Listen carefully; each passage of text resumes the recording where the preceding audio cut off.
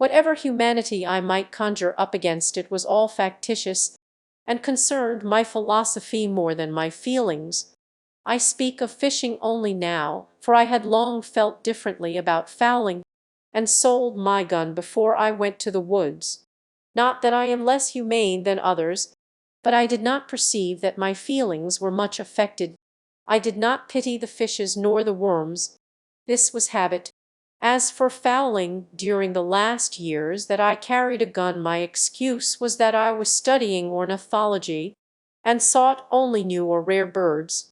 But I confess that I am now inclined to think that there is a finer way of studying ornithology than this. It requires so much closer attention to the habits of the birds, that, if for that reason only, I have been willing to omit the gun. Yet, notwithstanding the objection on the score of humanity, I am compelled to doubt if equally valuable sports are ever substituted for these, and when some of my friends have asked me anxiously about their boys, whether they should let them hunt, I have answered, "Yes," remembering that it was one of the best parts of my education, make them hunters, though sportsmen only at first, if possible, mighty hunters at last, so that they shall not find game large enough for them in this or any vegetable wilderness, hunters as well as fishers of men. Thus far I am of the opinion of Chaucer's nun, who gave not of the text a pulled hen that saith that hunters ben not wholly men. There is a period in the history of the individual, as of the race, when the hunters are the best men, as the Algonquins called them. We cannot but pity the boy who has never fired a gun. He is no more humane, while his education has been sadly neglected. This was my answer with respect to those youths who were bent on this pursuit, trusting that they would soon outgrow it. No humane being past the thoughtless age of boyhood will wantonly murder any creature which holds its life by the same tenure that he does. The hare in its extremity cries like a child. I warn you, mothers, that my sympathies do not always make the usual philanthropic distinctions. Such is oftenest the young man's introduction to the forest, and the most original part of himself. He goes thither at first as a hunter and fisher, until at last, if he has the seeds of a better life in him, he distinguishes his proper objects as a poet or naturalist it may be, and leaves the gun and fishpole behind. The mass of men are still and always young in this respect. In some countries a hunting parson is no uncommon sight. Such a one might make a good shepherd's dog, but is far from being the good shepherd. I have been surprised to consider that the only obvious employment, except wood-cupping, ice-cutting, or the like business, which ever to my knowledge detained at Walden Pond for a whole half-day any of my felicitations, whether fathers or children of the town, with just one exception, was fishing. Commonly they did not think that they were lucky or well paid for their time unless they got a long string of fish. Though they had the opportunity of seeing the pond all the while, they might go there 1,000 times before the sediment of fishing would sink to the bottom and leave their purpose pure. But no doubt such a clarifying process would be going on all the while. The governor and his council faintly remember the pond, for they went ephesing there when they were boys. But now they are too old and dignified to go ephesing, and so they know it no more forever. Yet even they expect to go to heaven at last. If the legislature regards it, it is chiefly to regulate the number of hooks to be used there. But they know nothing about the hook of hooks with which to angle for the pond itself, impaling the legislature for a bait. Thus, even in civilized communities, the embryo man passes through the hunter stage of development. I have found repeatedly, of late years, that I cannot fish without falling a little in self-respect. I have tried it again and again. I have skill at it, and, like many of my fellows, a certain instinct for it, which revives from time to time. But always when I have done I feel that it would have been better if I had not fished.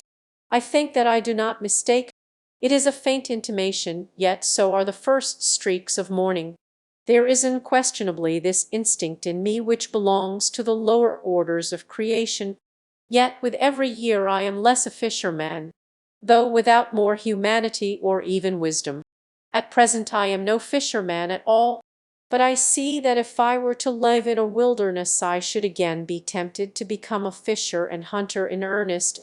Beside, there is something essentially unclean about this diet and all flesh, and I began to see where housework commences, and whence the endeavour, which costs so much, to wear a tidy and respectable appearance each day, to keep the house sweet and free from all ill odours and sights.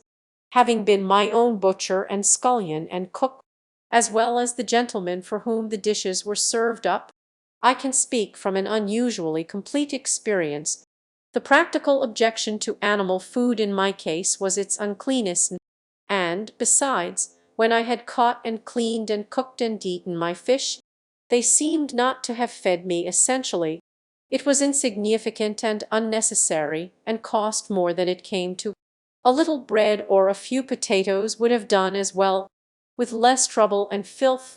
Like many of my contemporaries, I had rarely for many years used animal food, or tea or coffee, not so much because of any ill effects which I had traced to them, as because they were not agreeable to my imagination. The repugnance to animal food is not the effect of experience, but is an instinct. It appeared more beautiful to live low and fare hard in many respects, and though I never did so, I went far enough to please my imagination. I believe that every man who has ever been earnest to preserve his higher or poetic faculties in the best condition has been particularly inclined to abstain from animal food, and from much food of any kind. It is a significant fact, stated by entomologists, I find it in Kirby and Spence, that some insects in their perfect state, though furnished with organs of feeding, make no use of them. And they lay it down as a general rule that almost all insects in this state eat much less than in that of larvae.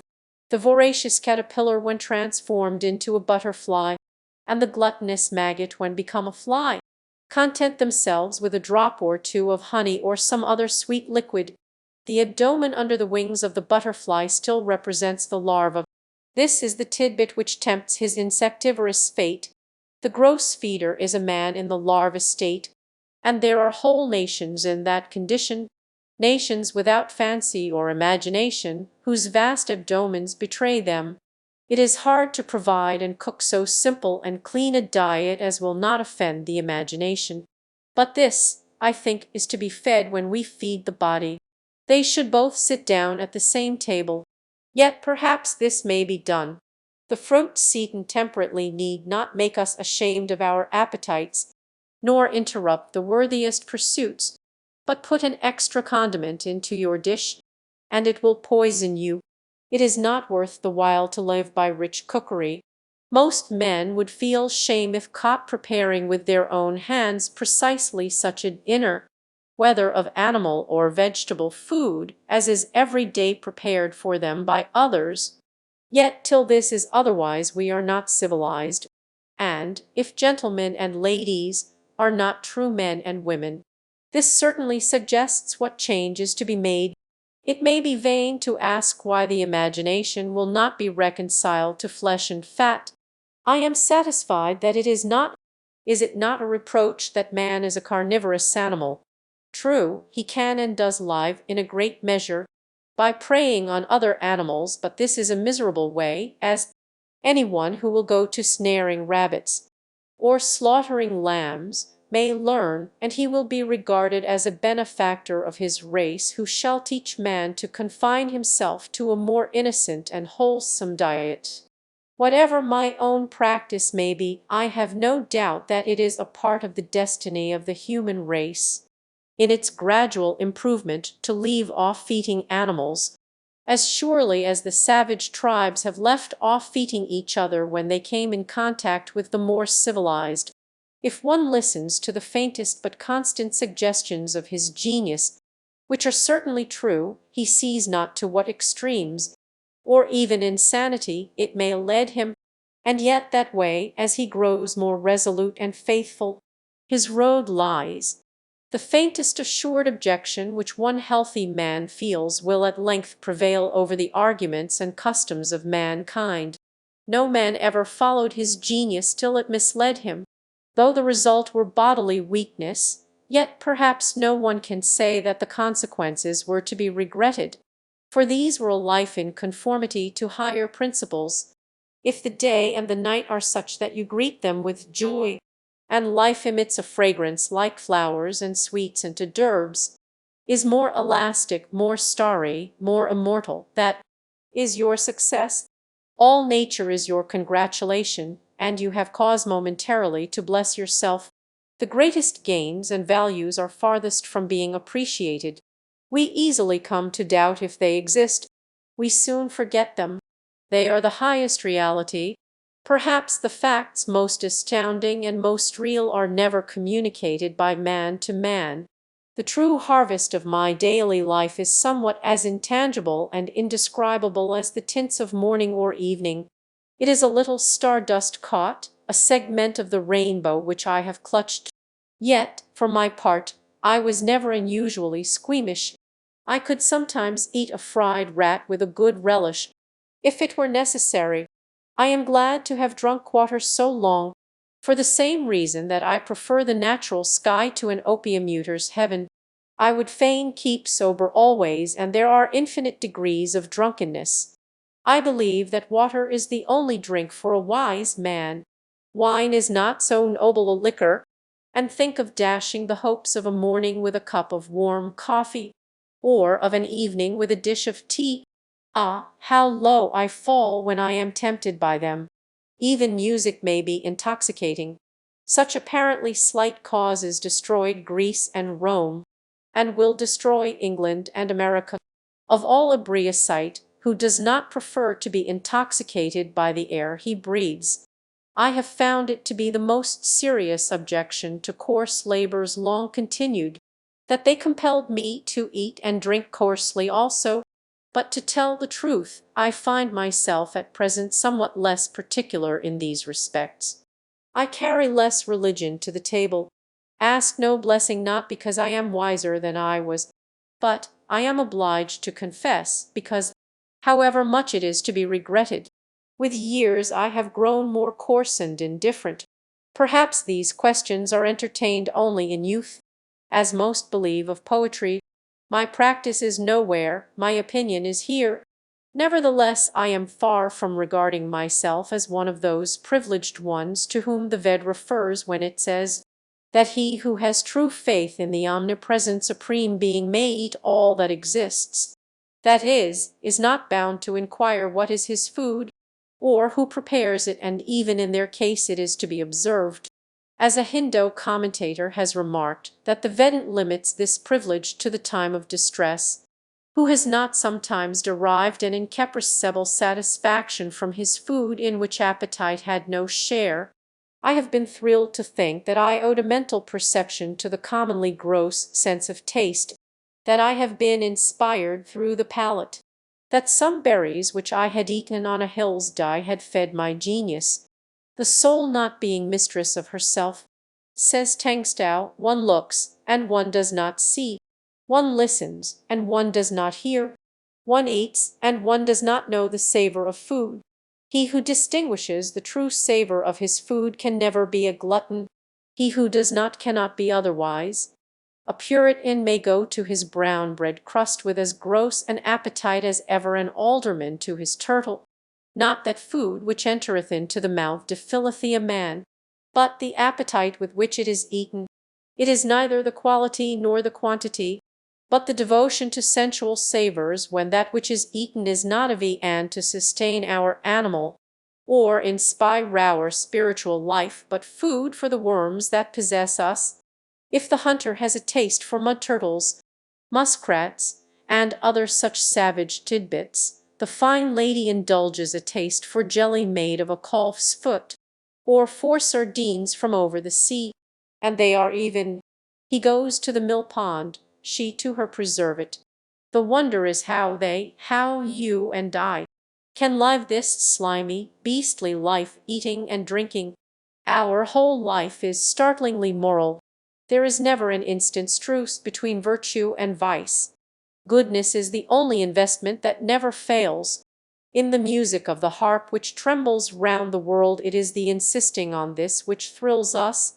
The harp is the travelling patterer for the universe's insurance company, recommending its laws, and our little goodness is all the assessment that we pay, though the youth at last grows indifferent.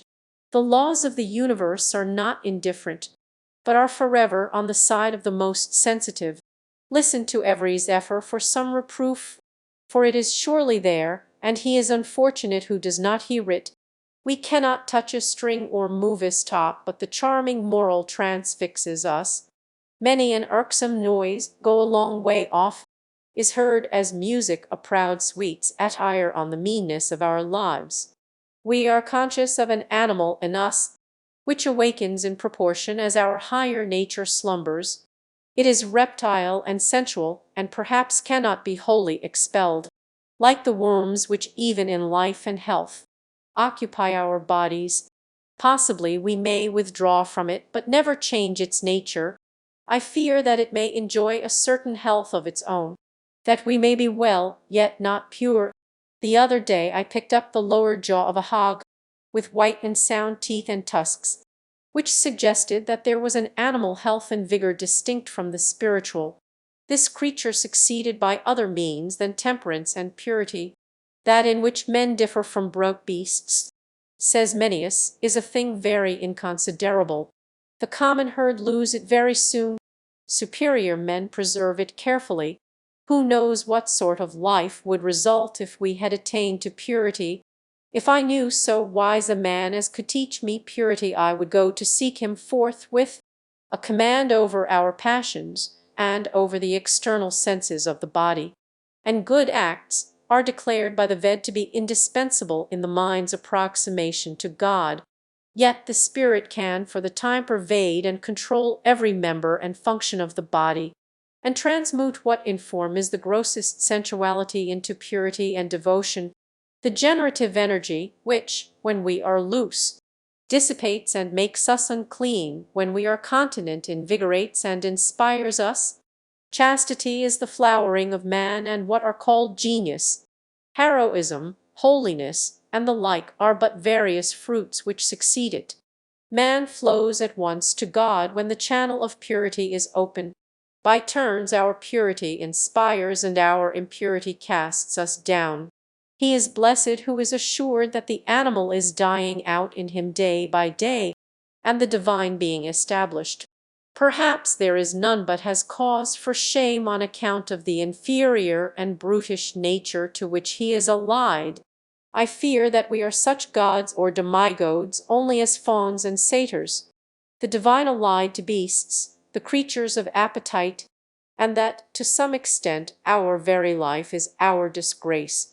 How happy is he who hath due place assigned to his beasts and disafforested his mind, can use this horse, goat, wolf, and every beast, and is not as himself to all the rest. Else man not only is the herd of swine, but he's those devils to which did incline them to a headlong rage, and made them worse. All sensuality is one, though it takes many forms. All purity is one. It is the same whether a man eat, or drink, or cohabit, or sleep sensually. They are but one appetite, and we only need to see a person do any one of these things to know how great a sensualist he is. The impure can neither stand nor sit with purity. When the reptile is attacked at one mouth of his burrow, he shows himself at another. If you would be chaste, you must be temperate. What is chastity? How shall a man know if he is chaste? He shall not know it. We have heard of this virtue, but we know not what it is. We speak conformably to the rumor which we have heard. From exertion come wisdom and purity, from sloth ignorance and sensuality. In the student sensuality is a sluggish habit of mind. An unclean person is universally a slothful one. One who sits by a stove, whom the sun shines on prostrate, who reposes without being fatigued, if you would avoid uncleanness and all the sins. Work earnestly, though it be at cleaning a stable.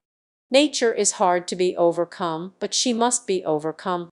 What avails it that you are Christian, if you are not purer than the heathen? If you deny yourself no more, if you are not more religious? I know of many systems of religion esteemed heathen in whose precepts fill the reader with shame, and provoke him to new endeavors, though it be to the performance of rites merely.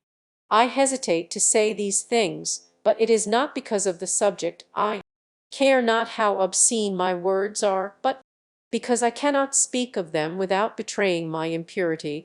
We discourse freely without shame of one form of sensuality, and are silent about another. We are so degraded that we cannot speak simply of the necessary functions of human nature. In earlier ages, in some countries, every function was reverently spoken of and regulated by law. Nothing was too trivial for the Hindu lawgiver, however offensive it may be to modern taste. He teaches how to eat, drink, cohabit, void excrement and urine, and the like, elevating what is mean, and does not falsely excuse himself by calling these things trifles. Every man is the builder of a temple, called his body to the god he worships, after a style purely his own, nor can he get off by hammering marble instead. We are all sculptors and painters, and our material is our own flesh and blood and bones. Any nobleness begins at once to refine a man's features, any meanness or sensuality to imbrute them. John Farmer sat at his door one September evening, after a hard day's work, his mind still running on his labor more or less. Having bathed, he sat down to recreate his intellectual man. It was a rather cool evening, and some of his neighbors were apprehending a frost. He had not attended to the train of his thoughts long when he heard some one playing on a flute, and that sound harmonized with his mood. Still he thought of his work, but the burden of his thought was that though this kept running in his head, and he found himself planning and contriving it against his will, yet it concerned him very little. It was no more than the scurf of his skin, which was constantly shuffled off, but the notes of the flute came home to his ears out of a different sphere from that he worked in, and suggested work for certain faculties which slumbered in him. They gently did away with the street, and the village, and the state in which he lived. A voice said to him, "Why do you stay here and live this mean moiling life, when a glorious existence is possible for you? Those same stars twinkle over other fields than these." But how to come out of this condition and actually migrate thither? All that he could think of was to practice some new austerity, to let his mind descend into his body and redeem it, and treat himself with ever-increasing respect. Brought neighbors. Sometimes I had a companion in my fishing, who came through the village to my house from the other side of the town, and the catching of the dinner was as much a social exercise as the eating of it. Hermit, I wonder what the world is doing now. I have not heard so much as a locust over the sweet fern these 3 hours. The pigeons are all asleep upon their roosts. No flutter from them. Was that a farmer's noon horn which sounded from beyond the woods just now? The hands are coming in to boiled salt beef and cider and Indian bread. Why will men worry themselves so? He that does not eat need not work. I wonder how much they have reaped, who would live there where a body can never think for the barking of bows. And oh, the housekeeping, to keep bright the devil's door-cons, and scour his tubs this bright day. Better not keep a house. Say, some hollow tree, and then for morning calls and dinner paters, only a woodpecker tapping. Oh, they swarm, the sun is too warm there. They are born too far into life for me. I have water from the spring, and a loaf of brown bread on the shelf. Hark, I hear a rustling of the leaves. Is it some ifid village hound yielding to the instinct of the chase, or the lost pig which is said to be in these woods, whose tracks I saw after the rain? It comes on apace my sumacs and sweetbriers tremble. Mr. Poet, is it you? How do you like the world to-day, poet? See those clouds how they hang? That's the greatest thing I have seen to-day. There's nothing like it in old paintings, nothing like it in foreign lands, unless when we were off the coast of Spain. That's a true Mediterranean sky. I thought, as I have my living to get, and have not eaten to-day, that I might go effacing. That's the true industry for poets. It is the only trade I have learned. Come, let's along. Hermit, I cannot resist. My brown bread will soon be gone. I will go with you gladly soon. But I am just concluding a serious meditation. I think that I am near the end of it.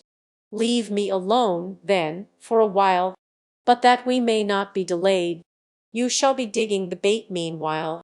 Angleworms are rarely to be met with in these parts, where the soil was never fattened with manure.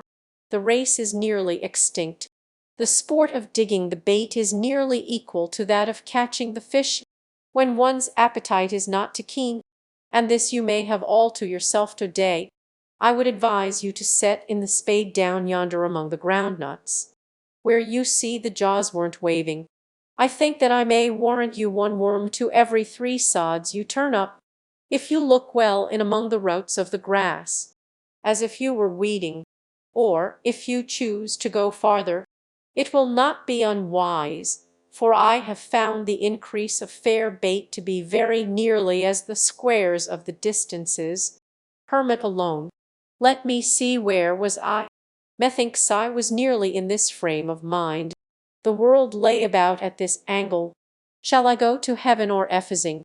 If I should soon bring this meditation to an end, would another so sweet occasion be likely to offer?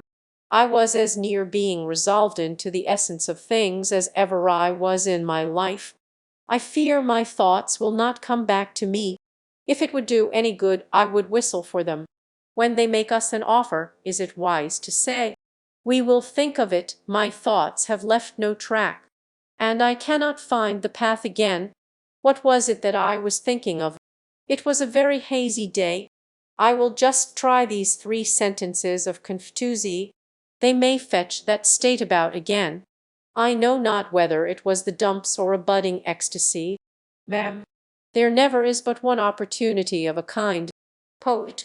How now, hermit, is it too soon? I have got just 13 whole ones, besides several which are imperfect or undersized, but they will do for the smaller fry. They do not cover up the hook so much. Those village worms are quite too large. A shiner may make a meal off one without finding the skewer. Hermit, well, then, let's be off.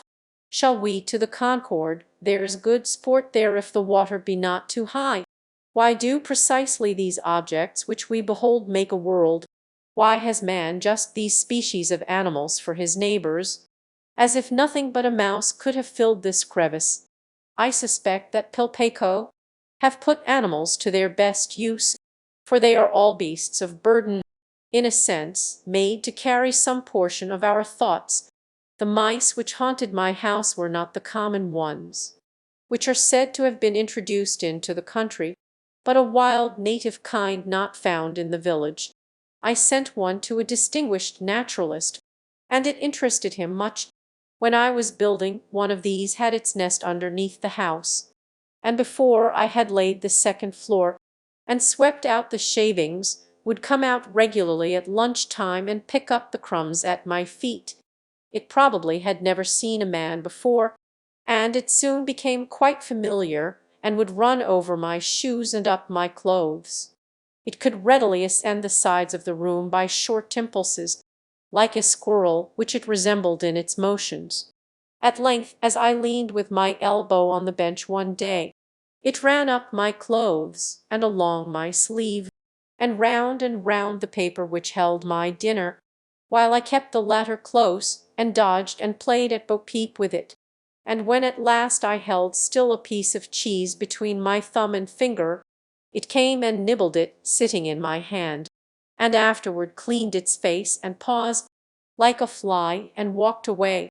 A bee soon built in my shed, and a robin for protection in a pine which grew against the house. In June the partridge Tetrao umbelis, which is so shy a bird, led her brood past my windows, from the woods in the rear to the front of my house, clucking and calling to them like a hen, and in all her behavior proving herself the hen of the woods.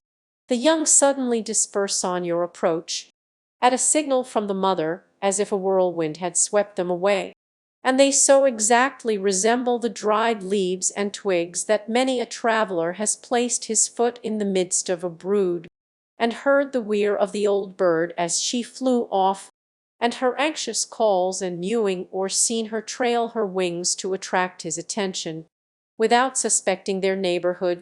The parent will sometimes roll and spin round before you in such a dishagable that you cannot, for a few moments, detect what kind of creature it is. The young squat still and flat, often running their heads under a leaf, and mind only their mother's directions given from a distance, nor will your approach make them run again and betray themselves. You may even tread on them, or have your eyes on them for a minute, without discovering them. I have held them in my open hand at such a time, and still their only care, obedient to their mother and their instinct, was to squat there without fear or trembling. So perfect is this instinct that once, when I had laid them on the leaves again, and one accidentally fell on its side, it was found with the rest in exactly the same position 10 minutes afterward. They are not callow like the young of most birds, but more perfectly developed and precocious even than chickens. The remarkably adult yet innocent expression of their open and serene eyes is very memorable. All intelligence seems reflected in them. They suggest not merely the purity of infancy, but a wisdom clarified by experience.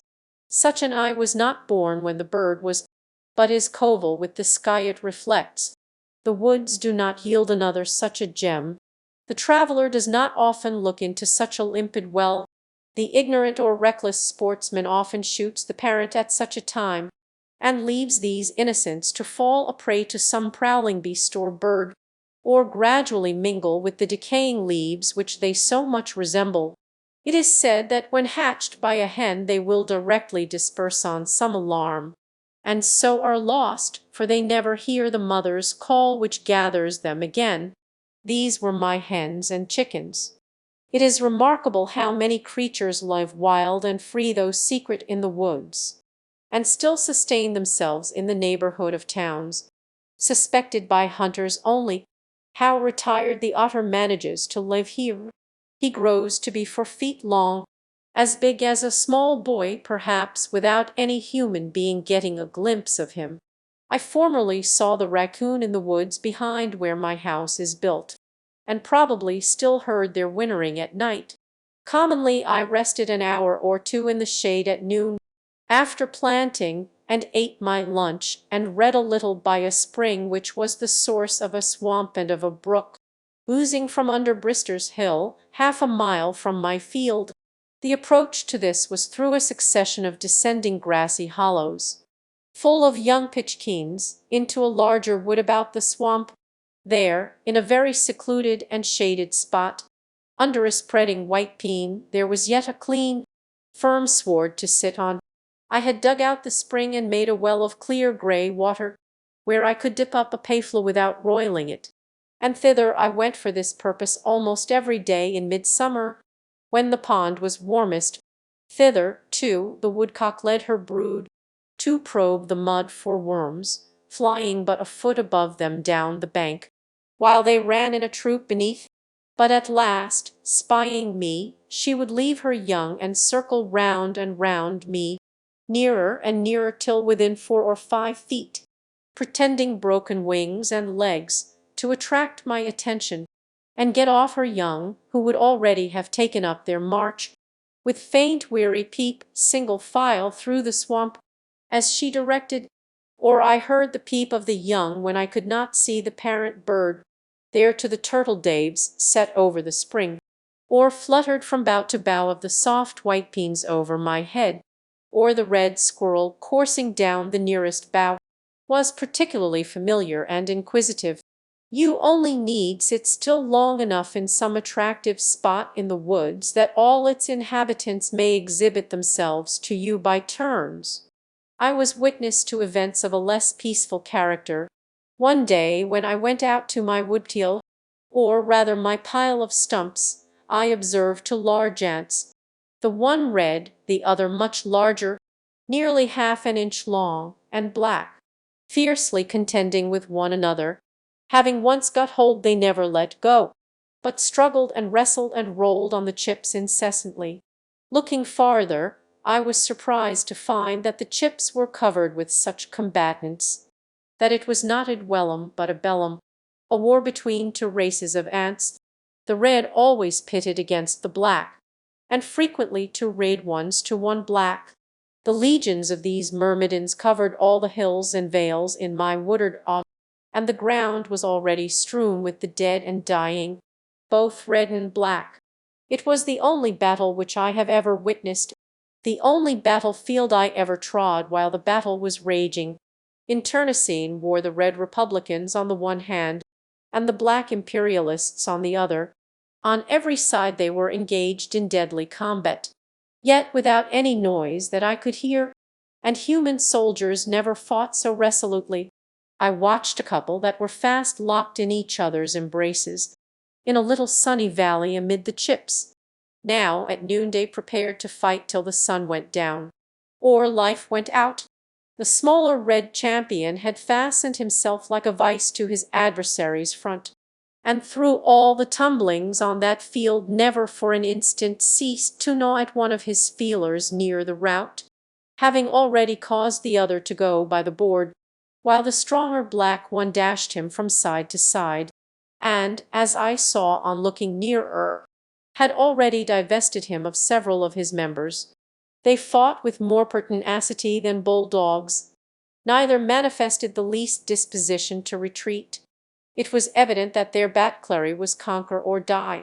In the meanwhile there came along a single red ant on the hill's die of this valley, evidently full of excitement, who either had dispatched his foe, or had not yet taken part in the battle, probably the latter, for he had lost none of his limbs, whose mother had charged him to return with his shield or upon it, or perchance he was some Achilles, who had nourished his wrath apart, and had now come to avenge or rescue his Patroclus.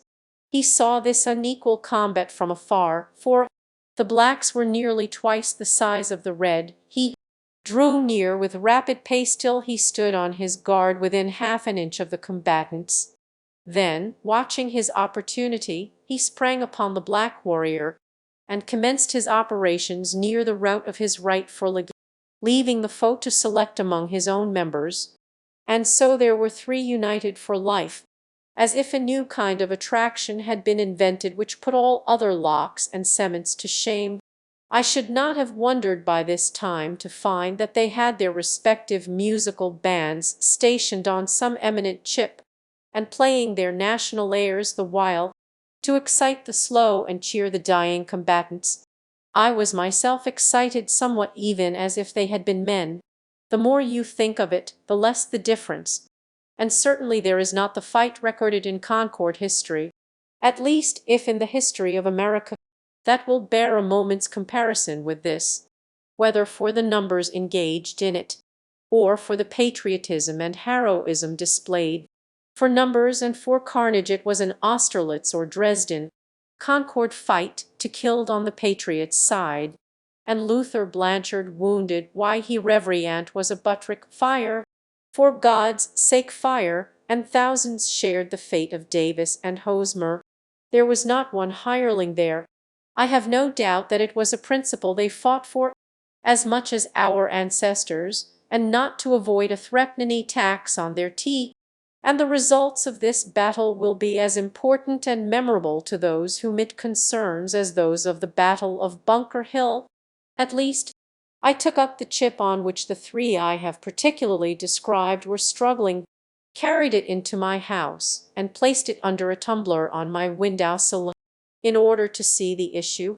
Holding a microscope to the first meshman red ant, I saw that, though he was assiduously gnawing at the near foreleg of his enemy, Having severed his remaining feeler, his own breast was all torn away, exposing what vitals he had there to the jaws of the black warrior, whose breastplate was apparently too thick for him to pierce, and the dark carbuncles of the sufferer's eyes shone with ferocity such as war only could excite. They struggled half an hour longer under the tumbler, and when I looked again the black soldier had severed the heads of his foes from their bodies, and the still living heads were hanging on either side of him like ghastly trophies at his sad's bowl, still apparently as firmly fastened as ever, and he was endeavoring with feeble struggles, being without feelers and with only the remnant of a leg, and I know not how many other wounds, to divest himself of them, which at length, after half an hour more, he accomplished. I raised the glass, and he went off over the windowsill in that crippled state. Whether he finally survived that combat and spent the remainder of his days in some hotel Invalides, I do not know, but I thought that his industry would not be worth much thereafter. I never learned which party was victorious, nor the cause of the war, but I felt for the rest of that day as if I had had my feelings excited and harrowed by witnessing the struggle, the ferocity and carnage of a human battle before my door. Kirby and Spence tell us that the battles of ants have long been celebrated and the date of them recorded, though they say that Huber is the only modern author who appears to have witnessed them. Niece Silvius, say they, after giving a very circumstantial account of one contested with great obstinacy by a great and small species on the trunk of a pear tree, adds that this action was fought in the pontificate of Eugenius IV, in the presence of Nicholas Pistorius, an eminent lawyer, who related the whole history of the battle with the greatest fidelity. A similar engagement between great and small ants is recorded by Olaus Magnus, in which the small ones, being victorious, are said to have buried the bodies of their own soldiers, but left those of their giant enemies a prey to the birds. This event happened previous to the expulsion of the tyrant Christian II from Sweden. The battle which I witnessed took place in the presidency of Polk, 5 years before the passage of Webster's Fugitive List Bill. Many a village beau, fit only to course a mud turtle in a victualling cellar, sported his heavy quarters in the woods, without the knowledge of his master, and ineffectually smelled at old fox burrows and woodchucks' holes, led perchance by some slight cur which nimbly threaded the wood, and might still inspire a natural terror in its denizens now. Far behind his guide, barking like a canine bull toward some small squirrel which had treed itself for scrutiny, then, cantering off, bending the bushes with his weight, imagining that he is on the track of some stray member of the gerbilla family. Once I was surprised to see a cat walking along the stony shore of the pond, for they rarely wander so far from home. The surprise was mutual. Nevertheless, the most domestic cat, which has lain on a rug all her days, appears quite at home in the woods, and, by her sly and stealthy behavior, proves herself more native there than the regular inhabitants. Once, when berrying, I met with a cat with young kittens in the woods, quite wild, and they all, like their mother, had their backs up and were fiercely spitting at me. A few years before I lived in the woods there was what was called a winged cat in one of the farmhouses in Lincoln nearest the pond, Mr. Gillian Baker's. When I called to see her in June 1842, she was gone aintude in the woods. As was her wont, I am not sure whether it was a male or female, and so use the more common pronoun.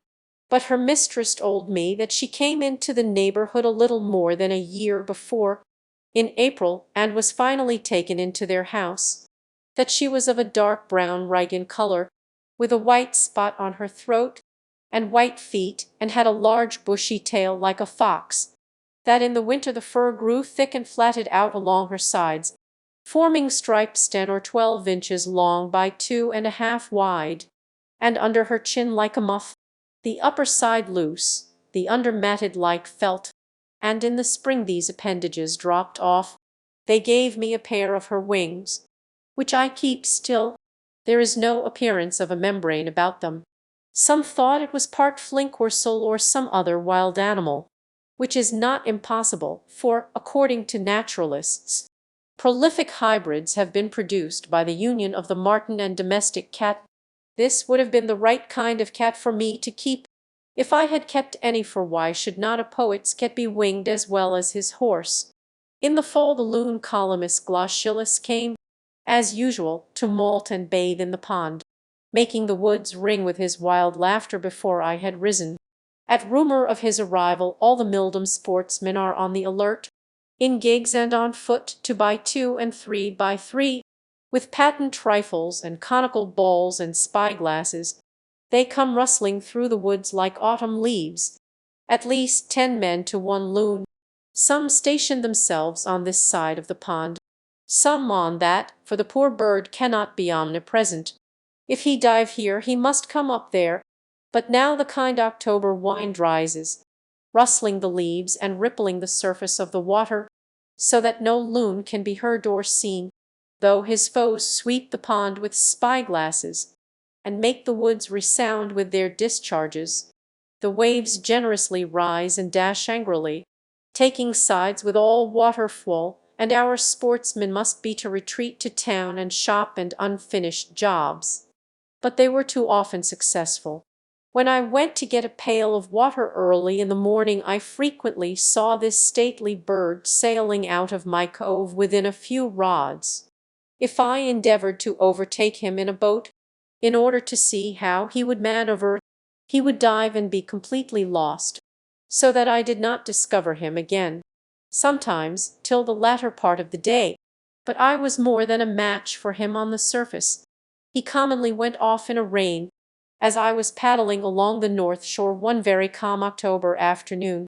For such days especially they settle on to the lakes, like the milkweed down, having looked in vain over the pond for a loon. Suddenly one, sailing out from the shore toward the middle a few rods in front of me, set up his wild laugh and betrayed himself. I pursued with a paddle and he dived, but when he came up I was nearer than before. He dived again, but I miscalculated the direction he would take, and we were 50 rods apart when he came to the surface this time, for I had helped too wide in the interval. And again he laughed long and loud, and with more reason than before. He manoeuvred so cunningly that I could not get within half a dozen rods of him. Each time, when he came to the surface, turning his head this way and that, he coolly surveyed the water and the land, and apparently chose his course so that he might come up where there was the widest expanse of water and at the greatest distance from the boat. It was surprising how quickly he made up his mind and put his resolve into execution. He led me at once to the widest part of the pond, and could not be driven from it. While he was thinking one thing in his brain, I was endeavoring to divine his thought in mine. It was a pretty game played on the smooth surface of the pond, a man against a loon. Suddenly your adversary's checker disappears beneath the board, and the problem is to place yours nearest to where his will appear again. Sometimes he would come up unexpectedly on the opposite side of me, having apparently passed directly under the boat. So long-winded was he and so unweariable, that when he had swum farthest he would immediately plunge again. Nevertheless, and then no one could divine where in the deep pond, beneath the smooth surface, he might be speeding his way like a fish, for he had time and ability to visit the bottom of the pond in its deepest part. It is said that loons have been caught in the New York lakes 80 feet beneath the surface, with hooks set for trout, though Walden is deeper than that. How surprised must the fishes be to see this ungainly visitor from another sphere speeding his way amid their schools! Yet he appeared to know his course as surely under water as on the surface, and swam much faster there. Once or twice I saw a ripple where he approached the surface, just put his head out to reconnoitre, and instantly dived again. I found that it was as well for me to rest on my oars and wait his repairing as to endeavour to calculate where he would rise. For again and again, when I was straining my eyes over the surface one way, I would suddenly be startled by his unearthly laugh behind me. But why, after displaying so much cunning, did he invariably betray himself the moment he came up by that loud laugh? Did not his white breast enough betray him?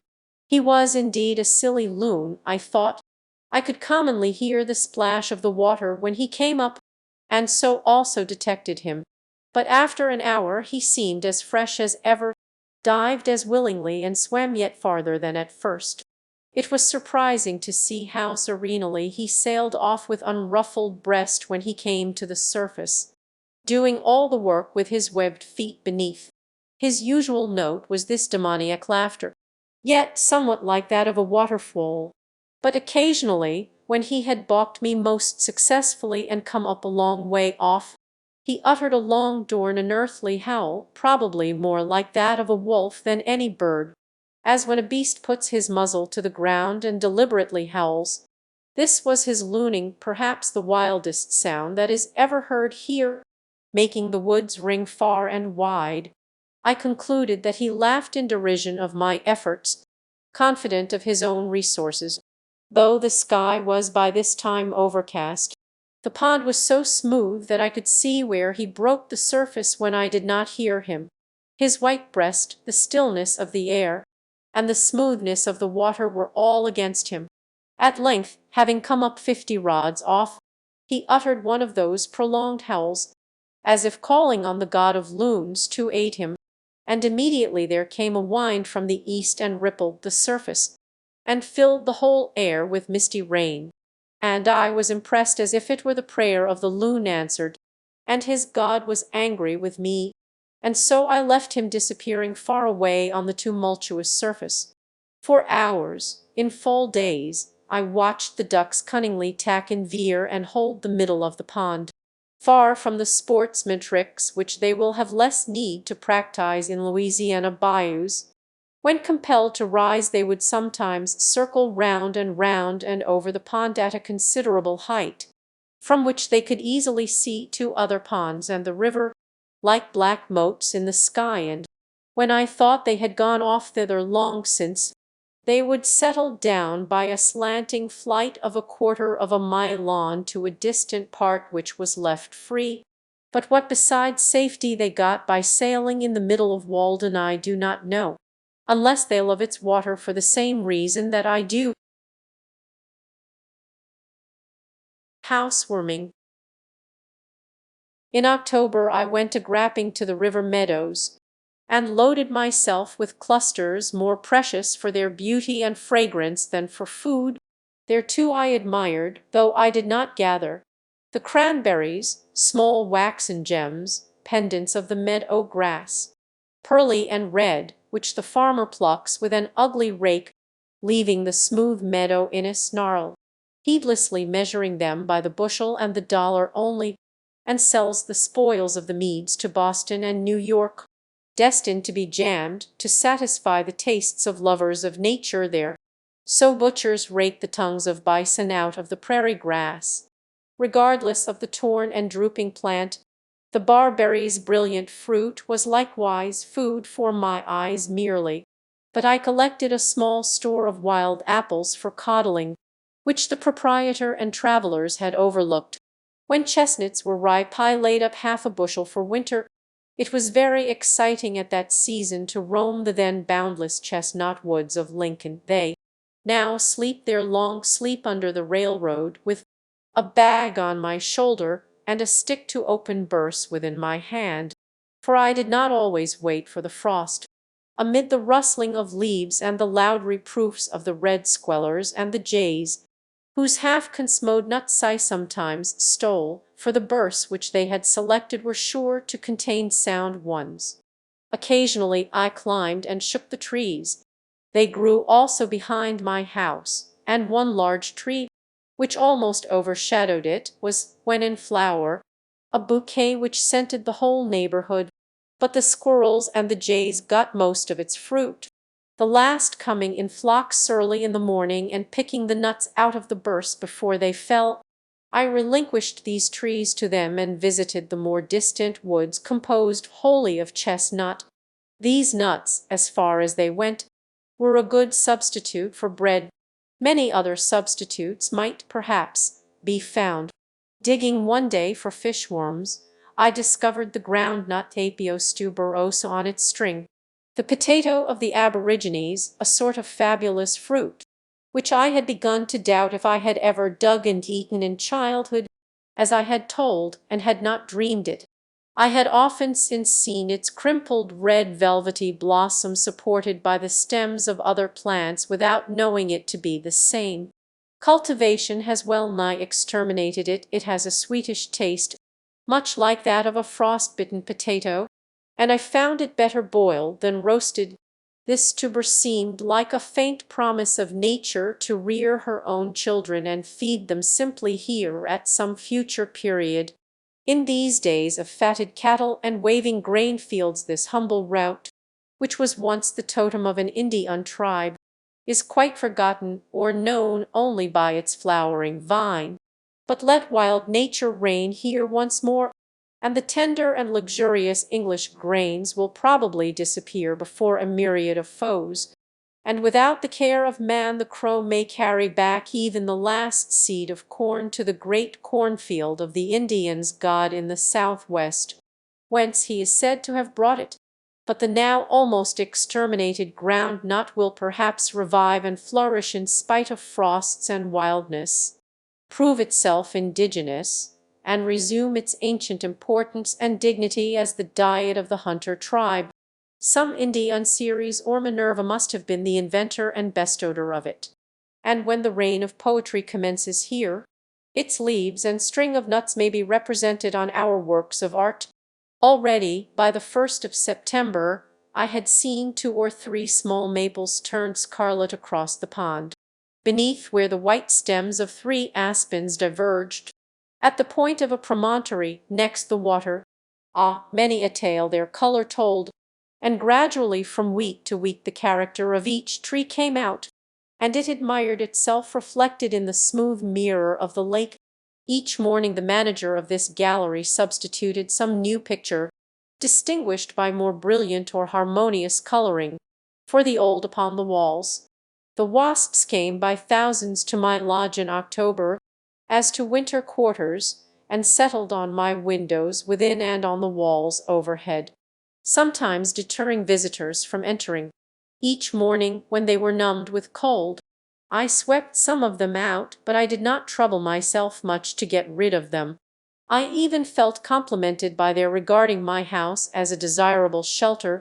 They never molested me seriously, though they bedded with me, and they gradually disappeared into what crevices I do not know, avoiding winter and unspeakable cold, like the wasps. Before I finally went into winter quarters in November, I used to resort to the northeast side of Walden, which the sun, reflected from the pitchpipe woods and the stony shore, made the fireside of the pond. It is so much pleasanter and wholesomer to be warmed by the sun while you can be, than by an artificial fire. I thus warmed myself by the still glowing embers which the summer, like a departed hunter, had left. When I came to build my chimney I studied masonry, my bricks being second-hand ones required to be cleaned with a trowel, so that I learned more than usual of the qualities of bricks and trowels. The mortar on them was 50 years old, and was said to be still growing harder. But this is one of those sayings which men love to repeat whether they are true or not. Such sayings themselves grow harder and adhere more firmly with age, and it would take many blows with a trowel to clean an old wizark of them. Many of the villages of Mesopotamia are built of second-hand bricks of a very good quality, obtained from the ruins of Babylon, and the cement on them is older and probably harder still. However that may be, I was struck by the peculiar toughness of the steel, which bore so many violent blows without being worn out. As my bricks had been in a chimney before, though I did not read the name of Nebuchadnezzar on them, I picked out as many fireplace bricks as I could find, to save work and waste, and I filled the spaces between the bricks about the fireplace with stones from the pond shore, and also made my mortar with the white sand from the same place. I lingered most about the fireplace, as the most vital part of the house. Indeed, I worked so deliberately that though I commenced at the ground in the morning, a course of bricks raised a few inches above the floor served for my pillow at night. Yet I did not get a stiff neck for it that I remember. My stiff neck is of older date. I took a poet to board for a fortnight about those times, which caused me to be put to it for room. He brought his own knife, though I had to, and we used to scour them by thrusting them into the earth. He shared with me the labors of cooking. I was pleased to see my work rising so square and solid by degrees, and reflected that, if it proceeded slowly, it was calculated to endure a long time. The chimney is to some extent an independent structure, standing on the ground and rising through the house to the heavens. Even after the house is burned it still stands sometimes, and its importance and independence are apparent. This was toward the end of summer. It was now November. The north wind had already begun to cool the pond, though it took many weeks of steady blowing to accomplish it. It is so deep.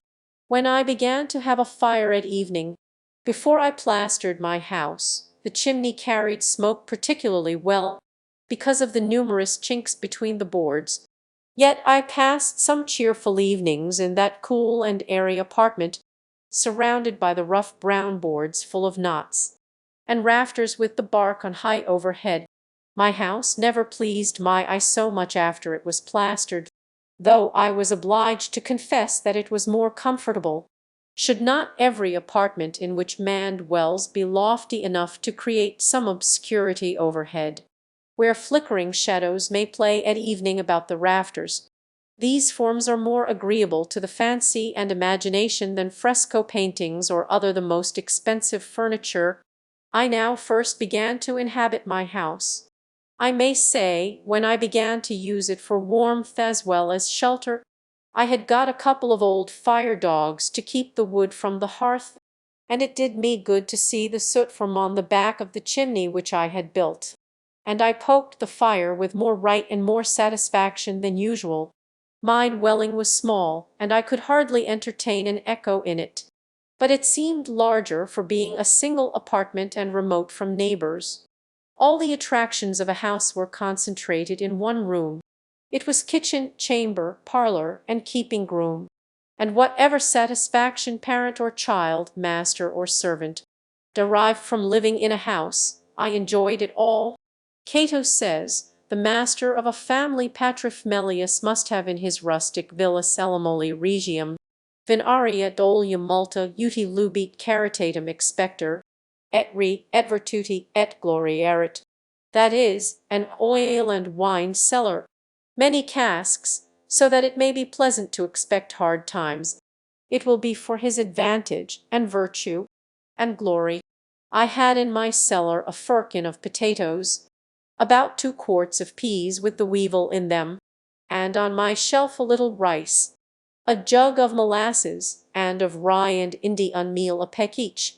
I sometimes dream of a larger and more populous house, standing in a golden age of enduring materials, and without gingerbread work, which shall still consist of only one room, a vast, rude, substantial, primitive hall, without ceiling or plastering, with bare rafters and purlins supporting a sort of lower heaven over one's head, useful to keep off rain and snow, where the king and queen posts stand out to receive your homage. When you have done reverence to the prostrate Saturn of an older dynasty on stepping over the sill, a cavernous house, wherein you must reach up a torch upon a pole to see the roof, where some may alive in the fireplace, some in the recess of a window, and some on settles, some at one end of the hall, some at another, and some aloft on rafters with the spiders. If they choose a house which you have got into when you have opened the outside door, and the ceremony is over, where the weary traveller may wash, and eat, and converse, and sleep without further journey, such a shelter as you would be glad to reach in a tempestuous night, containing all the essentials of a house, and nothing for housekeeping, where you can see all the treasures of the house at one view, and everything hangs upon its peg, that a man should use at once kitchen, pantry, parlour, chamber, storehouse, and garret, where you can see so necessary a thing as a barrel or a ladder, so convenient a thing as a cupboard, and hear the pot boil, and pay your respects to the fire that cooks your dinner and the oven that bakes your bread, and the necessary furniture and utensils are the chief ornaments, where the washing is not put out, nor the fire, nor the mistress, and perhaps you are sometimes requested to move from off the trap-door, when the cook would descend into the cellar, and so learn whether the ground is solid or hollow beneath you without stamping, a house whose inside is as open and manifest as a bird's nest, and you cannot go in at the front door and out at the back without seeing some of its inhabitants, where to be a guest is to be presented with the freedom of the house, and not to be carefully excluded from 7/8 of it, shut up in a particular cell, and told to make yourself at home there, in solitary confinement. Nowadays the host does not admit you to his hearth, but has got the mason to build one for yourself somewhere in his alley, and hospitality is the art of keeping you at the greatest distance.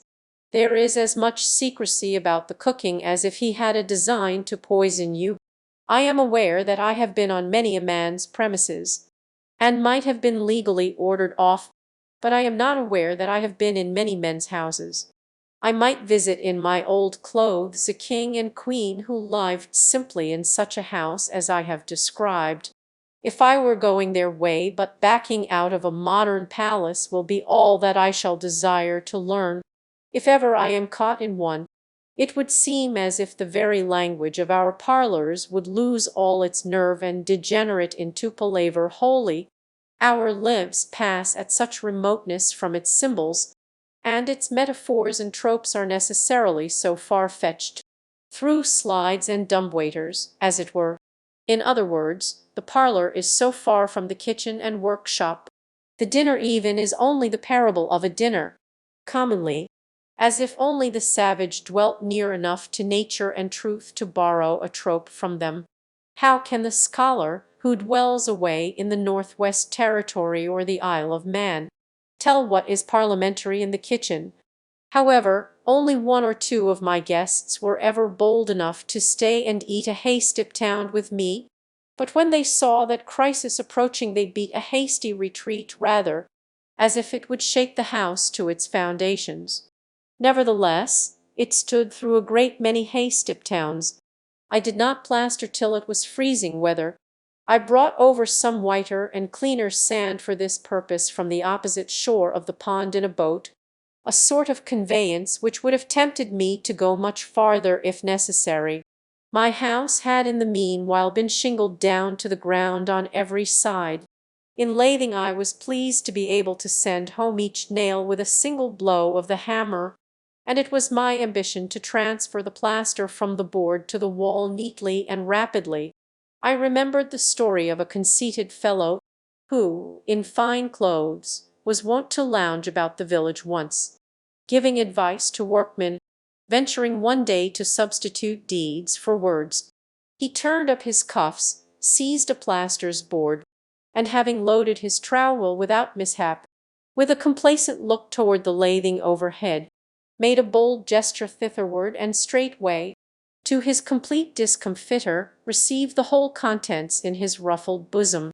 I admired anew the economy and convenience of plastering, which so effectually shuts out the cold and takes a handsome finish, and I learned the various casualties to which the plasterer is liable.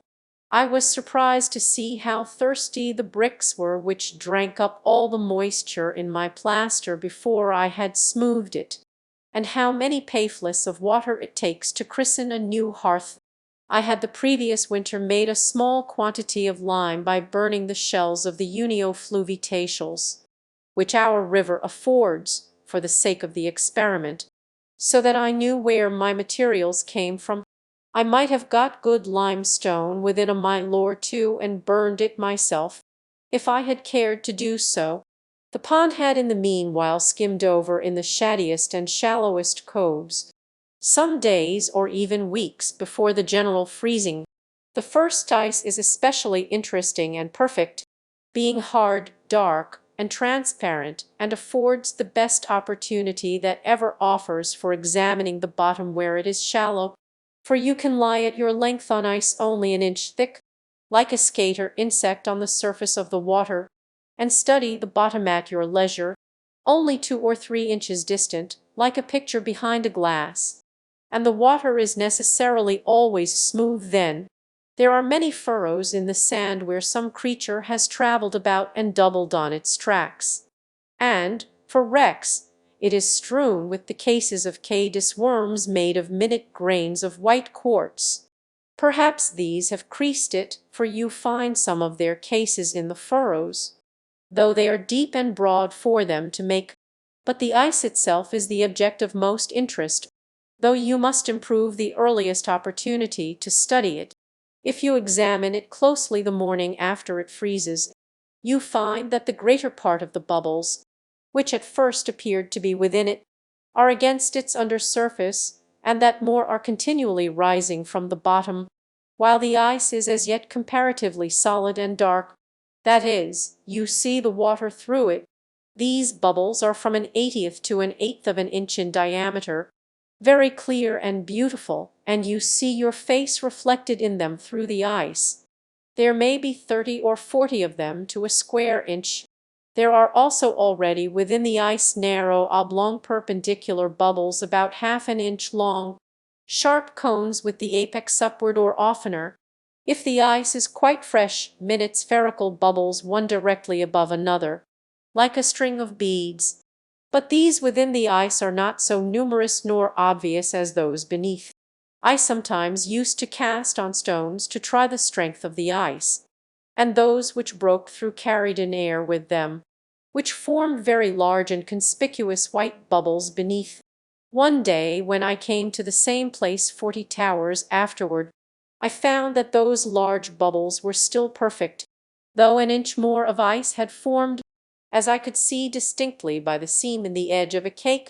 But as the last 2 days had been very warm, like an Indian summer, the ice was not now transparent, showing the dark green color of the water, and the bottom but opaque and whitish or gray, and though twice as thick was hardly stronger than before, for the air bubbles had greatly expanded under this heat and run together, and lost their regularity. They were no longer one directly over another, but often like silvery coins poured from a bag, one overlapping another, or in thin flakes, as if occupying slight cleavages.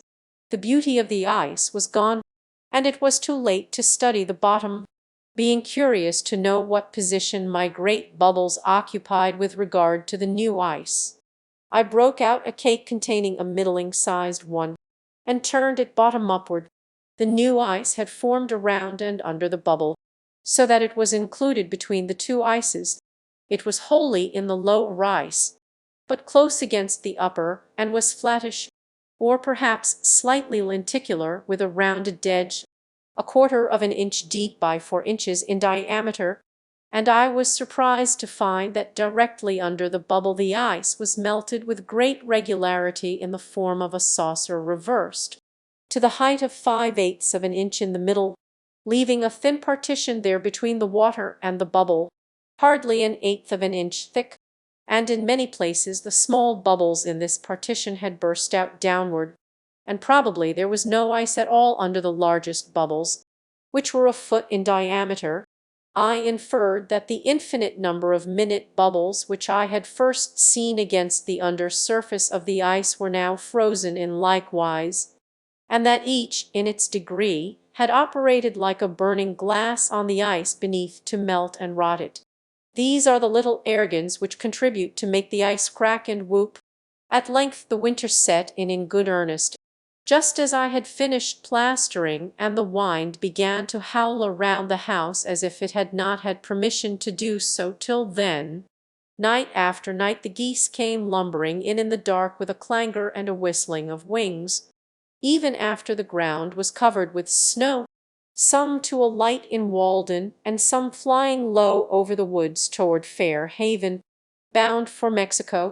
Several times, when returning from the village at 10 or 11 o'clock at night, I heard the tread of a flock of geese, or else ducks, on the dry leaves in the woods by a pond-hole behind my dwelling, where they had come up to feed, and the faint honk or quack of their leader as they hurried off. In 1840 wood Walden froze entirely over for the first time on the night of the 20th wood of December, flints and other shallower ponds and the river having been frozen 10 days or more. In 46, the 16th in 49 about the 31st, and in 50 about the 22nd of December. In 5th audio, the 5th of January in 50 re, the 31st of December. The snow had already covered the ground since the 25th of November, and surrounded me suddenly with the scenery of winter. I withdrew yet farther into my shell, and endeavored to keep a bright fire both within my house and within my breast. My employment out of doors now was to collect the dead wood in the forest, bringing it in my hands or on my shoulders, or sometimes trailing a dead pine tree under each arm to my shed.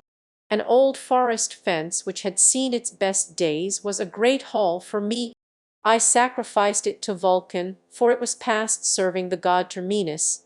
How much more interesting an event is that man's supper who has just been forth in the snow to hunt, nay, you might say, steal the fuel to cook it with.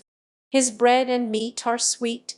There are enough faggots and waste wood of all kinds in the forests of most of our towns to support many fires, but which at present warm none, and, some think, hinder the growth of the young wood. There was also the driftwood of the pond. In the course of the summer I had discovered a raft of pitch-kite logs with the bark on, pinned together by the Irish when the railroad was built. This I hauled up partly on the shore. After soaking 2 years and then lying high 6 months it was perfectly sound, though waterlogged past drying.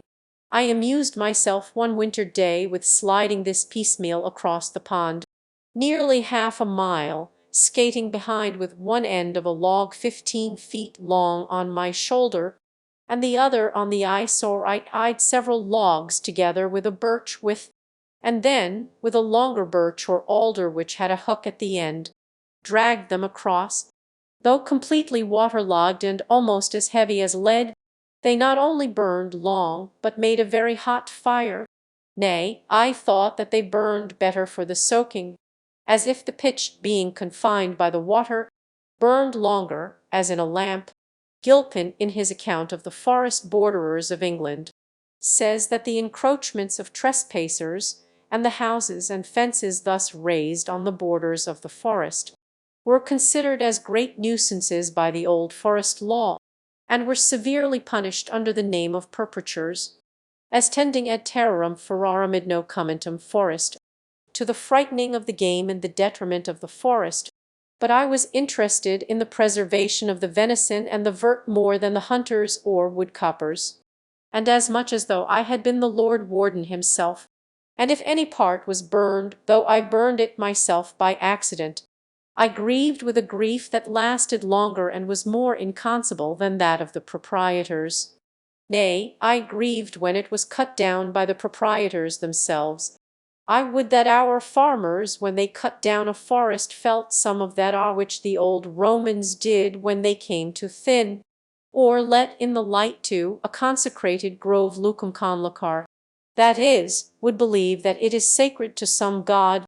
The Roman made an expiatory offering, and prayed, "Whatever god or goddess thou art to whom this grove is sacred, be propitious to me, my family, and children." It is remarkable what a value is still put upon wood even in this age and in this new country, a value more permanent and universal than that of gold. After all our discoveries and inventions, no man will go by a pile of wood. It is as precious to us as it was to our Saxon and Norman ancestors. If they made their bows of it, we make our gun stocks of it, Michaud. more than 30 years ago, says that the price of wood for fuel in New York and Philadelphia nearly equals, and sometimes exceeds, that of the best wood in Paris, though this immense capital annually requires more than 300,000 cords, and is surrounded to the distance of 300 miles by cultivated plains. In this town the price of wood rises almost steadily, and the only question is, how much higher it is to be this year than it was the last. Mechanics and tradesmen who come in person to the forest on no other errand are sure to attend the wood auction, and even pay a high price for the privilege of gleaning after the woodcopper. It is now many years that men have resorted to the forest for fuel and the materials of the arts. The New Englander and the New Hollander, the Parisian and the Celt, the farmer and Robin Hood, Goody Blake and Harry Gill, in most parts of the world the prince and the peasant, the scholar and the savage equally require still a few sticks from the forest to warm them and cook their food. Neither could I do without them. Every man looks at his woodpile with a kind of affection.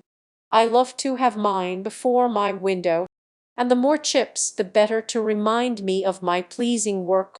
I had an old axe which nobody claimed, with which by spells in winter days, on the sunny side of the house, I played about the stumps which I had got out of my bean field. As my driver prophesied when I was ploughing, they warmed me twice, once while I was splitting them, and again when they were on the fire, so that no fuel could give out more heat. As for the axe, I was advised to get the village blacksmith to jump it, but I jumped him, and putting a hickory helve from the woods into it, made it do. If it was dull, it was at least hung true. A few pieces of fat pine were a great treasure. It is interesting to remember how much of this food for fire is still concealed in the bowels of the earth. In previous years I had often gone prospecting over some bare hills where a pitchpipe wood had formerly stood, and got out the fat pine roots. They are almost indestructible.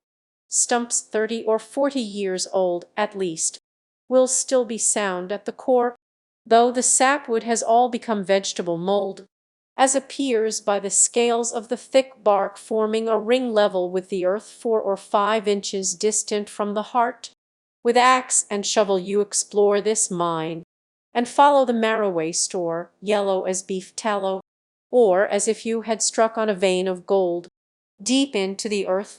But commonly I kindled my fire with the dry leaves of the forest, which I had stored up in my shed before the snow came. Green hickory finely split makes the woodcopper's kindlings, when he has a camp in the woods. Once in a while I got a little of this, when the villagers were lighting their fires beyond the horizon. I gave notice to the various wild inhabitants of Walden Vale, by a smoky streamer from my chimney, that I was awake. Light-winged smoke, Icarian bird, melting thy pinions in thy upward flight, lark without song, and messenger of dawn, circling above the hamlets as thy nest, or else, departing dream and shadowy form of midnight vision, gathering up thy skirts by night starveling, and by day darkening the light and blotting out the sun. Go thou, my incense, upward from this hearth, and ask the gods to pardon this clear flame. Hard green would just cut, though I use but little of that, answered my purpose better than any other. I sometimes left a good fire when I went to take a walk in a winter afternoon, and when I returned 3 or 4 hours afterward, it would be still alive and glowing. My house was not empty though I was gone. It was as if I had left a cheerful housekeeper behind. It was I and fire that lived there, and commonly my housekeeper proved trustworthy. One day, however, as I was splitting wood, I thought that I would just look in at the window and see if the house was not on fire. It was the only time I remember to have been particularly anxious on this score. So I looked and saw that a spark had caught my bed, and I went in and extinguished it when it had burned a place as big as my hand. But my house occupied so sunny and sheltered a position, and its roof was so low that I could afford to let the fire go out in the middle of almost any winter day. The moles nested in my cellar, nibbling every third potato, and making a snug bed even there of some hair left after plastering and of brown paper, for even the wildest animals love comfort and warmth as well as man, and they survive the winter only because they are so careful to secure them. Some of my friends spoke as if I was coming to the woods on purpose to freeze myself. The animal merely makes a bed which he warms with his body in a sheltered place, but man, having discovered fire, boxes up some air in a spacious apartment, and warms that instead of robbing himself, makes that his bed in which he can move about divested of more cumbrous clothing, maintain a kind of summer in the midst of winter, and by means of windows even admit the light, and with a lamp lengthen out the day. Thus he goes a step or two beyond instinct, and saves a little time for the fine arts, though when I had been exposed to the rudest blasts a long time, my whole body began to grow torpid. When I reached the genial atmosphere of my house I soon recovered my faculties and prolonged my life. But the most luxuriously housed has little to boast of in this respect, nor need we trouble ourselves to speculate how the human race may be at last destroyed. It would be easy to cut their threads any time with a little sharper blast from the north. We go on dating from cold Fridays and great snows, but a little colder Friday or greater snow would put a period to man's existence on the globe. The next winter I used a small cooking stove for economy, since I did not own the forest, but it did not keep fire so well as the open fireplace. Cooking was then, for the most part, no longer a poetic but merely a chemic process. It will soon be forgotten in these days of stoves that we used to roast potatoes in the ashes. After the Indian fashion, the stove not only took up room and scented the house, but it concealed the fire, and I felt as if I had lost a companion. You can always see a face in the fire. The laborer, looking into it at evening, purifies his thoughts of the dross and earthiness which they have accumulated during the day. But I could no longer sit and look into the fire, and the pertinent words of a poet recurred to me with new force. Never, bright flame, may be denied to me thy dear, life-imaging, close sympathy. What but my hopes shot upward dear so bright? What but my fortunes sunk so low in night? Why art thou banished from our hearth and hall? Thou who art welcomed and beloved by all, was thy existence then too fanciful for our life's common light?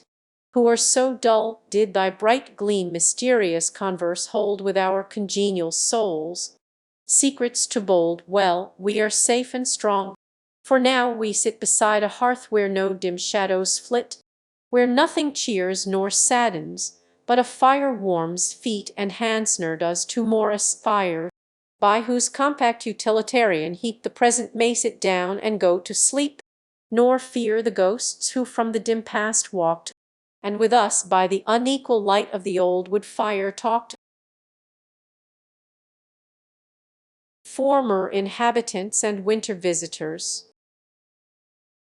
I weathered some merry snowstorms, and spent some cheerful winter evenings by my fireside, while the snow whirled wildly without, and even the hooting of the owl was hushed. For many weeks I met no one in my walks but those who came occasionally to cut wood and sled it to the village. The elements, however, abetted me in making a path through the deepest snow in the woods. For when I had once gone through the wind blew the oak leaves into my tracks, where they lodged, and by absorbing the rays of the sun melted the snow, and so not only made a dry bed for my feet, but in the night their dark line was my guide. For human society I was obliged to conjure up the former occupants of these woods. Within the memory of many of my townsmen the road near which my house stands resounded with the laugh and gossip of inhabitants, and the woods which border it were notched and dotted here and there with their little gardens and dwellings. though it was then much more shut in by the forest than now. In some places, within my own remembrance, the pines would scrape both sides of a chaise at once, and women and children who were compelled to go this way to Lincoln alone and on foot did it with fear, and often ran a good part of the distance, though mainly but a humble route to neighbouring villages, or for the woodman's team. It once amused the traveller more than now by its variety, and lingered longer in his memory, where now firm open fields stretch from the village to the woods. It then ran through a maple swamp on a foundation of logs, the remnants of which doubtless still underlie the present dusty highway from the Stratton, now the almshouse, farm to Brister's Hill. East of my bean field, across the road, lived Cato Ingraham, slave of Duncan Ingraham, Esquire, gentleman of Concord village, who built his slave a house, and gave him permission to live in Walden woods. Cato, not Utsensis, but Concordinsons. Some say that he was a Guinea Negro. There are a few who remember his little patch among the walnuts, which he let grow up till he should be old and need them. But a younger and whiter speculator got them at last. He too, however, occupies an equally narrow house at present. Cato's alphabetortal cellar hole still remains, though known to few, being concealed from the traveller by a fringe of pines. It is now filled with the smooth Summa crus glabra, and one of the earliest species of Goldernod Soleaja stricta grows there luxuriantly. Here, by the very corner of my field, still nearer to town, Zilpah, a colored woman, had her little house, where she spun linen for the townsfolk, making the Walden woods ring with her shrill singing, for she had a loud and notable voice. At length, in the War of 1812, her dwelling was set on fire by English soldiers, prisoners on parole when she was away, and her cat and dog and hens were all burned up together. She led a hard life, and somewhat inhumane. One old frequenter of these woods remembers that as he passed her house one noon he heard her muttering to herself over her gurgling pot, "Ye are all bones, bones. I have seen bricks amid the oak copse there." Down the road, on the right hand, on Brister's Hill, lived Brister Freeman, a handy Negro, slave of Squire Cummings once, there where grow still the apple trees which Brister planted and tended. Large old trees now, but their fruit still wild and ciderish to my taste. Not long since I read his epitaph in the old Lincoln bury-ring done a little on one side, near the unmarked graves of some British grenadiers who fell in the retreat from Concord, where he is styled Scipio Brister, Scipio Africanus. He had some title to be called a man of color, as if he were discolored. It also told me, with staring emphasis, when he died, which was but an indirect way of informing me that he ever lived. With him dwelt Fenda, his hospitable wife, who told fortunes, yet pleasantly, large, round, and black, blacker than any of the children of night. Such a dusky or baz never rose on Concord before or since. Farther down the hill, on the left, on the old road in the woods, are marks of some homestead of the Stratton family, whose orchard once covered all the slope of Brister's Hill, but was long since killed out by pitch pines. Excepting a few stumps, whose old roots furnish still the wild stocks of many a thrifty village tree. Nearer yet to town you come to Breed's location, on the other side of the way, just on the edge of the wood, ground famous for the pranks of a demon not distinctly named in old mythology, who has acted a prominent and astounding part in our New England life, and deserves, as much as any mythological character, to have his biography written one day, who first comes in the guise of a friend or hired man, and then robs and murders the whole family. New England, rum. But history must not yet tell the tragedies enacted here. Let time intervene in some measure to assuage and lend an azure tint to them. Here the most indistinct and dubious tradition says that once a tavern stood, the well the same which tempered the traveller's beverage and refreshed his steed. Here then men saluted one another, and heard and told the news, and went their ways again. Breed's hut was standing only a dozen years ago, though it had long been unoccupied. It was about the size of mine. It was set on fire by mischievous boys. One election night, if I do not mistake, I lived on the edge of the village then, and had just lost myself over Davenant's Gondibert. That winter that I laboured with a lethargy which, by the way, I never knew whether to regard as a family complaint, having an uncle who goes to sleep shaving himself, and is obliged to sprout potatoes in a cellar Sundays, in order to keep awake and keep the Sabbath, or as the consequence of my attempt to read Chalmers' collection of English poetry without skipping, it fairly overcame my nervy. I had just sunk my head on this when the bells rung fire, and in hot haste the engines rolled that way, led by a straggling troop of men and boys, and I among the foremost, for I had leapt the brook. We thought it was far south over the woods, we, who had run to fires before, barn, shop, or dwellinges, or all together. "It's Baker's barn," cried one. "It is the Codman place," affirmed another, and then fresh sparks went up above the wood, as if the roof fell in, and we all shouted concord to the rescue. Wagons shot past with furious speed and crushing loads, bearing, perchance, among the rest, the agent of the insurance company, who was bound to go however far, and ever and then the engine bell tinkled behind, more slow and sure and rearmest of all. As it was afterward whispered, came they who set the fire and gave the alarm. Thus we kept on like true idealists, rejecting the evidence of our senses, until at a turn in the road we heard the crackling and actually felt the heat of the fire from over the wall, and realized, alas, that we were there. The very nearness of the fire but cooled our ardor. At first we thought to throw a frog pond on to it, but concluded to let it burn, it was so far gone and so worthless.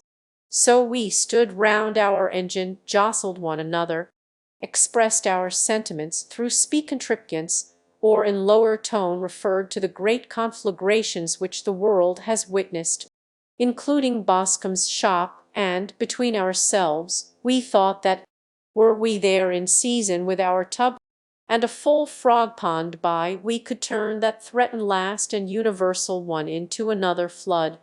We finally retreated without doing any mischief, returned to sleep and Gondibert. But as for Gondibert, I would accept that passage in the preface about wit being the soul's powder, but most of mankind are strangers to wit, as Indians are to powder.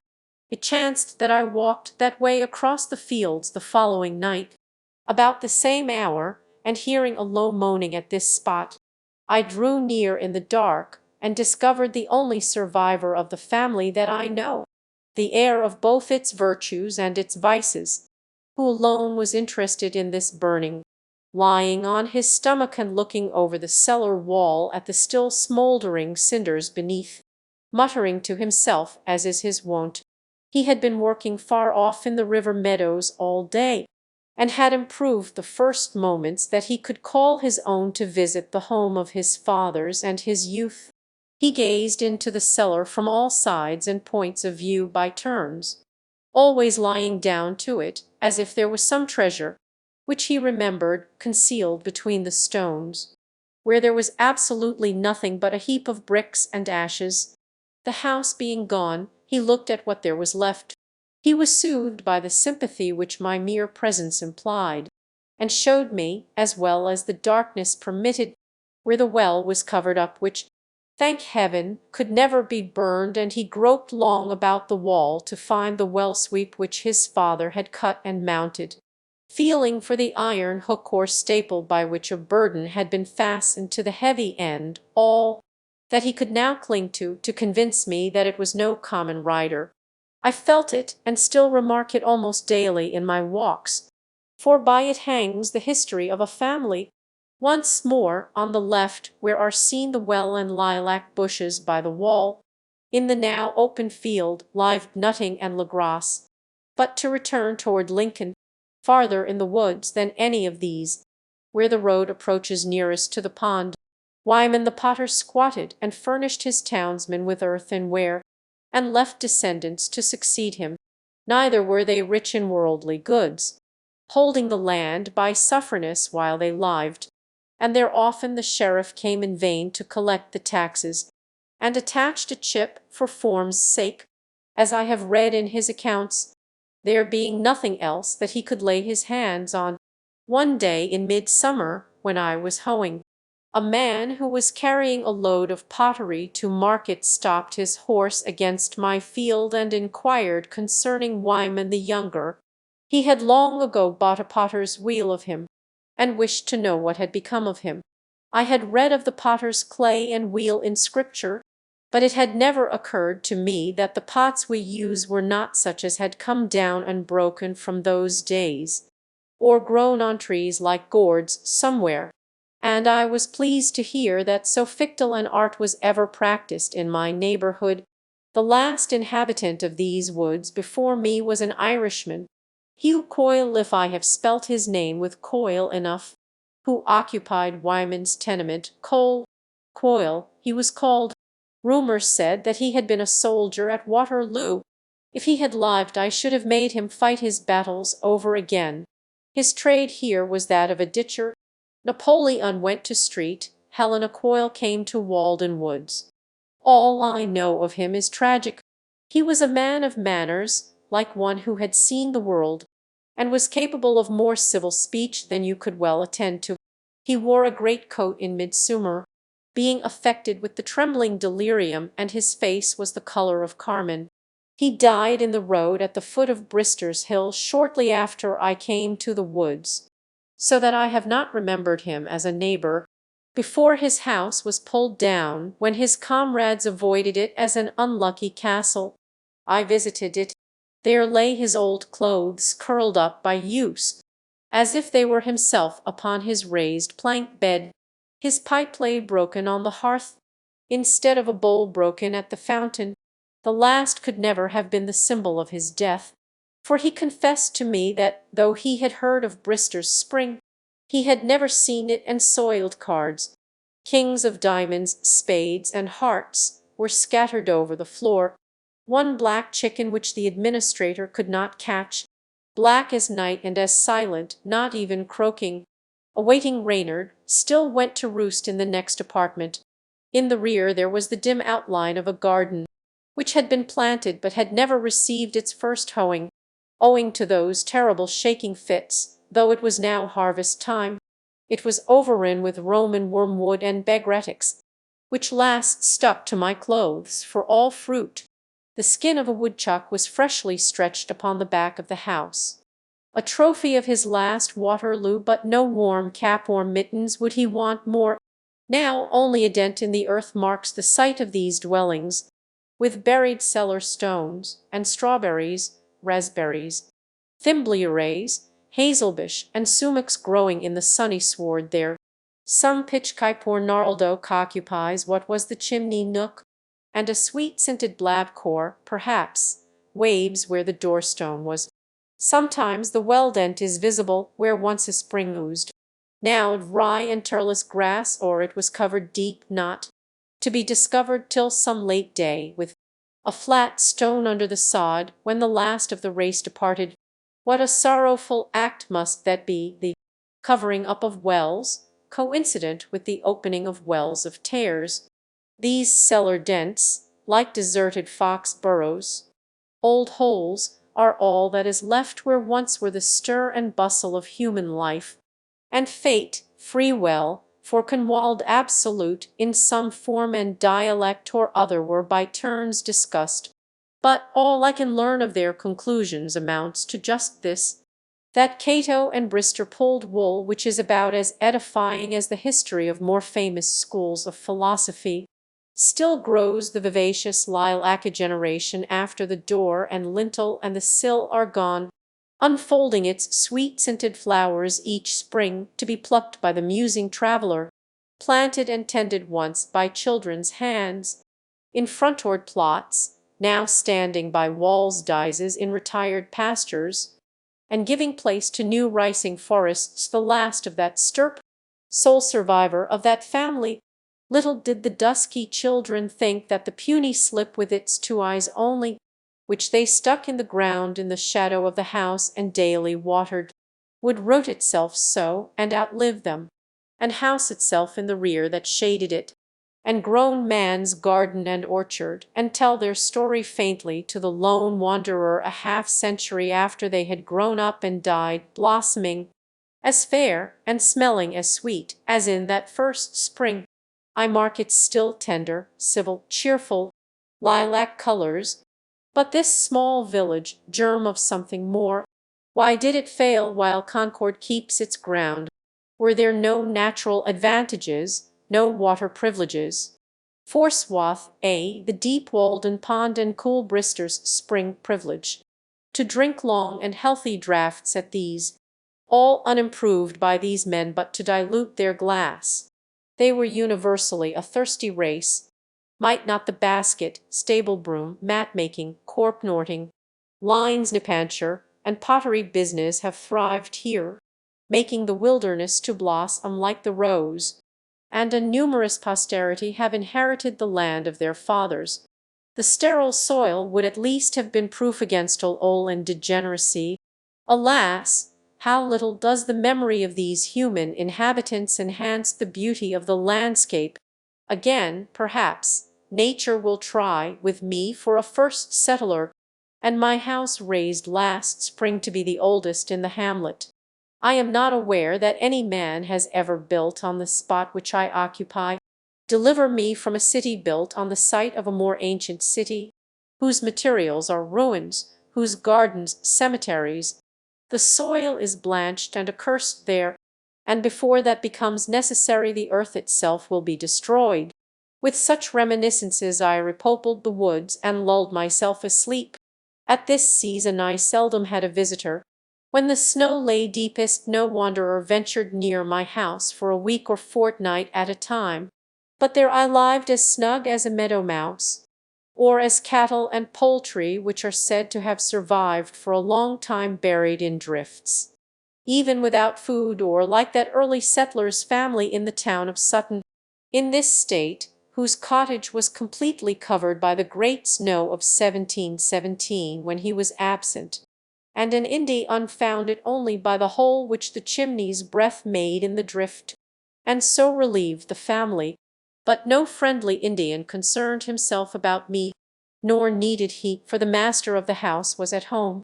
The great snow, how cheerful it is to hear of, when the farmers could not get to the woods and swamps with their teams, and were obliged to cut down the shade trees before their houses, and when the crust was harder, cut off the trees in the swamps, 10 feet from the ground, as it appeared the next spring.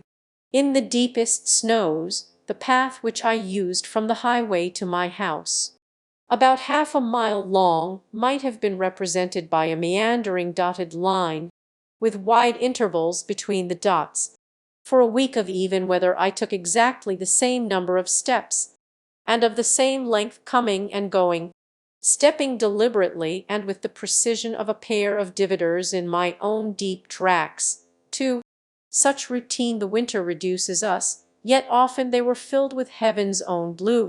But no weather interfered fatally with my walks, or rather my going abroad, for I frequently tramped 8 or 10 miles through the deepest snow to keep an appointment with a Bicarte, or a yellow brick, or an old acquaintance among the pines, when the ice and snow causing their limbs to droop, and so sharpening their tops, had changed the pines into trees, wading to the tops of the highest hills when the snow was nearly 2 feet deep on a level, and shaking down another snowstorm on my head at every step, or sometimes creeping and floundering thither on my hands and knees, when the hunters had gone into winter quarters. One afternoon I amused myself by watching a bardowel Strix necolusus sitting on one of the lower dead limbs of a white pine, close to the trunk in broad daylight, I standing within a rod of him. He could hear me when I moved and crunched the snow with my feet. but could not plainly see me. When I made most noise he would stretch out his neck, and erect his neck feathers, and open his eyes wide. But their lids soon fell again, and he began to nod. I too felt a slumberous influence after watching him half an hour, as he sat thus with his eyes half open, like a cat-winged brother of the cat. There was only a narrow slit left between their lids, by which he preserved a peninsular relation to me. Thus, with half-shut eyes, looking out from the land of dreams, and endeavoring to realize me, vague object or mote that interrupted his visions. At length, on some louder noise or my nearer approach, he would grow uneasy and sluggishly turn about on his perch, as if impatient at having his dreams disturbed. And when he launched himself off and flapped through the pines, spreading his wings to unexpected breadth, I could not hear the slightest sound from them. Thus, guided amid the pine boughs rather by a delicate sense of their neighborhood than by sight, feeling his twilight way as it were with his sensitive pinions, he found a new perch where he might in peace await the dawning of his day. As I walked over the long causeway made for the railroad through the meadows, I encountered many a blustering and nipping wind, for nowhere has it freer play, and when the frost had smitten me on one cheek, heathen as I turned to it the other also. Nor was it much better by the carriage road from Brister's Hill, for I came to town still, like a friendly Indian, when the contents of the broad open fields were all piled up between the walls of the Walden road, and half an hour sufficed to obliterate the tracks of the last traveller, and when I returned new drifts would have formed, through which I floundered where the busy northwest wind had been depositing the powdery snow round a sharp angle in the road, and not a rabbit's track, nor even the fine print, the small type of a meadow mouse, was to be seen. Yet I rarely failed to find, even in mid-winter, some warm and springly swamp where the grass and the skunk's bait still put forth with perennial verdure, and some hardier bird occasionally awaited the return of spring. Sometimes, notwithstanding the snow, when I returned from my walk at evening, I crossed the deep tracks of a woodcopper leading from my door, and found his pile of whittlings on the hearth, and my house filled with the odor of his pipe. Or on a Sunday afternoon, if I chanced to be at home, I heard the cronking of the snow made by the step of a long-heated farmer, who from far through the woods sought my house, to have a social crack, one of the few of his vocation who are men on their farms, who donned a frock instead of a professor's gown, and is as ready to extract the moral out of church or state as to haul a load of manure from his barnyard. We talked of rude and simple times, when men sat about large fires in cold bracing weather, with clear heads, and when other desert failed, we tried our teeth on many a nut which wise squirrels have long since abandoned, for those which have the thickest shells are commonly empty. The one who came from farthest to my lodge, through deepest snows and most dismal tempests, was a poet, a farmer, a hunter, a soldier, a reporter. Even a philosopher may be daunted, but nothing can deter a poet, for he is actuated by pure love, who can predict his comings and goings. His business calls him out at all hours, even when doctors sleep. We made that small house ring with boisterous mirth and resound with the murmur of much sober talk, making amends then to Walden Vale for the long silences. Broadway was still and deserted in comparison. At suitable intervals there were regular salutes of laughter, which might have been referred inferently to the last uttered or the forthcoming jest. We made many a brand new theory of life over a thin dish of gruel, which combined the advantages of convivitalia with the clidrihendus which philosophy requires. I should not forget that during my last winter at the pond there was another welcome visitor, who at one time came through the village, through snow and rain and darkness, till he saw my lamp through the trees, and shared with me some long winter evenings. One of the last of the philosophers, Connecticut, gave him to the world. He peddled first her wares, afterwards, as he declares, his brains. These he peddles still, prompting God and disgracing man, bearing for fruit his brain only, like the nut its kernel. I think that he must be the man of the most faith of any alive. His words and attitude always suppose a better state of things than other men are acquainted with, and he will be the last man to be disappointed as the ages revolve. He has no venture in the present, but though comparatively disregarded now, when his day comes, laws unsuspected by most will take effect, and masters of families and rulers will come to him for advice. How blind that cannot see serenity, a true friend of man, almost the only friend of human progress. An old mortality, say rather an immortality, with unwearied patience and faith making plain the image engraven in men's bodies, the God of whom they are but defaced and leaning monuments.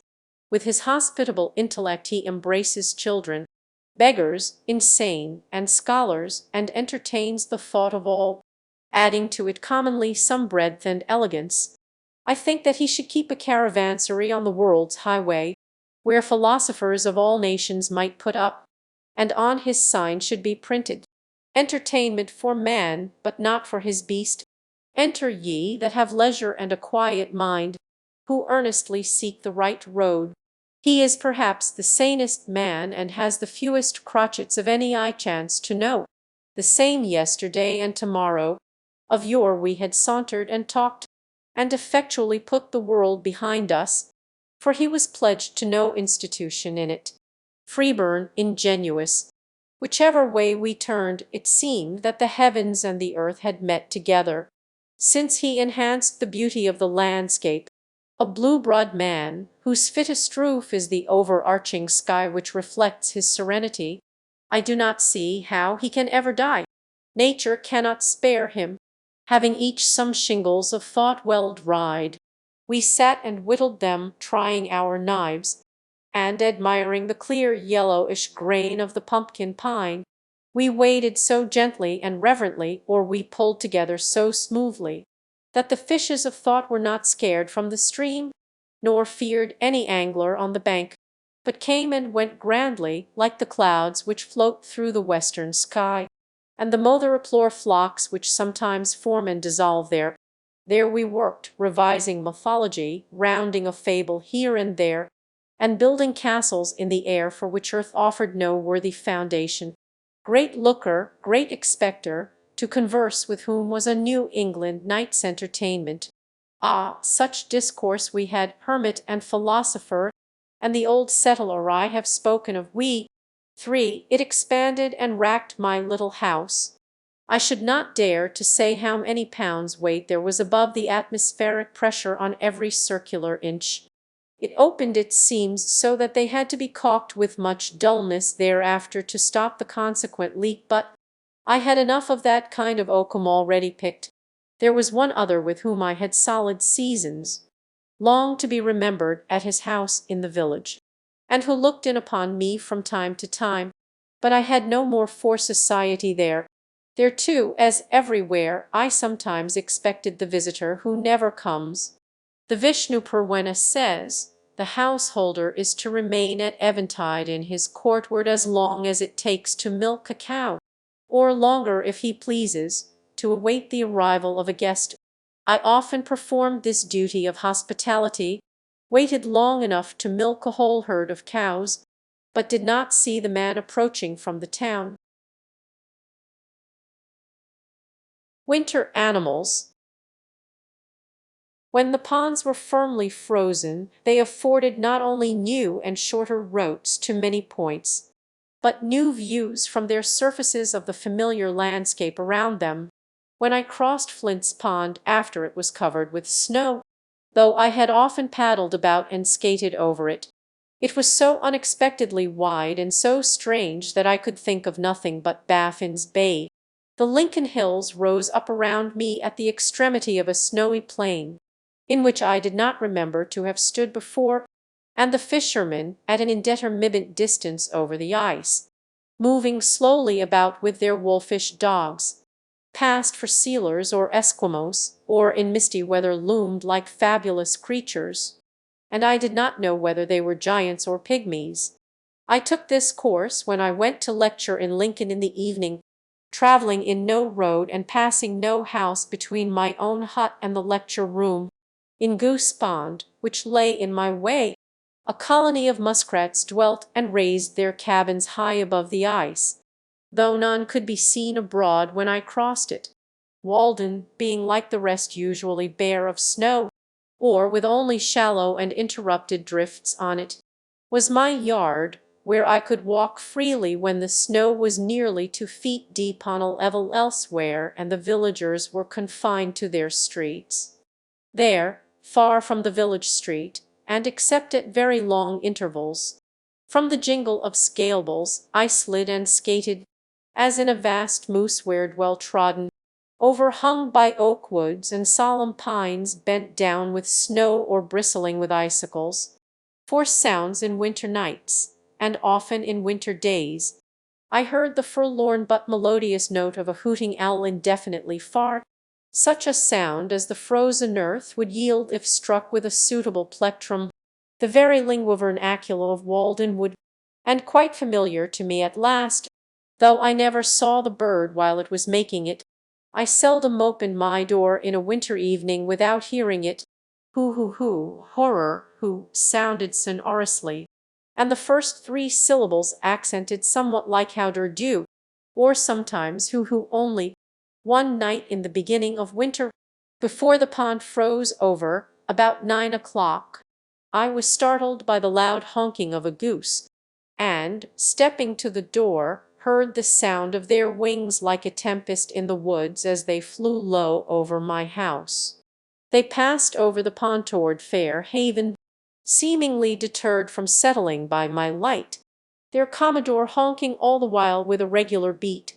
Suddenly an unmistakable cattle from very near me, with the most harsh and tremendous voice I ever heard from any inhabitant of the woods, responded at regular intervals to the goose, as if determined to expose and disgrace this intruder from Hudson Bay by exhibiting a greater compass and volume of voice in a native, and boo-ho him out of Concord horizon. What do you mean by alarming the citadel at this time of night consecrated to me? Do you think I am ever caught napping at such an hour, and that I have not got lungs and a larynx as well as yourself? Boo-ho, boo-ho, boo-ho. It was one of the most thrilling discords I ever heard, and yet, if you had a discriminating ear, there were in it the elements of a concord such as these plains never saw or heard. I also heard the whooping of the ice in the pond, my great bedfellow in that part of Concord, as if it were restless in its bed and would fain turn over, were troubled with flatulency and had dreams, or I was waked by the cracking of the ground by the frost, as if some one had driven a team against my door, and in the morning would find a crack in the earth 1/4 of a mile long and 1/3 of an inch wide. Sometimes I heard the foxes as they ranged over the snow crust, in moonlight nights, in search of a partridge or other game, barking raggedly and demonically like forest dogs, as if laboring with some anxiety or seeking expression, struggling for light and to be dogs outright and run freely in the streets. For if we take the ages into our account, may there not be a civilization going on among brutes as well as men? They seem to me to be rudimental, burrowing men, still standing on their defense, awaiting their transformation. Sometimes one came near to my window, attracted by my light, barked a vulpine curse at me, and then retreated. Usually the red squirrel Sciurus hidsonius waked me in the dawn, coursing over the roof and up and down the sides of the house, as if sent out of the woods for this purpose. In the course of the winter I threw out 1/2 a bushel of ears of sweet currant, which had not got ripe, onto the snow crust by my door, and was amused by watching the motions of the various animals which were baited by it. In the twilight and the night the rabbits came regularly and made a hearty meal. All day long the red squirrels came and went, and afforded me much entertainment by their manoeuvres. One would approach at first warily through the shrew box, running over the snow crust by fits and starts like a leaf blown by the wind, now a few paces this way with wonderful speed and waste of energy, making inconceivable haste with his trotters as if it were for a wager, and now as many paces that way, but never getting on more than half a rod at a time, and then suddenly pausing with a ludicrous expression and a gratuitous somerset, as if all the eyes in the universe were fixed on him, for all the motions of a squirrel, even in the most solitary recesses of the forest, imply spectators as much as those of a dancing girl wasting more time in delay and circumspection than would have sufficed to walk the whole distance. I never saw one walk, and then suddenly, before you could say Jack Robinson, he would be in the top of a young pitchpipe, winding up his clock and chiding all imaginary spectators, soliloquying and talking to all the universe at the same time, for no reason that I could ever detect, or he himself was aware of, I suspect. At length he would reach the corn, and selecting a suitable ear, frisk about in the same uncertain trigonometric way to the topmost stick of my woodteal before my window, where he looked me in the face, and there sit for hours, supplying himself with a new ear from time to time, nibbling at first voraciously and throwing the half-decayed cobs about, till at length he grew more dainty still and played with his food, tasting only the inside of the kernel, and the ear, which was held balanced over the stick by one paw, slipped from his careless grasp and fell to the ground, when he would look over at it with a ludicrous expression of uncertainty, as if suspecting that it had life, with a mind not made up whether to get it again, or a new one, or be off, now thinking of corn, then listening to hear what was in the wind. So the little impudent fellow would waste many an ear in a forenoon, till at last, seizing some longer and plumper one, considerably bigger than himself, and skilfully balancing it, he would set out with it to the woods, like a tiger with a buffalo, by the same zigzag course and frequent pauses, scratching along with it as if it were too heavy for him, and falling all the while, making its fall a diagonal between a perpendicular and horizontal, being determined to put it through at any rate. A singularly frivolous and whimsical fellow, and so he would get off with it to where he lived, perhaps carry it to the top of a pine tree 40 or 50 rods distant, and I would afterwards find the cobs strewn about the woods in various directions. At length the jays arrive, whose discordant screams were heard long before, as they were warily making their approach an eighth of a mile off, and in a stealthy and sneaking manner they flit from tree to tree, nearer and nearer, and pick up the kernels which the squirrels have dropped. Then, sitting on a pitchpipe bough, they attempt to swallow in their haste a kernel which is too big for their throats and chokes them, and after great labor they disgorge it, and spend an hour in the endeavor to crack it by repeated blows with their bills. They were manifestly thieves, and I had not much respect for them. But the squirrels, though at first shy, went to work as if they were taking what was their own. Meanwhile also came the chickadees in flocks, which, picking up the crumbs the squirrels had dropped, flew to the nearest twig, and, placing them under their claws, hammered away at them with their little bills, as if it were an insect in the bark, till they were sufficiently reduced for their slender throats. A little flock of these titmice came daily to pick it in or out of my woodteal, or the crumbs at my door, with faint flitting lisping notes, like the tinkling of icicles in the grass, or else with sprightly day, or more rarely, in springlebite days, a weary summery phoebe from the woodside. They were so familiar that at length one alighted on an armful of wood which I was carrying in, and pecked at the sticks without fear. I once had a sparrow alight upon my shoulder for a moment while I was hoeing in a village garden, and I felt that I was more distinguished by that circumstance than I should have been by any epaulet I could have worn. The squirrels also grew at last to be quite familiar, and occasionally stepped upon my shoe when that was the nearest way, when the ground was not yet quite covered. and again near the end of winter, when the snow was melted on my south hills and about my woodpile. The partridges came out of the woods morning and evening to feed there. Whichever side you walk in the woods, the partridge bursts away on whirring wings, jarring the snow from the dry leaves and twigs on high, which comes sifting down in the sunbeams like gold and dust. For this brave bird is not to be scared by winter.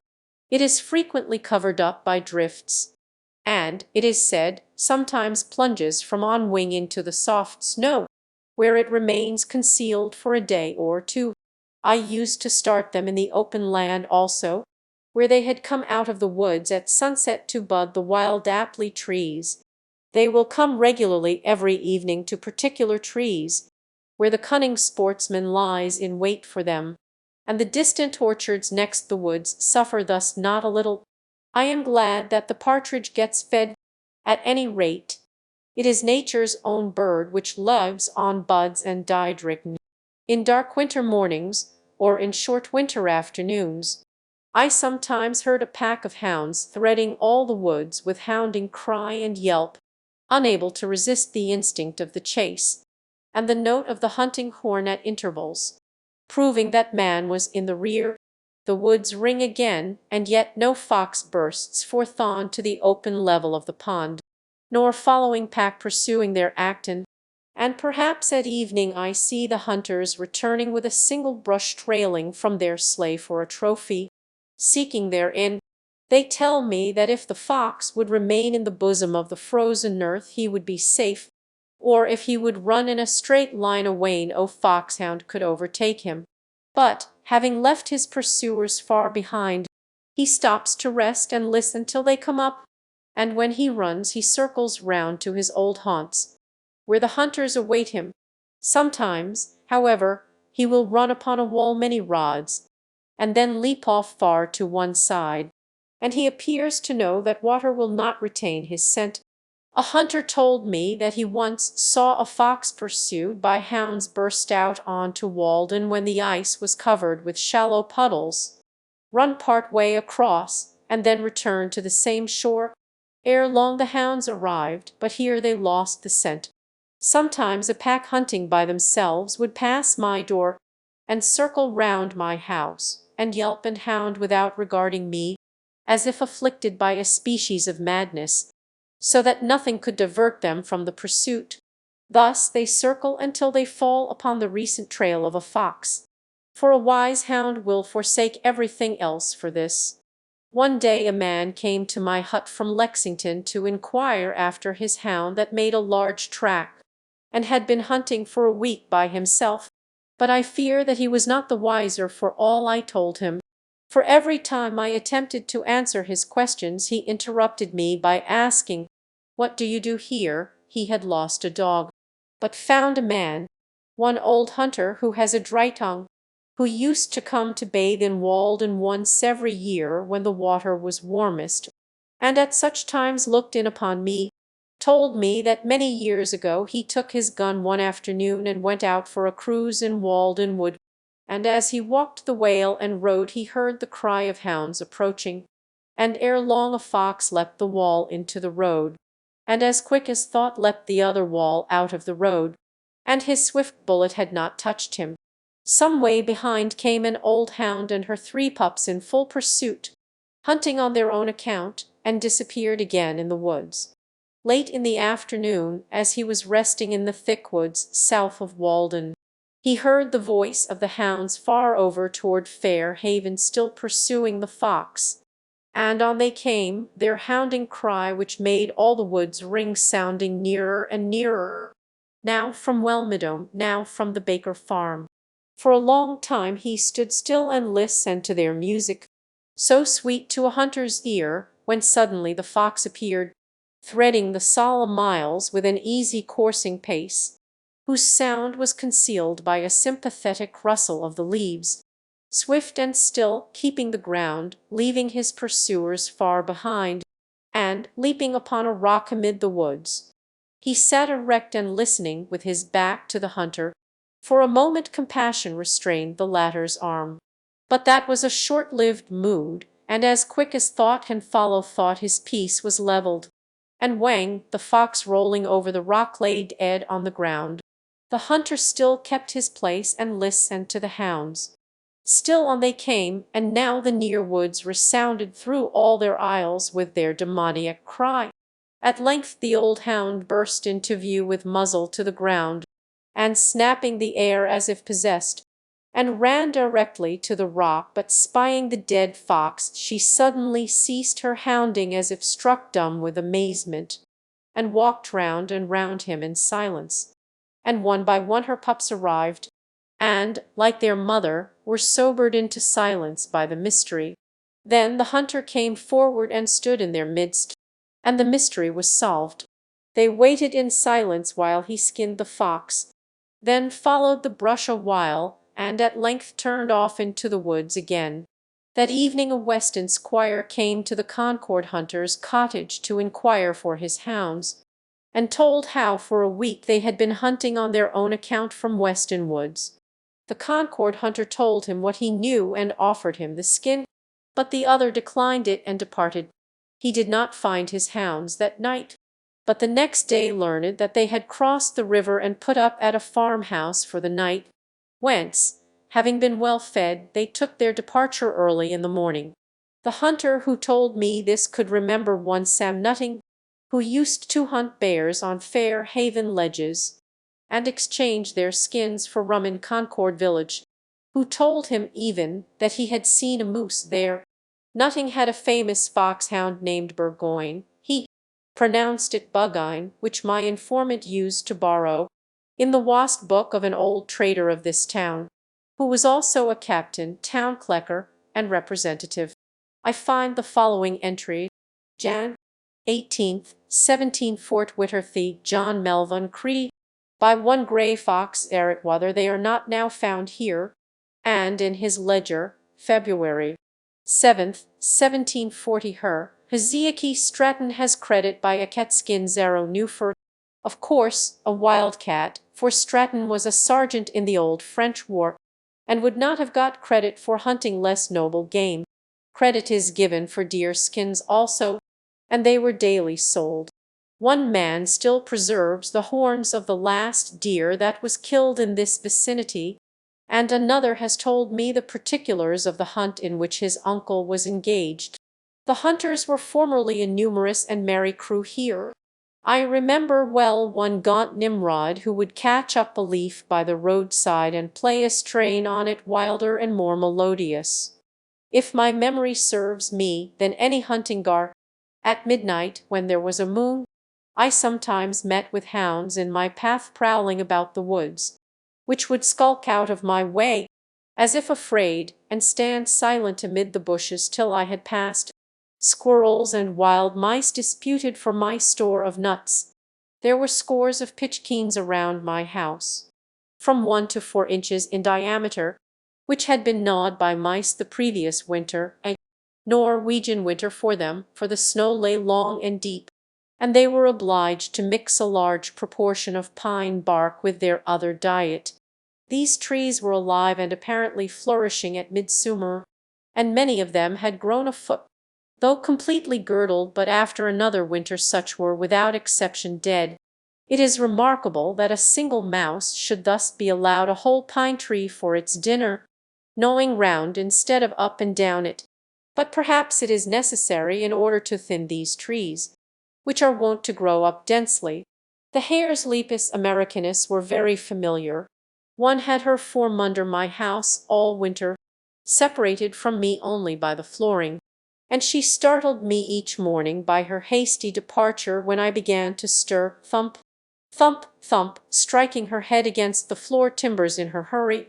They used to come round my door at dusk to nibble the potato parings which I had thrown out, and were so nearly the color of the ground that they could hardly be distinguished when still. Sometimes in the twilight I alternately lost and recovered sight of one sitting motionless under my window. When I opened my door in the evening, off they would go with a squeak and a bounce. Near at hand they only excited my pity. One evening one sat by my door 2 paces from me, at first trembling with fear, yet unwilling to move.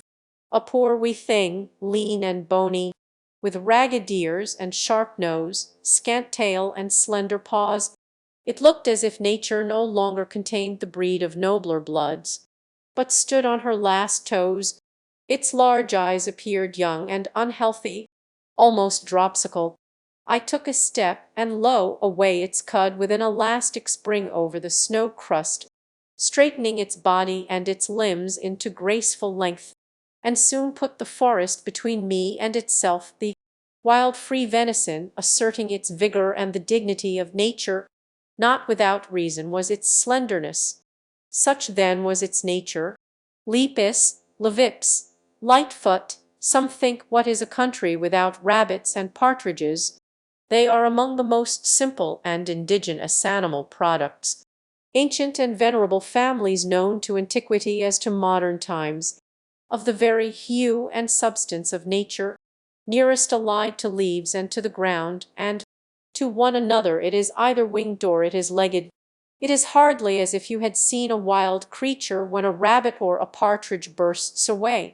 Only a natural one, as much to be expected as rustling leaves.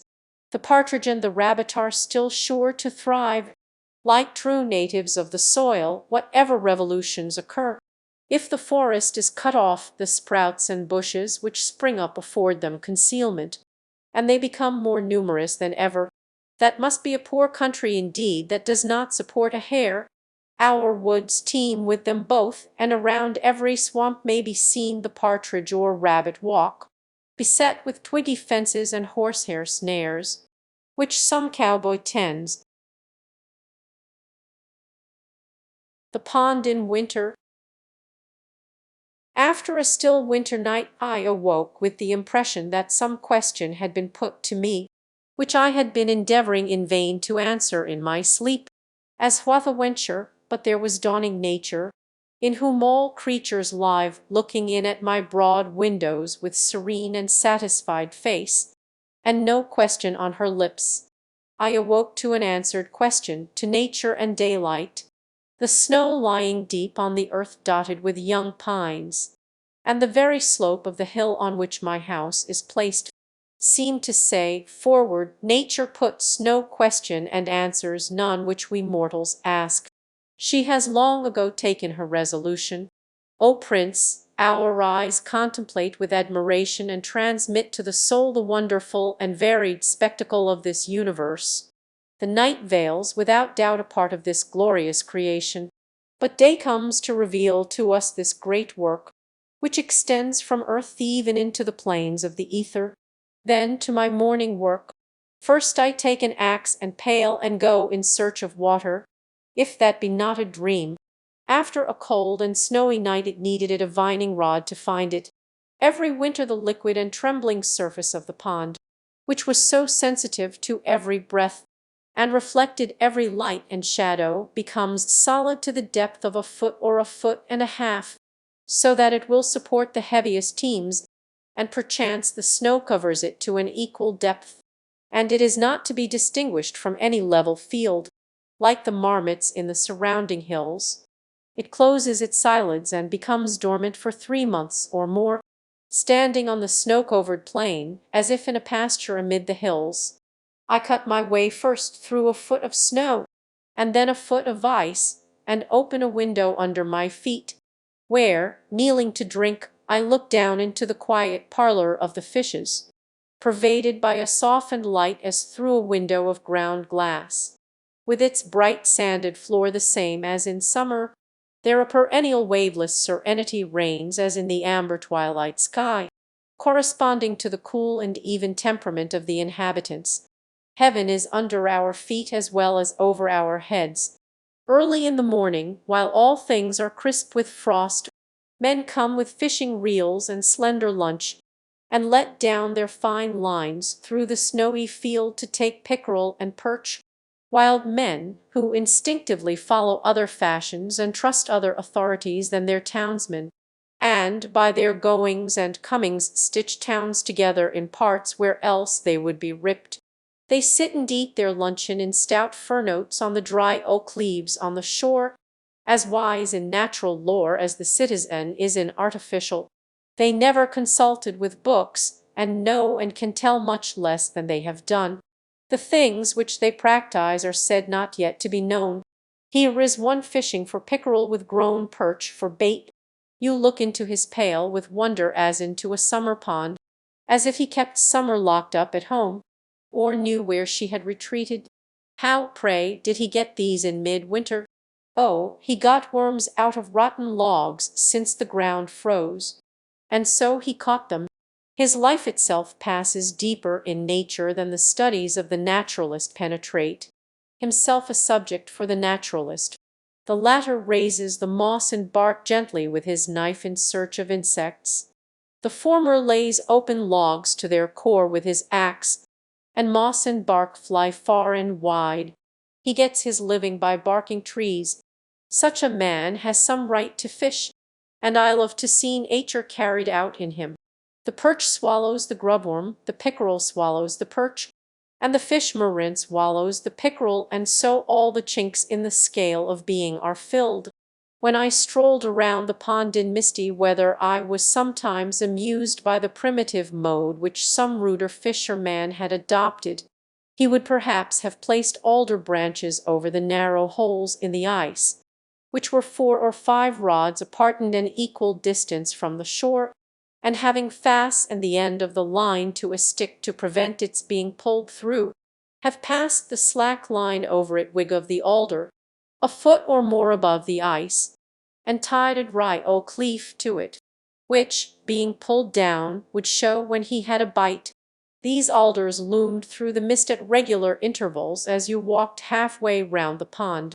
Ah, the pickerel of Walden, when I see them lying on the ice, or in the well which the fisherman cuts in the ice, making a little hole to admit the water, I am always surprised by their rare beauty, as if they were fabulous fishes. They are so foreign to the streets, even to the woods, foreign as Arabia to our Concord life.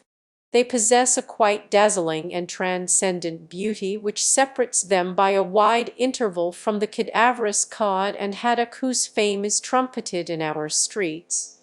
They are not green like the pines, nor gray like the stones, nor blue like the sky, but they have to my eyes, if possible, yet rarer colors, like flowers and precious stones, as if they were the pearls, the animalized nuclei or crystals of the Walden water. They, of course, are Walden all over and all through, are themselves small Waldens in the animal kingdom. Waldenses. It is surprising that they are caught here, that in this deep and capacious spring, far beneath the rattling teams and chaises and tinkling sleighs that travel the Walden road, this great gold and emerald fish swims. I never chanced to see its kind in any market. It would be the cynosure of all eyes there. Easily, with a few convulsive quirks, they give up their watery ghosts, like a mortal translated before his time to the thin air of heaven. Walden Pond, as I was desirous to recover the long-lost bottom of Walden Pond, I surveyed it carefully before the ice broke up, early in '46, with compass and chain and sounding line. There have been many stories told about the bottom, or rather no bottom of this pond, which certainly had no foundation for themselves. It is remarkable how long men will believe in the bottomlessness of a pond without taking the trouble to sound it. I have visited to such bottomless ponds in one walk in this neighborhood. Many have believed that Walden reached quite through to the other side of the globe.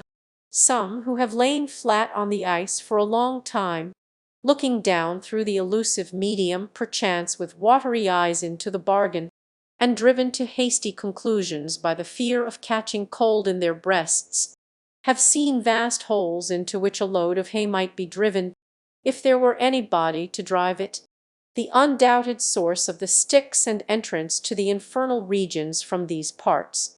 Others have gone down from the village with a 50 skis and a wagon load of inch rope, but yet have failed to find any bottom, for while the 50 skis was resting by the way, They were paying out the rope in the vain attempt to fathom their truly immeasurable capacity for marvellousness, but I can assure my readers that Walden has a reasonably tight bottom at a not unreasonable, though at an unusual, depth.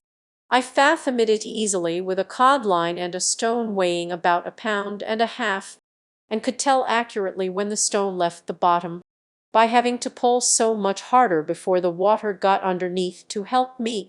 The greatest depth was exactly 102 feet, to which may be added the 5 feet which it has risen since, making 107.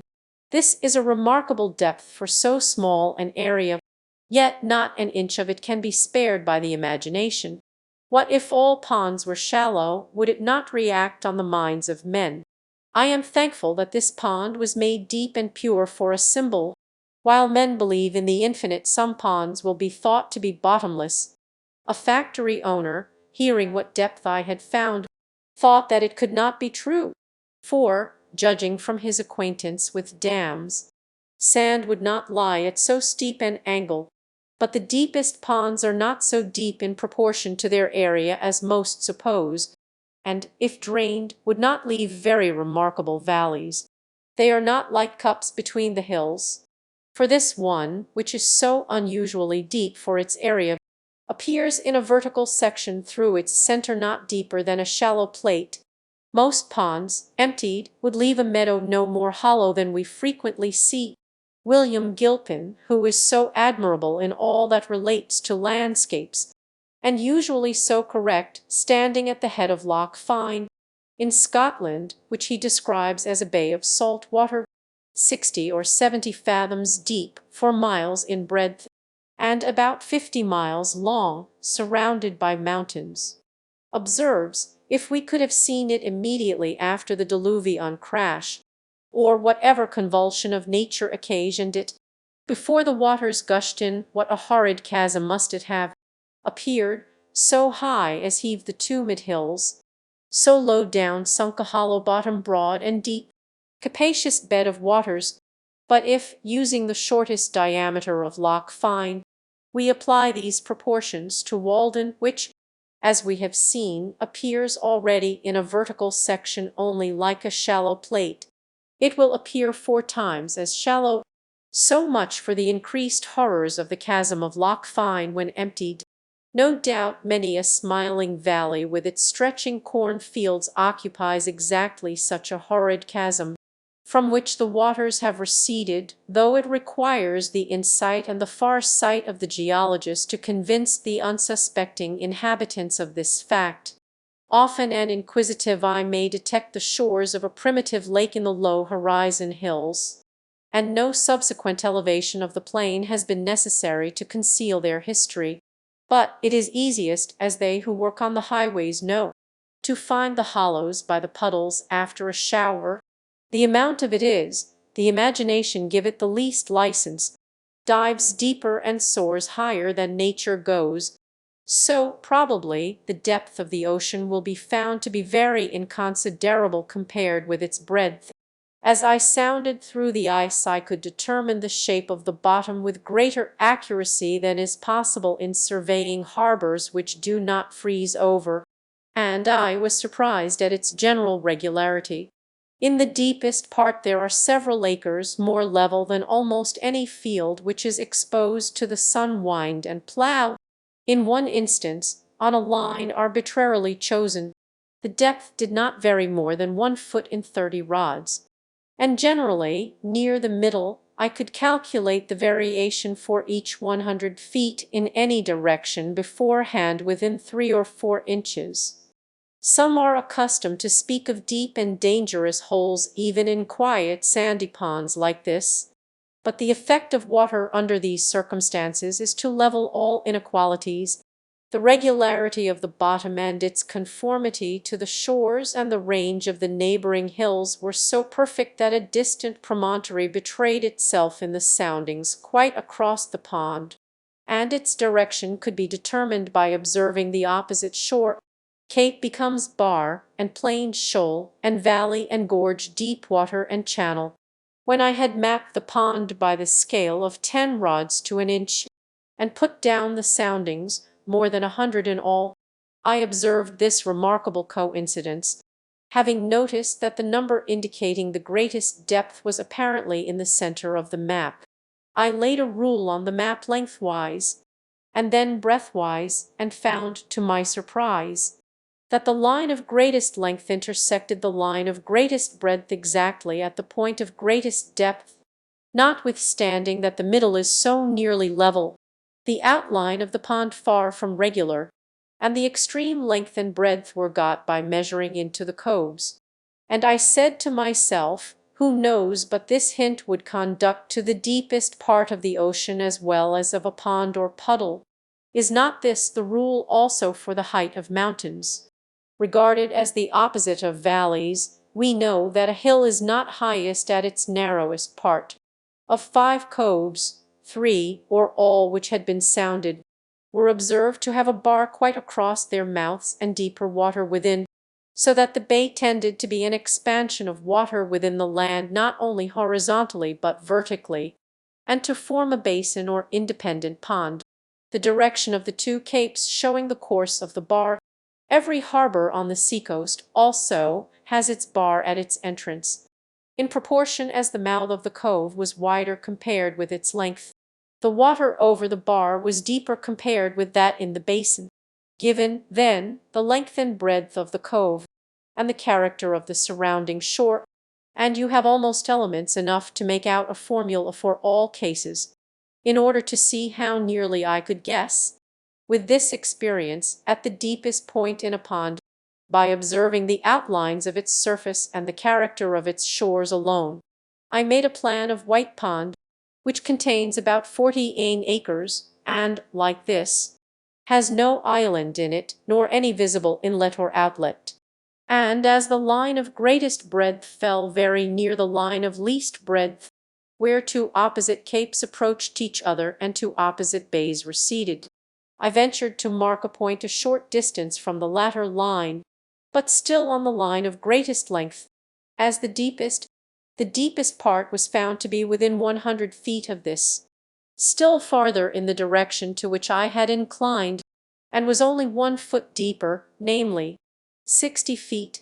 Of course, a stream running through or an island in the pond would make the problem much more complicated. If we knew all the laws of nature, we should need only 1 fact or the description of 1 actual phenomenon to infer all the particular results at that point. Now we know only a few laws, and our result is vitiated not, of course, by any confusion or irregularity in nature, but by our ignorance of essential elements in the calculation. Our notions of law and harmony are commonly confined to those instances which we detect, but the harmony which results from a far greater number of seemingly conflicting, but really concurring, laws, which we have not detected, is still more wonderful. The particular laws are as our points of view. As, to the traveler, a mountain outline varies with every step, and it has an infinite number of profiles, though absolutely but 1 form. Even when cleft or bored through, it is not comprehended in its environs. What I have observed of the pond is no less true in ethics. It is the law of average. Such a rule of the 2 diameters not only guides us toward the sun in the system and the heart in man, but draw lines through the length and breadth of the aggregate of a man's particular daily behaviors and waves of life into his coves and inlets, and where they intersect will be the height or depth of his character. Perhaps we need only to know how his shores trend and his adjacent country or circumstances, to infer his depth and concealed bottom. If he is surrounded by mountainous circumstances, an Achillean shore, whose peaks overshadow and are reflected in his bosom, they suggest a corresponding depth in him. But a low and smooth shore proves him shallow on that side. In our bodies, a bold projecting brow falls off too and indicates a corresponding depth of thought. Also there is a bar across the entrance of our every cove, or particular inclination. Each is our harbor for a season, in which we are detained and partially landlocked.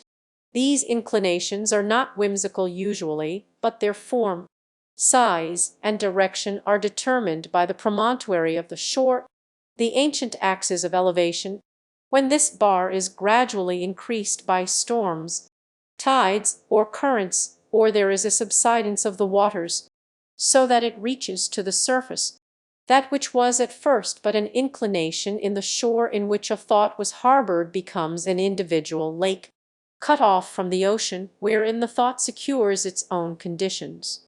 Changes, perhaps, from salt to fresh becomes a sweet sea, dead sea, or a marsh, at the advent of each individual into this life. May we not suppose that such a bar has risen to the surface somewhere? It is true we are such poor navigators that our thoughts, for the most part, stand off and on upon a harbour's coast, are conversant only with the bights of the bays of Posey, or steer for the public ports of entry, and go into the dry docks of science, where they merely refit for this world, and no natural currents concur to individualize them. As for the inlet or outlet of Walden, I have not discovered any but rain and snow and evaporation, though perhaps, with a thermometer and a line, such places may be found, for where the water flows into the pond it will probably be coldest in summer and warmest in winter. When the icemen were at work here in Fortis Cassince, the cakes sent to the shore were one day rejected by those who were stacking them up there, not being thick enough to lie side by side with the rest, and the cutters thus discovered that the ice over a small space was 2 or 3 inches thinner than elsewhere, which made them think that there was an inlet there. They also showed me in another place what they thought was a leach hole, through which the pond leaked out under a hill into a neighbouring meadow, pushing me out on a cake of ice to see it. It was a small cavity under 10 feet of water, but I think that I can warrant the pond not to need soldering till they find a worse leak than that. One has suggested that if such a leach hole should be found, its connection with the meadow, if any existed, might be proved by conveying some colored powder or sawdust to the mouth of the hole, and then putting a strainer over the spring in the meadow, which would catch some of the particles carried through by the current. While I was surveying, the ice, which was 16 inches thick, undulated under a slight wind-like water. It is well known that a level cannot be used on ice. At 1 rod from the shore its greatest fluctuation, when observed by means of a level on land directed toward a graduated staff on the ice, was 3/4 of an inch. Though the ice appeared firmly attached to the shore, it was probably greater in the middle. Who knows but if our instruments were delicate enough we might detect an undulation in the crust of the earth, when 2 legs of my level were on the shore and the third on the ice, and the sights were directed over the latter. A rise or fall of the ice of an almost infinitesimal amount made a difference of several feet on a tree across the pond. When I began to cut holes for sounding, there were 3 or 4 inches of water on the ice under a deep snow which had sunk it thus far, but the water began immediately to run into these holes, and continued to run for 2 days in deep streams, which wore away the ice on every side, and contributed essentially, if not mainly, to dry the surface of the pond, for, as the water ran in, it raised and floated the ice. This was somewhat like cutting a hole in the bottom of a ship to let the water out. When such holes freeze, and a rain succeeds, and finally a new freezing forms a fresh smooth ice over all, it is beautifully mottled internally by dark figures, shaped somewhat like a spider's web, what you make all ice rosettes, produced by the channels worn by the water flowing from all sides to a center. Sometimes, also, when the ice was covered with shallow puddles, I saw a double shadow of myself, one standing on the head of the other, one on the ice, the other on the trees or hills die. While yet it is cold January, and snow and ice are thick and solid, the prudent landlord comes from the village to get ice to cool his summer drink, impressively, even pathetically wise, to foresee the heat and thirst of July now in January, wearing a thick coat and mittens when so many things are not provided for, It may be that he lays up no treasures in this world which will cool his summer drink in the next. He cuts and saws the solid pond, unroofs the house of fishes, and carts off their very element and air, held fast by chains and stakes like corded wood, through the favouring winter air, to wintry cellars, to underlie the summer there. It looks like solidified azure, as, far off, it is drawn through the streets. These ice-cutters are a merry race, full of jest and sport, and when I went among them they were wont to invite me to sop at fashion with them, I standing underneath. In the winter of Fortisca, since there came 100 men of Hyperborean extraction swooped down on to our pond one morning, with many carloads of unaglancing farming tools, slades, ploughs, drill burrows, turf convings, spades, saws, rakes, and each man was armed with a duck boiled on pikestaff, such as is not described in the New England Farmer or the Cultivator. I did not know whether they had come to sow a crop of winter rye, or some other kind of grain recently introduced from Iceland. As I saw no manure, I judged that they meant to skim the land, as I had done, thinking the soil was deep and had lain fallow long enough. They said that a gentleman farmer, who was behind the scenes, wanted to double his money, which, as I understood, amounted to 500,000 already, but in order to cover each one of his dollars with another, he took off the only coat, the skin itself, of Walden Pond in the midst of a hard winter. They went to work at once, ploughing, harrowing, rolling, furrowing, in admirable order, as if they were bent on making this a model farm. But when I was looking sharp to see what kind of seed they dropped into the furrow, a gang of fellows by my side suddenly began to hook up the virgin mould itself, with a peculiar jerk, clean down to the sand, or rather the water, for it was a very springy soil indeed, all the terra firma there was, and haul it away on sleds. And then I guessed that they must be cutting peat in a bog, so they came and went every day, with a peculiar shriek from the locomotive, from and to some point of the polar regions, as it seemed to me, like a flock of Arctic snowbirds. But sometimes Squaw Walden had her revenge, and a hired man, walking behind his team, slipped through a crack in the ground down toward Tartarus, and he who was so brave before suddenly became but the 9th part of a man, almost gave up his animal heat, and was glad to take refuge in my house, and acknowledged that there was some virtue in a stove. Or sometimes the frozen soil took a piece of steel out of a ploughshare, or a plough got set in the furrow and had to be cut out. To speak literally, 100 Irishmen, with Yankee overseers, came from Cambridge every day to get out the ice. They divided it into cakes by methods too well known to require description, and these, being sledded to the shore, were rapidly hauled off on to an ice platform, and raised by grappling irons and block and tackle, worked by horses, onto a stack, as surely as so many barrels of flour, and they're placed evenly side by side, and row upon row, as if they formed the solid base of an obelisk designed to pierce the clouds. They told me that in a good day they could get out 1,000 tons, which was the yield of about 1 acre.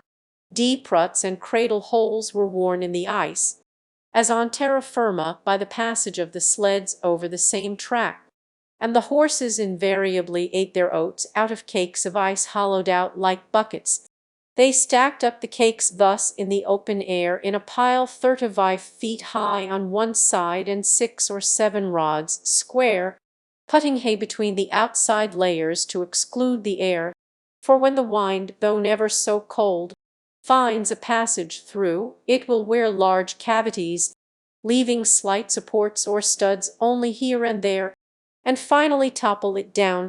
At first it looked like a vast blue for Valhalla, but when they began to tuck the coarse meadow hay into the crevices, and this became covered with rime and icicles, it looked like a venerable moss-grown and hoary ruin, built of a zertented marble, the abode of winter. That old man we see in the almanac, his shanty, as if he had a design to estivate with us. They calculated that not 25% of this would reach its destination, and that 2 or 3% would be wasted in the cars. However, a still greater part of this heap had a different destiny from what was intended, for either because the ice was found not to keep so well as was expected, containing more air than usual, or for some other reason, it never got to market. This heap, made in the winter of Fortiscus Ince and estimated to contain 10,000 tons, was finally covered with hay and boards, and though it was unroofed the following July, and a part of it carried off, the rest remaining exposed to the sun, it stood over that summer and the next winter, and was not quite melted till September 1842. Thus the pond recovered the greater part. Like the water, the Walden ice, seen near at hand, has a green tint, but at a distance is beautifully blue, and you can easily tell it from the white ice of the river, or the merely greenish ice of some ponds, a quarter of a mile off.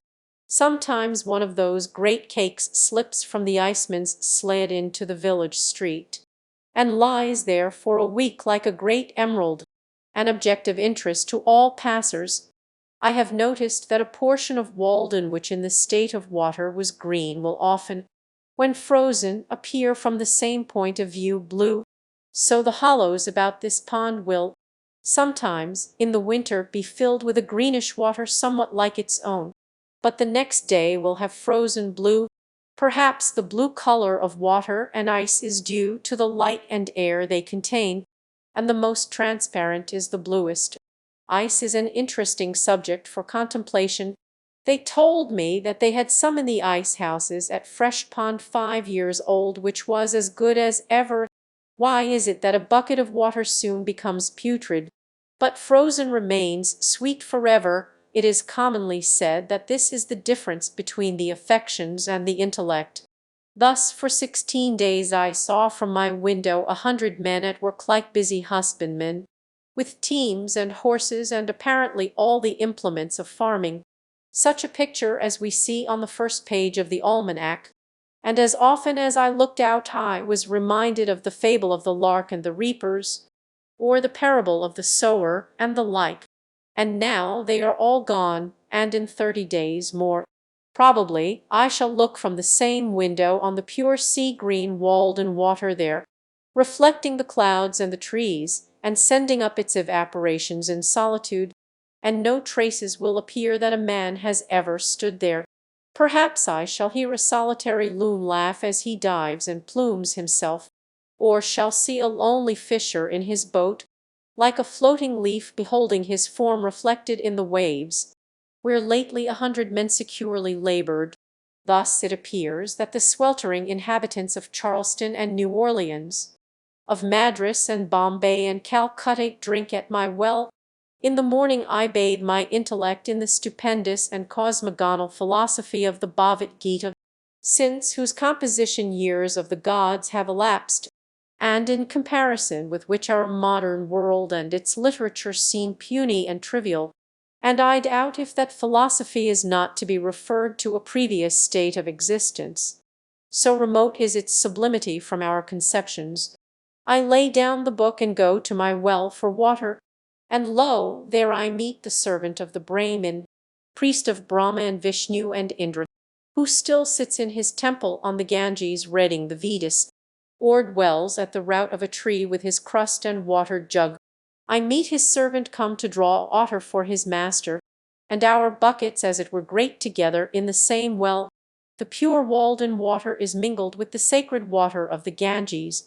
With favoring winds it is wafted past the site of the fabulous islands of Atlantis and the Hesperides, makes the periples of Hanno, and, floating by Ternate and Tidor and the mouth of the Persian Gulf, melts in the tropic gales of the Indian seas, and is landed in ports of which Alexander only heard the names. Spring. The opening of large tracts by the ice cutters commonly causes a pond to break up earlier, for the water, agitated by the wind, even in cold weather, wears away the surrounding ice. But such was not the effect on Walden that year. for she had soon got a thick new garment to take the place of the old. This pond never breaks up so soon as the others in this neighborhood, on account both of its greater depth and its having no stream passing through it to melt or wear away the ice. I never knew it to open in the course of a winter, not excepting that of Fiftitworthy, which gave the ponds so severe a trial. It commonly opens about the 1st of April, a week or 10 days later than Flint's Pond and Fair Haven, beginning to melt on the north side and in the shallower parts where it began to freeze. It indicates better than any water hereabouts the absolute progress of the season, being least affected by transient changes of temperature. A severe cold of a few days' duration in March may very much retard the opening of the former ponds, while the temperature of Walden increases almost uninterruptedly.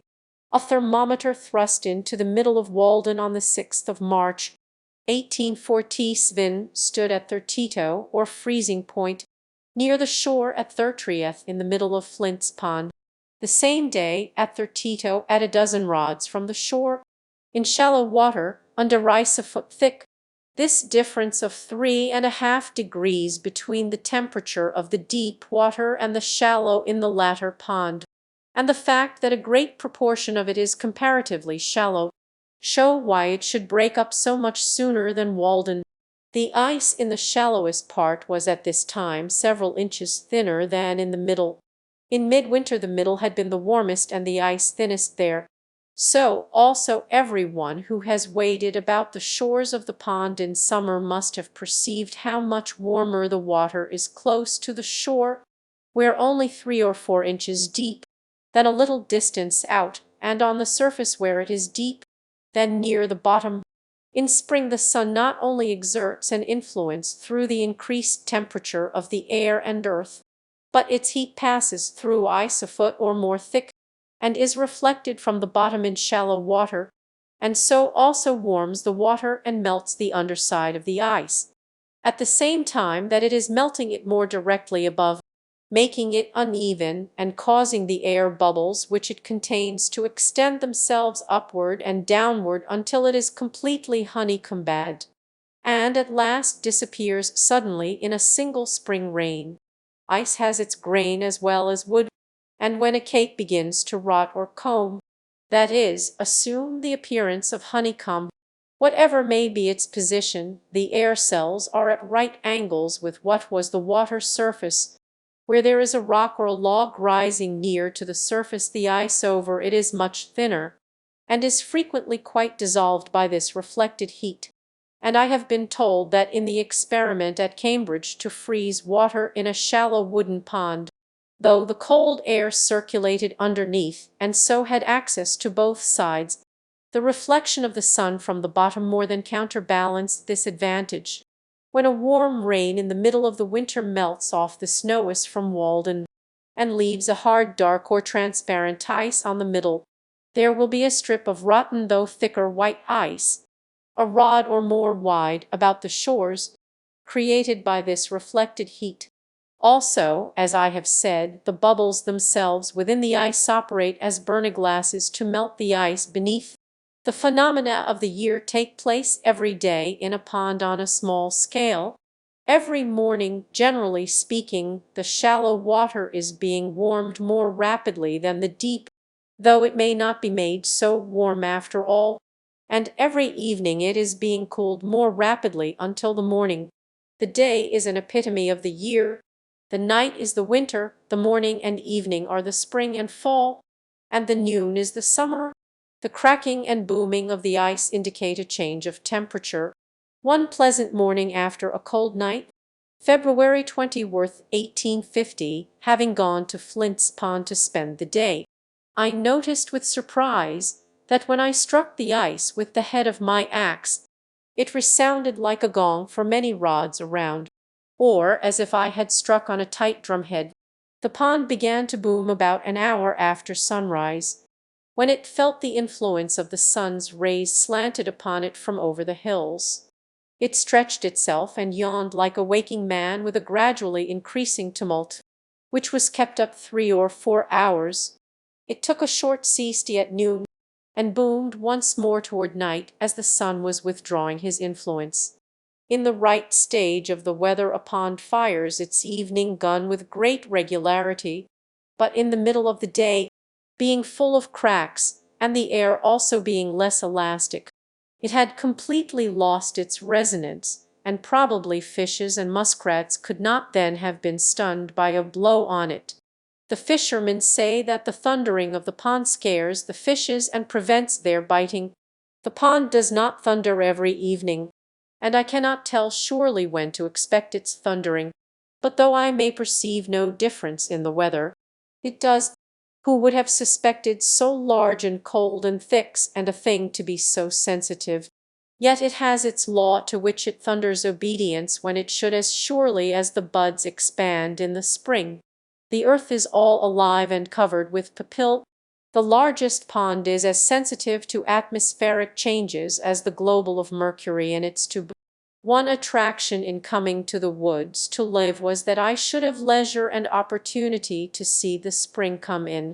The ice in the pond at length begins to be honeycombed, and I can set my heel in it as I walk. Fogs and rains and warmer suns are gradually melting the snow. The days have grown sensibly longer, and I see how I shall get through the winter without adding to my woodpile, for large fires are no longer necessary. I am on the alert for the first signs of spring, to hear the chance note of some arriving bird, or the striped squirrel's chirp, for his stores must be now nearly exhausted, or see the woodchuck venture out of his winter quarters. On the 13th of March, after I had heard the bluebird, song sporbow, and redwing, the ice was still nearly a foot thick.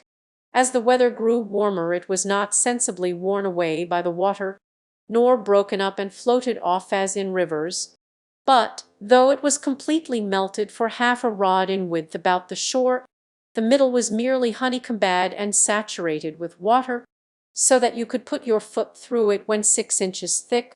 But by the next day evening, perhaps, after a warm rain followed by fog, it would have wholly disappeared, all gone off with the fog, spirited away. One year I went across the middle only 5 days before it disappeared entirely. In 1840 Walden was first completely open on the 1st of April. In 46, the 25th of March in Fortisvin, the 8th of April in Fifshane, the 20th of March in 5th Audio, the 18th of April in 50 Reed, the 20 Reed of March in 50 about the 7th of April. Every incident connected with the breaking up of the rivers and ponds and the settling of the weather is particularly interesting to us who live in a climate of so great extremes. When the warmer days come, they who dwell near the river hear the ice crack at night with a startling whoop as loud as artillery, as if its icy fetters were rent from end to end, and within a few days see it rapidly going out. So the alligator comes out of the mud with quakings of the earth. One old man, who has been a close observer of nature, and seems as thoroughly wise in regard to all her operations as if she had been put upon the stocks when he was a boy, and he had helped to lay her keel, who has come to his growth, and can hardly acquire more of natural lore if he should live to the age of Methuselah, told me, and I was surprised to hear him express wonder at any of nature's operations. For I thought that there were no secrets between them, that one spring day he took his gun and boat, and thought that he would have a little sport with the ducks. There was ice still on the meadows, but it was all gone out of the river, and he dropped down without obstruction from Sudbury, where he lived, to Fairhaven Pond, which he found unexpectedly covered for the most part with a firm field of ice. It was a warm day, and he was surprised to see so great a body of ice remaining. Not seeing any ducks, he hid his boat on the north or back side of an island in the pond, and then concealed himself in the bushes on the south side, to await them. The ice was melted for 3 or 4 rods from the shore, and there was a smooth and warm sheet of water, with a muddy bottom such as the ducks love, within, and he thought it likely that some would be along pretty soon. After he had lain still there about an hour, he heard a low and seemingly very distant sound, but singularly grand and impressive, unlike anything he had ever heard, gradually swelling and increasing as if it would have a universal and memorable ending, a sullen rushing roar, which seemed to him all at once like the sound of a vast body of fowl coming in to settle there, and, seizing his gun, he started up in haste and excited, but he found to his surprise that the whole body of the ice had started while he lay there, and drifted into the shore, and the sound he had heard was made by its edge grating on the shore, at first gently nibbled and crumbled off, but at length heaving up and scattering its wrecks along the island to a considerable height before it came to a standstill. At length the sun's rays have attained the right angle, and warm winds blow up mist and rain and melt the snow banks, and the sun dispersing the mist smiles on a checkered landscape of russet and white smoking with incense, through which the traveller picks his way from islet to islet, cheered by the music of 1,000 tinkling rills and rivulets whose veins are filled with the blood of winter which they are bearing off. Few phenomena gave me more delight than to observe the forms which thawing sand and clay assume in flowing down the sides of a deep cut on the railroad through which I passed on my way to the village, a phenomenon not very common on so large a scale, though the number of freshly exposed banks of the right material must have been greatly multiplied since railroads were invented. The material was sand of every degree of fineness and of various rich colors, commonly mixed with a little clay. When the frost comes out in the spring, and even in a thawing day in the winter, the sand begins to flow down the slopes like lava, sometimes bursting out through the snow and overflowing it where no sand was to be seen before. Innumerable little streams overlap and interlace one with another, exhibiting a sort of hybrid product which obeys halfway the law of currents, and halfway that of vegetation. As it flows it takes the forms of sappy leaves or vines, making heaps of pulpy sprays a foot or more in depth, and resembling, as you look down on them, the lacinated, lobed, and imbricate tholusus of some lichens, or you are reminded of coral, of leopard's paws or bird's feet, of brains or lungs or bowels, and excrements of all kinds. It is a truly grotesque vegetation, whose forms and color we see imitated in bronze, a sort of architectural foliage more ancient and typical than acanths, chicory, ivy, vine, or any vegetable leaves, destined perhaps, under some circumstances, to become a puzzle to future geologists. The whole cut impressed me as if it were a cave with its stalactites laid open to the light. The various shades of the sand are singularly rich and agreeable, embracing the different iron colors, brown, gray, yellowish, and reddish. When the flowing mass reaches the drain at the foot of the bank it spreads out flatter into strands, the separate streams losing their semi-cydylindric form and gradually becoming more flat and broad, running together as they are more moist, till they form an almost flat sand, still variously and beautifully shaded, but in which you can trace the original forms of vegetation, till at length in the water itself they are converted into banks, like those formed off the mouths of rivers, and the forms of vegetation are lost in the ripple marks on the bottom. The whole bank, which is from 20 to 40 feet high, is sometimes overlaid with a mass of this kind of foliage, or sandy rupture, for a quarter of a mile on one or both sides, the produce of one spring day. What makes this sand foliage remarkable is its springing into existence thus suddenly, when I see on the one side the inert bank, for the sun acts on one side first, and on the other this luxuriant foliage, the creation of an hour.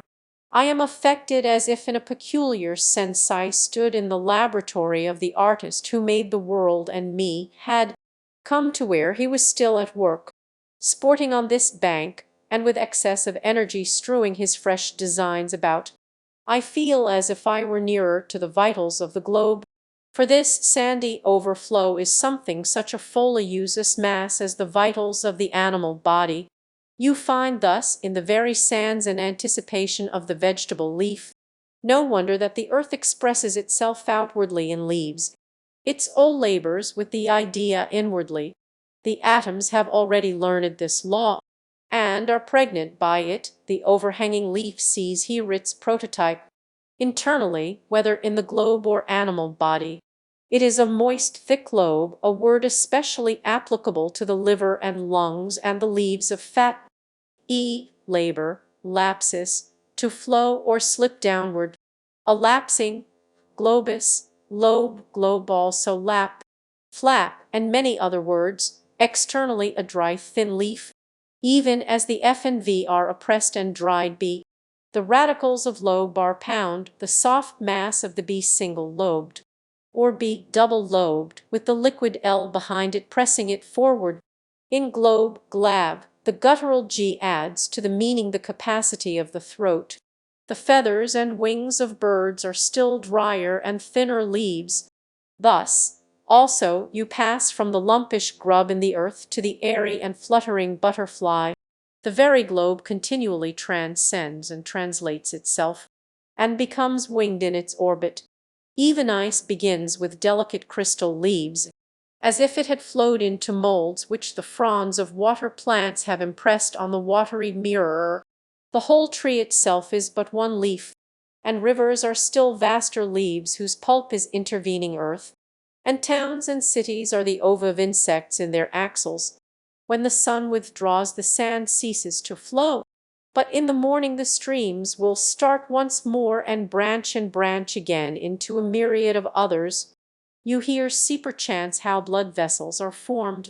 If you look closely you observe that first there pushes forward from the thawing mass a stream of soft and sand with a dark point, like the ball of the finger, feeling its way slowly and blindly downward, until at last with more heat and moisture, as the sun gets higher, the most fluid portion, in its effort to obey the law to which the most inert also yields, separates from the latter and forms for itself a meandering channel or artery within that, in which is seen a little silvery stream glancing like lightning from one stage of pulpy leaves or branches to another, and ever and anon swallowed up in the sand. It is wonderful how rapidly yet perfectly the sand organizes itself as it flows, using the best material its mass affords to form the sharp edges of its channel. Such are the sources of rivers. In the silicious matter which the water deposits is perhaps the bony system, and in the still finer soil and organic matter the fleshy fiber or cellular tissue. What is man but a mass of thawing clay? The ball of the human finger is but a drop congealed. The fingers and toes flow to their extent from the thawing mass of the body. Who knows what the human body would expand and flow out to under a more genial heaven? Is not the hand a spreading palm leaf with its lobes and veins? The ear may be regarded fancifully as a lichen, umbelliferal on the side of the head, with its lobe or drop.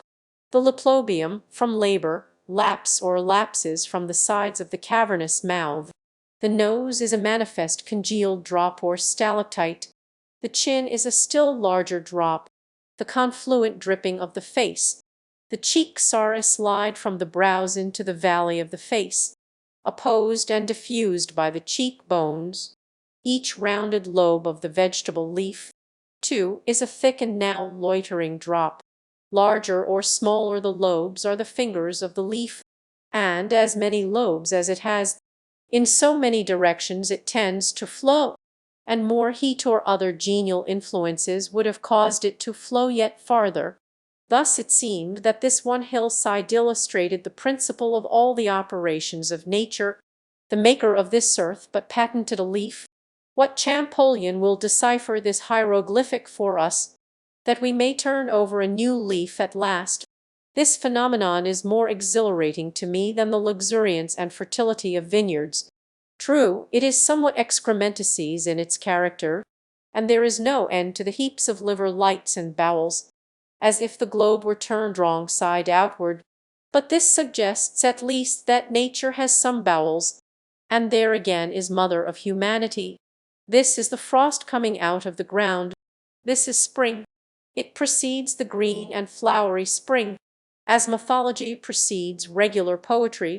I know of nothing more purgative of winter fumes and indigestions. It convinces me that earth is still in her swaddling clothes, and stretches forth baby fingers on every side. Fresh curls spring from the baldest brow. There is nothing inorganic. These folios as heaps lie along the bank like the slag of a furnace, showing that nature is in full blast within.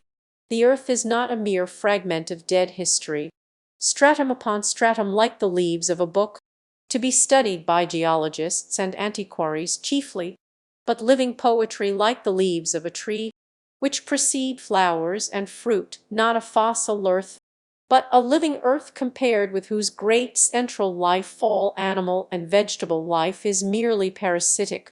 Its throes will heave our exuviae from their graves. You may melt your metals and cast them into the most beautiful molds you can.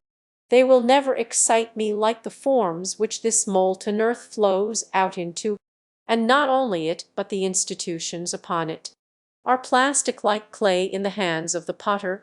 Ere long, not only on these banks, but on every hill and plain and in every hollow, the frost comes out of the ground like a dormant quadruped from its burrow, and seeks the sea with music or migrates to other climes in clouds. Thaw with his gentle persuasion is more powerful than Thor with his hammer. The one melts, the other but breaks in pieces. When the ground was partially bare of snow, and a few warm days had dried its surface somewhat, it was pleasant to compare the first tender signs of the infant year just peeping forth with the stately beauty of the withered vegetation which had withstood the winter, lifeler shaping. Golder nods, pinweeds, and graceful wild grasses, more obvious and interesting frequently than in summer even, as if their beauty was not ripe till then, even cottongrass, cattles, mullins, jawswort, hardhock, meadwiswat, and other strong-stemmed plants, those dates granaries which entertain the earliest birds, decent weeds, at least, which widowed nature wears. I am particularly attracted by the arching and sheaf-like top of the woolgrass. It brings back the summer to our winter memories, and is among the forms which art loves to copy, and which, in the vegetable kingdom, have the same relation to types already in the mind of man that astronomy has. It is an antique style older than Greek or Egyptian. Many of the phenomena of winter are suggestive of an incappressible tenderness and fragile delicacy. We are accustomed to hear this king described as a rude and boisterous tyrant, but with the gentleness of a lover he adorns the tresses of summer.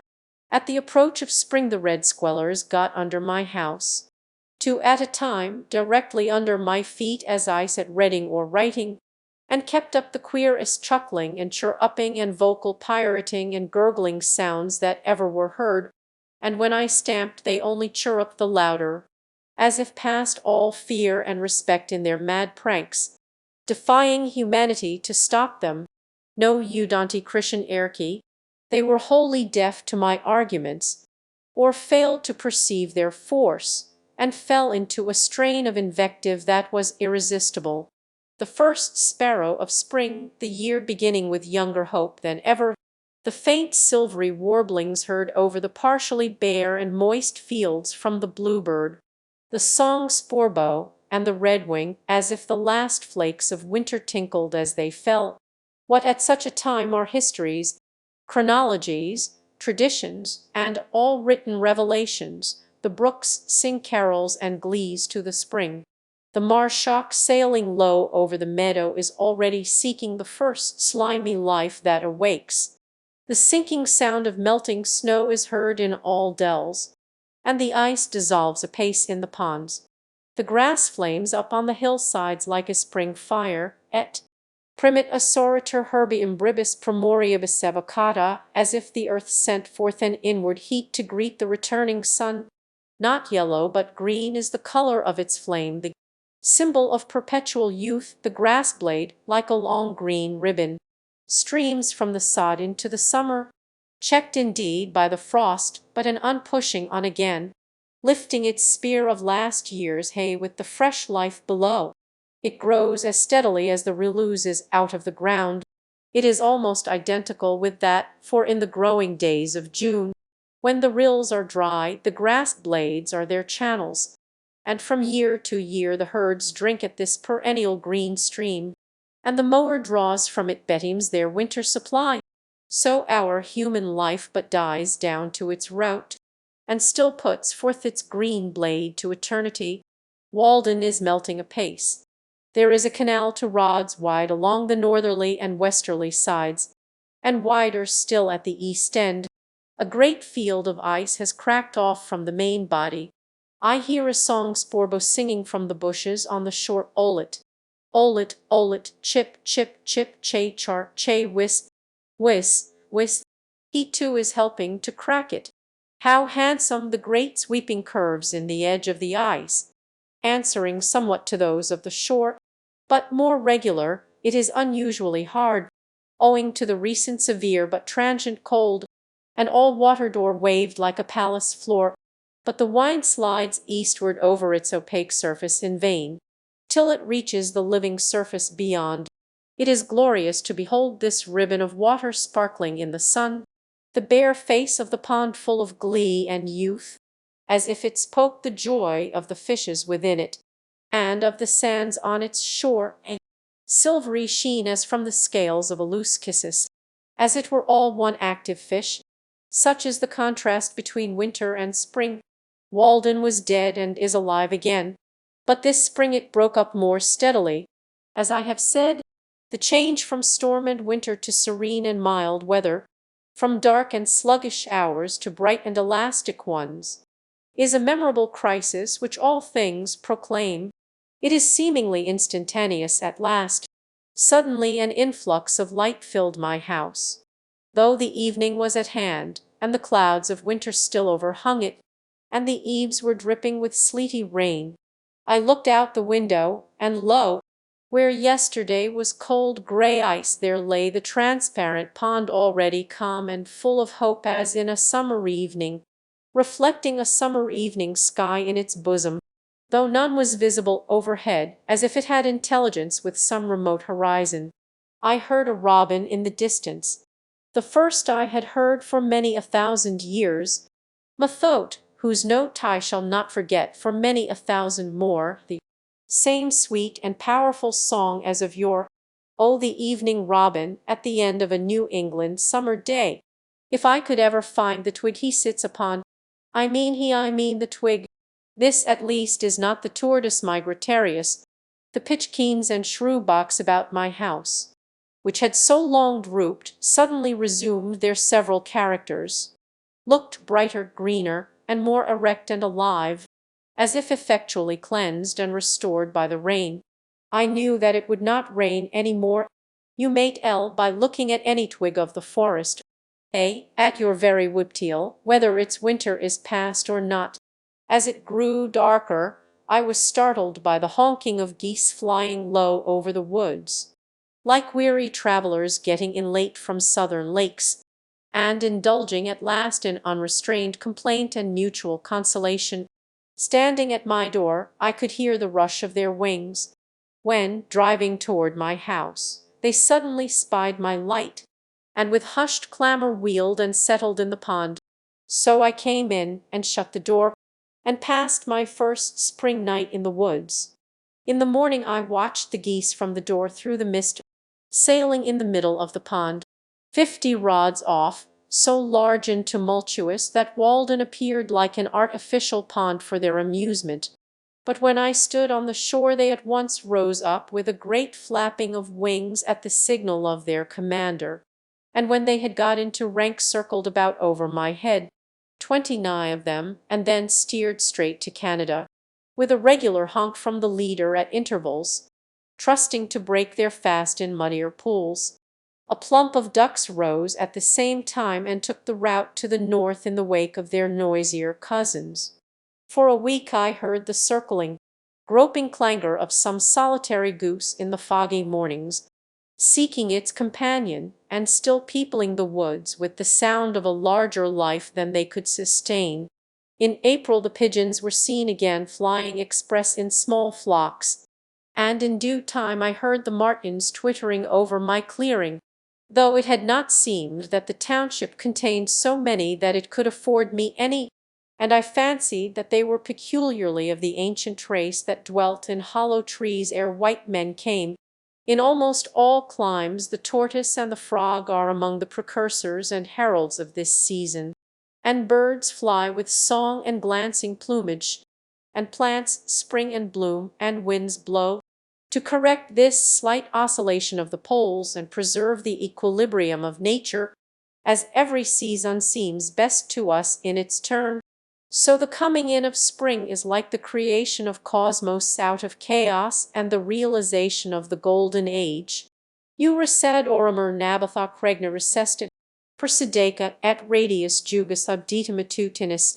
The east wind withdrew to Aurore and the Naboth kingdom, and the Persian, and the ridges placed under the morning rays man was born, whether that artificer of things, the origin of a better world, made him from the divine seed or the earth, being recent and lately sundered from the high ether, retained some seeds of cognate heaven.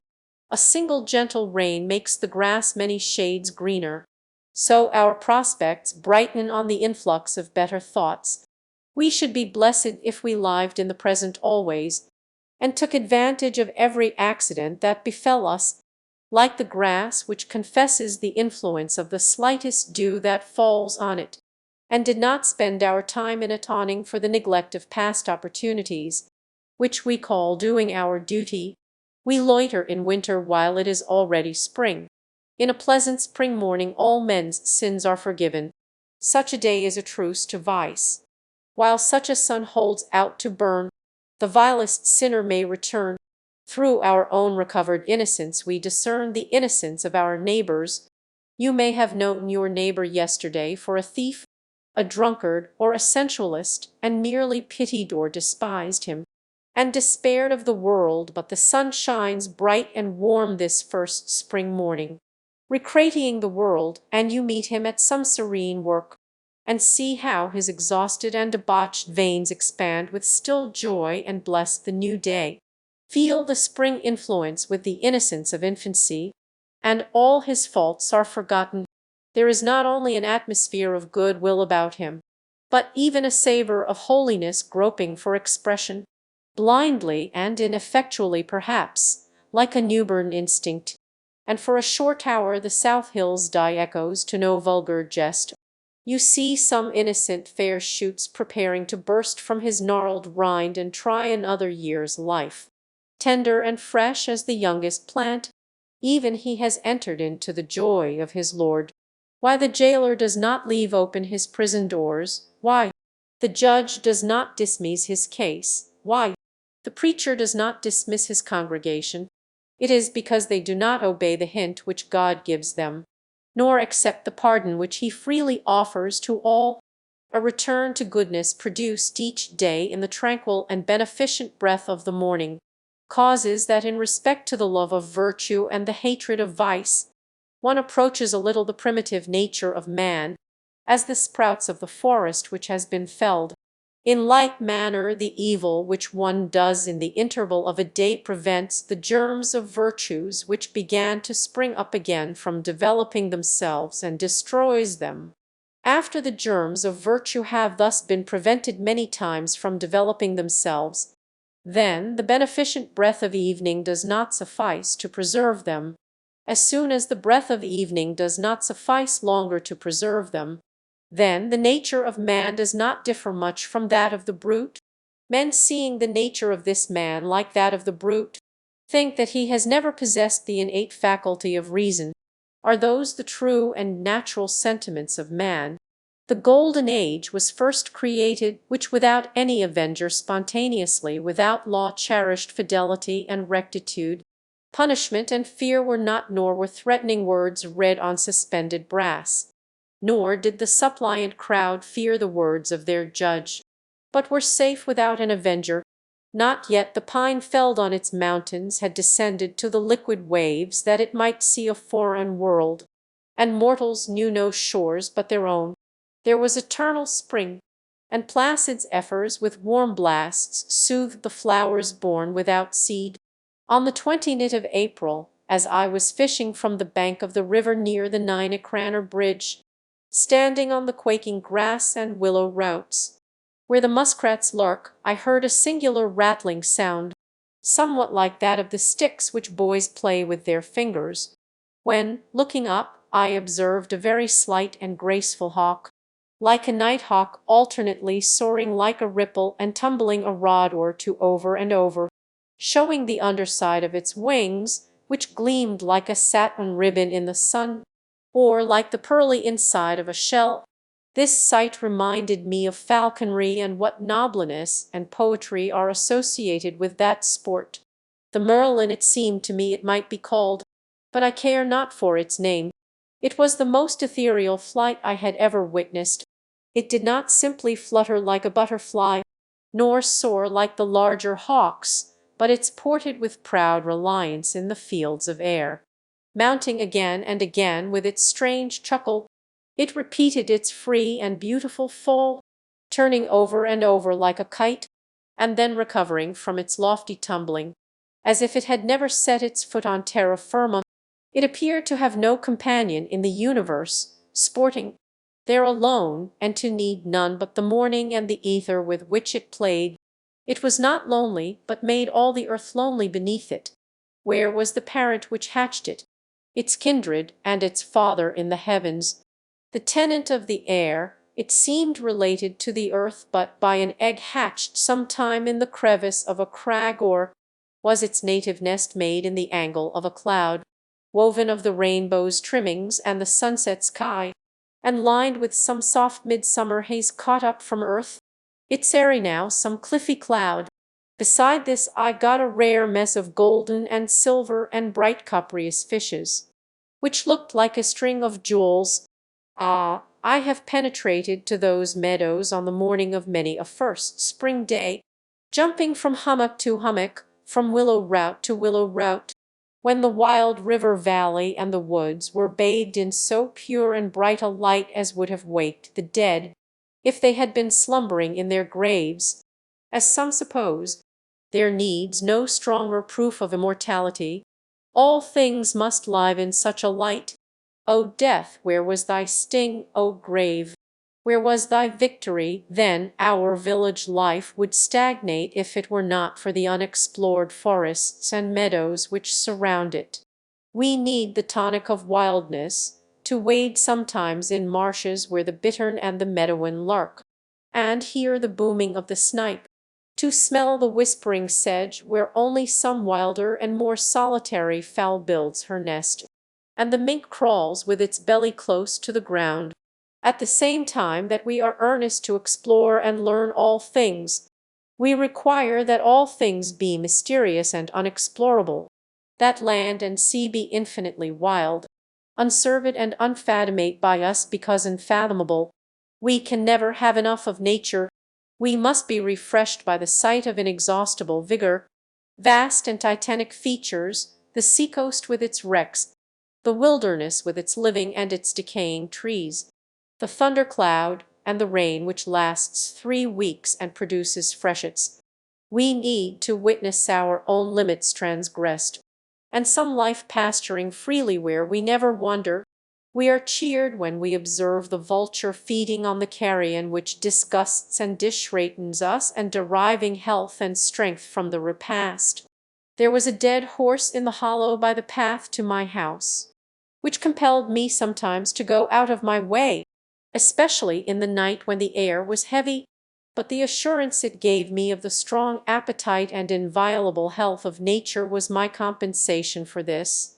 I love to see that nature is so rife with life that myriads can be afforded to be sacrificed and suffered to prey on one another, that tender organizations can be so serenely squashed out of existence like pulp tadpoles, which herons gobble up and tortoises and toads run over in the road, and that sometimes it has rained flesh and blood, With the liability to accident, we must see how little account is to be made of it. The impression made on a wise man is that of universal innocence. Poison is not poisonous after all, nor are any wounds fatal. Compassion is a very untenable ground. It must be expeditious. Its pleadings will not bear to be stereotyped. Early in May, the oaks, hickories, maples, and other trees, just putting out amidst the pine woods around the pond, imparted a brightness like sunshine to the landscape, especially in cloudy days, as if the sun were breaking through mists and shining faintly on the hills dies here and there. On the 3rd or 4th of May I saw a loon in the pond, and during the first week of the month I heard the whippoorwill, the brown thrushy, the veery, the wood pewee, the chewink, and other birds. I had heard the wood thrush long before. The bee had already come once more and looked in at my door and window to see if my house was cavern-like enough for her, sustaining herself on humming wings with clinched talons, as if she held by the air, while she surveyed the premises. The sulphur wicks pollen of the pitchkite soon covered the pond and the stones and rotten wood along the shore, so that you could have collected a barrel-full. This is the sulphur showers we hear of. Even in Kalidas' drama of Sakuntala we read of rills dyed yellow with the gold and dust of the lotus. And so the seasons went rolling on into summer, as one rambles into higher and higher grass. Thus was my first year's life in the woods completed, and the second year was similar to it. I finally left Walden September 6, 1847. Conclusion. To the sick the doctors wisely recommend a change of air and scenery. Thank heaven, here is not all the world. The bucky does not grow in New England, and the mockingbird is rarely heard here. The wildgoose is more of a cosmopolite than we. He breaks his fast in Canada, takes a luncheon in the Ohio, and plumes himself for the night in a southern bayou. Even the bison, to some extent, keeps pace with the seasons, cropping the pastures of the Colorado only till a greener and sweeter grass awaits him by the Yellowstone. Yet we think that if rail fences are pulled down, and stone walls piled up on our farms, bounds are henceforth set to our lives and our fates decided. If you are chosen town clerk, forsooth you cannot go to Tierra-del-Fuego this summer, but you may go to the land of infernal fire nevertheless. The universe is wider than our views of it. Yet we should oftener look over the taffrail of our craft, like curious passengers, and not make the voyage like stupid sailors picking oakum. The other side of the globe is but the home of our correspondent. Our voyaging is only great circle sailing, and the doctors prescribe for diseases of the skin merely.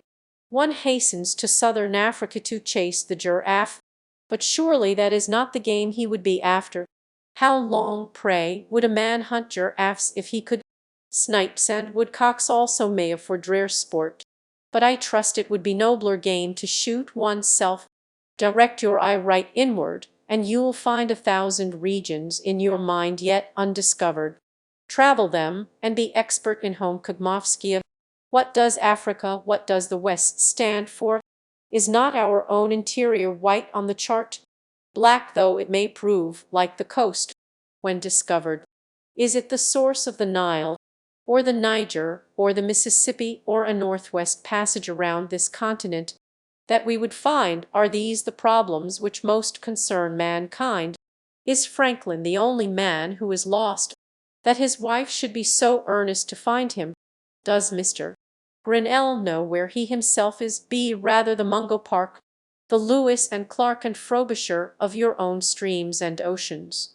Explore your own higher latitudes, with shiploads of preserved meats to support you, if they be necessary, and pile the empty cans skyge for a sign. Were preserved meats invented to preserve meat merely? Nay, be a Columbus to hold new continents and worlds within you, opening new channels, not of trade, but of thought. Every man is the lord of a realm beside which the earthly empire of the Tsar is but a petty state. a hummock cleft by the ice. Yet some can be patriotic who have no self-respect, and sacrifice the greater to the less veil of the soil which makes their graves, but have no sympathy with the spirit which may still animate their clay. Patriotism is a maggot in their heads. What was the meaning of that South Sea exploring expedition, with all its parade and expense, but an indirect recognition of the fact that there are continents and seas in the moral world to which every man is an isthmus or an inlet, yet unexplored by him, but that it is easier to sail many thousand miles through cold and storm and cannibals in a government ship with 500 men and boys to assist one than it is to explore the private sea, the Atlantic and Pacific Ocean of one's being alone. Erit et extremos alter scrutator riberos, plus habitic vit plus habitile vi. Let them wander and scrutinize the Atlantish Australians. I have more of God, they more of the road. It is not worth the while to go round the world to count the cats in Zanzibar. Yet do this even till you can do better, and you may perhaps find some Sims hole by which to get at the inside at last. England and France, Spain and Portugal, Gold Coast and Slave Coast, all front on this private sea, but no bark from them has ventured out of sight of land, though it is without doubt the direct way to India, if you would learn to speak all tongues and conform to the customs of all nations. If you would travel farther than all travelers, be naturalized in all climes, and cause the Sphinx to dash her head against a stone, even obey the precept of the old philosopher, and explore thyself. Herein are demanded the eye and the nerve. Only the defeated and deserters go to the wars. Cowards that run away and enlist start now on that farthest western way, which does not pause at the Mississippi or the Pacific, nor conduct toward a worn-out China or Japan, but leads on direct a tangent to this sphere, summer and winter, day and night, sun down, moon down, and at last earth down to. It is said that Mirabeau took to highway robbery to ascertain what degree of resolution was necessary in order to place one's self in formal opposition to the most sacred laws of society. He declared that a soldier who fights in the ranks does not require half so much courage as a foot-padan, that honor and religion have never stood in the way of a well-conceived and a firm resolve. This was manly, as the world goes, and yet it was idle, if not desperate. A saner man would have found himself often enough in formal opposition to what are deemed the most sacred laws of society, through obedience to yet more sacred laws, and so have tested his resolution without going out of his way. It is not for a man to put himself in such an attitude to society, but to maintain himself in whatever attitude he find himself through obedience to the laws of his being, which will never be one of opposition to a just government, if he should chance to meet with such. I left the woods for as good a reason as I went there. Perhaps it seemed to me that I had several more lives to live, and could not spare any more time for that one. It is remarkable how easily and insensibly we fall into a particular route, and make a beaten track for ourselves. I had not lived there a week before my feet wore a path from my door to the pond side, and though it is 5 or 6 years since I trod it, it is still quite distinct. It is true, I fear that others may have fallen into it, and so helped to keep it open. The surface of the earth is soft and impressible by the feet of men, and so with the paths which the mind travels. How worn and dusty, then, must be the highways of the world! How deep the ruts of tradition and conformity! I did not wish to take a cabin passage, but rather to go before the mast and on the deck of the world, for there I could best see the moonlight amid the mountains. I do not wish to go below now. I learned this, at least, by my experiment, that if one advances confidently in the direction of his dreams, and endeavors to live the life which he has imagined, he will meet with a success unexpected in common hours. He will put some things behind, will pass an invisible boundary, new, universal, and more liberal laws will begin to establish themselves around and within him, or the old laws be expanded and interpreted in his favor in a more liberal sense, and he will live with the license of a higher order of beings in proportion as he simplifies his life. The laws of the universe will appear less complex, and solitude will not be solitude, nor poverty poverty, nor weakness weakness. If you have built castles in the air, your work need not be lost, that is where they should be. Now put the foundations under them. It is a ridiculous demand which England and America make, that you shall speak so that they can understand you. Neither men nor toadstools grow so, as if that were important, and there were not enough to understand you without them, as if nature could support but one order of understandings, could not sustain birds as well as quadrupeds, flying as well as creeping things, and hush and who, which bright can understand, were the best English, as if there were safety in stupidity alone. I fear chiefly lest my expression may not be extravagant enough, may not wander far enough beyond the narrow limits of my daily experience, so as to be adequate to the truth of which I have been convinced. Extravagance, it depends on how you are yarded. The migrating buffalo, which seeks new pastures in another latitude, is not extravagant like the cow which kicks over the pale, leaps the cow-haired fence, and runs after her calf. In milking time, I desire to speak somewhere without bounds, like a man in a waking moment, to men in their waking moments, for I am convinced that I cannot exaggerate enough even to lay the foundation of a true expression. Who that has heard a strain of music feared than lest he should speak extravagantly any more forever? In view of the future or possible, we should live quite laxly and undefined in front, our outlines dim and misty on that side, as our shadows reveal an insensible perspiration toward the sun. The volatile truth of our words should continually betray the inadequacy of the residual statement. Their truth is instantly translated, its literal monumental own remains. The words which express our faith and piety are not definite, yet they are significant and fragrant like frankincense to superior natures, while ever downward to our dullest perception always, and praise that as common sense. The commonest sense is the sense of men asleep, which they express by snoring. Sometimes we are inclined to class those who are enchantifated with the half-wited, because we appreciate only a third part of their wit. Some would find fault with the morning-erd, if they ever got up early enough. They pretend, as I hear, that the verses of Cabir have 4 different senses: illusion, spirit, intellect, and the exoteric doctrine of the Vedas. But in this part of the world it is considered a ground for complaint if a man's writings admit of more than one interpretation. While England endeavours to cure the potatarate, will not any endeavour to cure the brain rot, which prevails so much more widely and fatally? I do not suppose that I have attained to obscurity, but I should be proud if no more fatal fault were found with my pages on this score than was found with the Walden ice. Southern customers objected to its blue color, which is the evidence of its purity, as if it were muddy, and preferred the Cambridge ice, which is white but tastes of weeds. The purity men love is like the mists which envelop the earth, and not like the azure ether beyond. Some are dinning in our ears that we Americans, and moderns generally, are intellectual dwarfs compared with the ancients, or even the Elizabethan men. But what is that to the purpose? A living dog is better than a dead lion.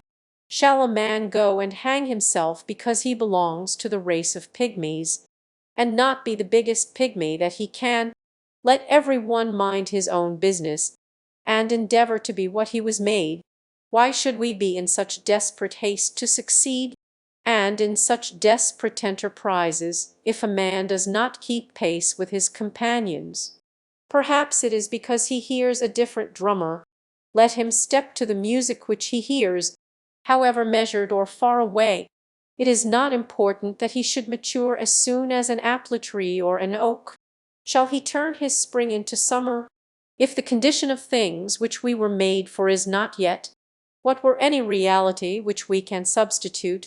We will not be shipwrecked on a vain reality.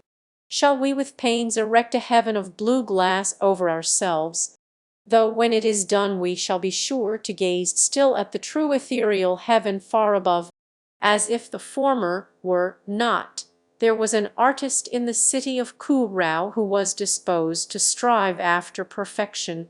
One day it came into his mind to make a staff, having considered that in an imperfect work time is an ingredient, but into a perfect work time does not enter.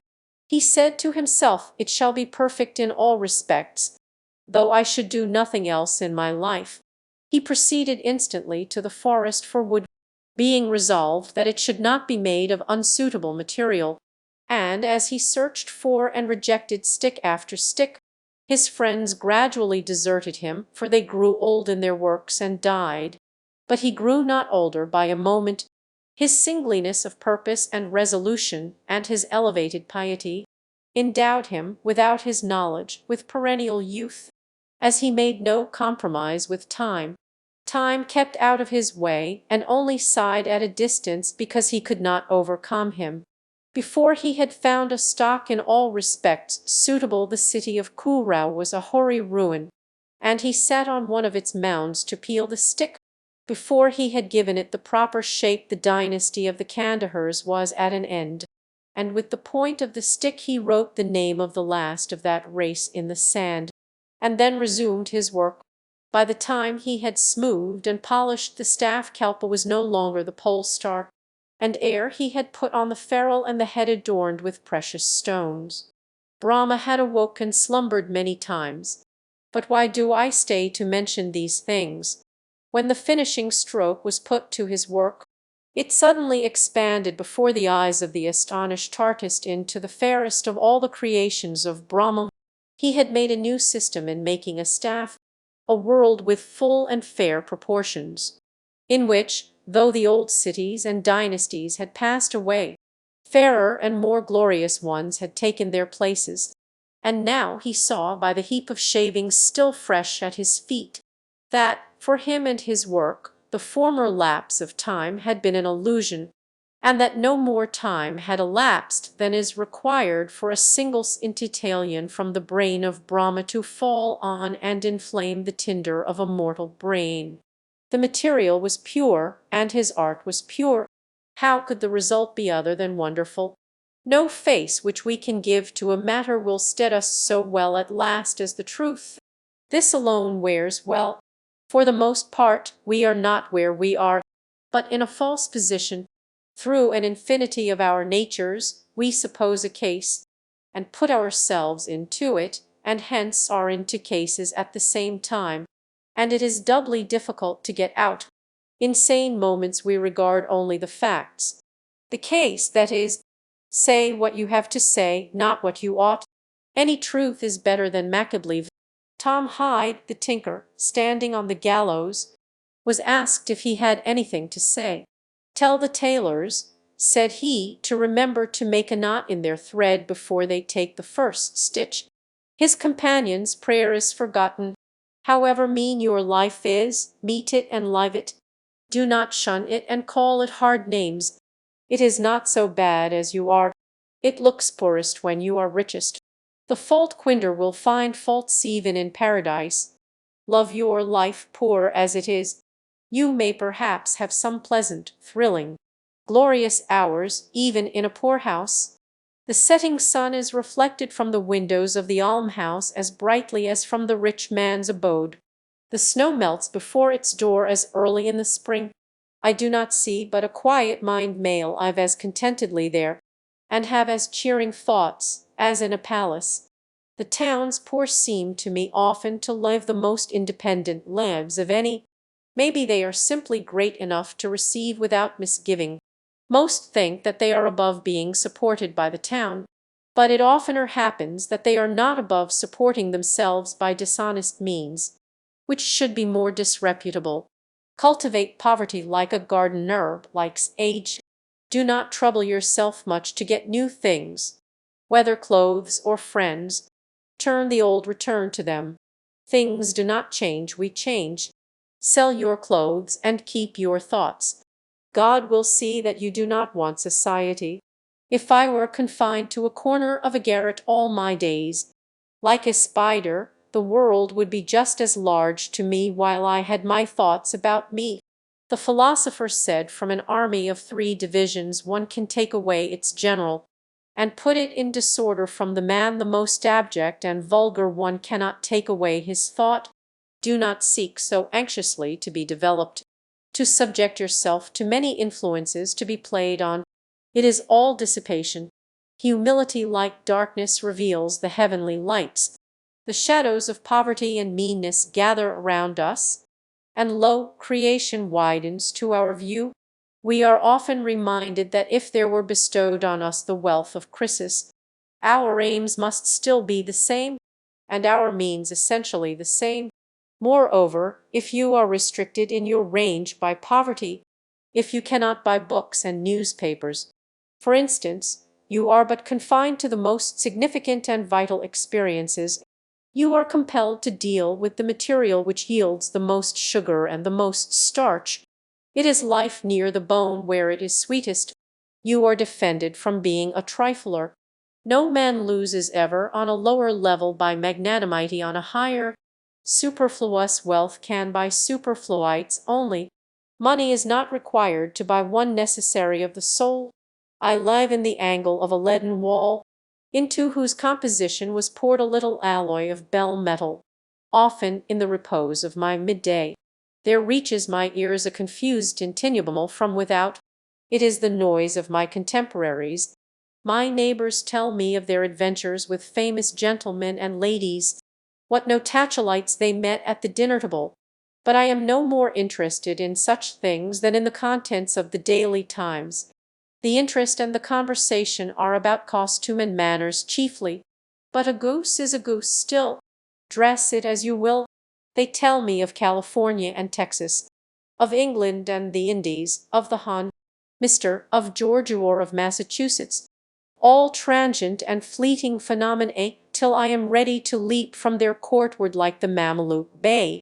I delight to come to my bearings, not walk in procession with pomp and parade, in a conspicuous place, but to walk even with the builder of the universe. If I may, not to live in this restless, nervous, bustling, trivial 19th century, but stand or sit thoughtfully while it goes by. What are men celebrating? They are all on a committee of arrangements, and hourly expect a speech from somebody. God is only the president of the day, and Webster is his orator. I love to weigh, to settle, to gravitate toward that which most strongly and rightfully attracts me, not hang by the beam of the scale and try to weigh less, not suppose a case, but take the case that is, to travel the only path I can, and that on which no power can resist me. It affords me no satisfaction to commence to spring an arch before I have got a solid foundation. Let us not play at kittle-bins. There is a solid bottom everywhere. We read that the traveler asked the boy if the swamp before him had a hard bottom. The boy replied that it had, but presently the traveler's horse sank in up to the girths, and he observed to the boy, "I thought you said that this bog had a hard bottom."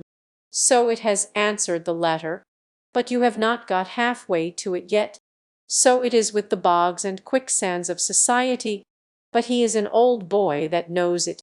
Only what is thought, said, or done at a certain rare coincidence is good.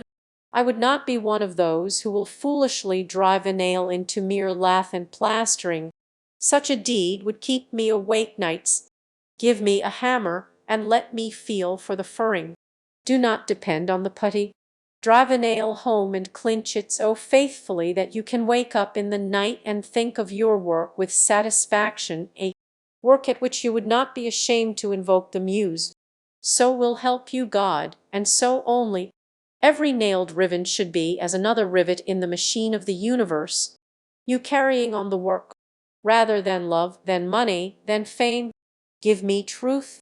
I sat at a table where were rich food and wine in abundance, and obsequious attendants, but sincerity and truth were not.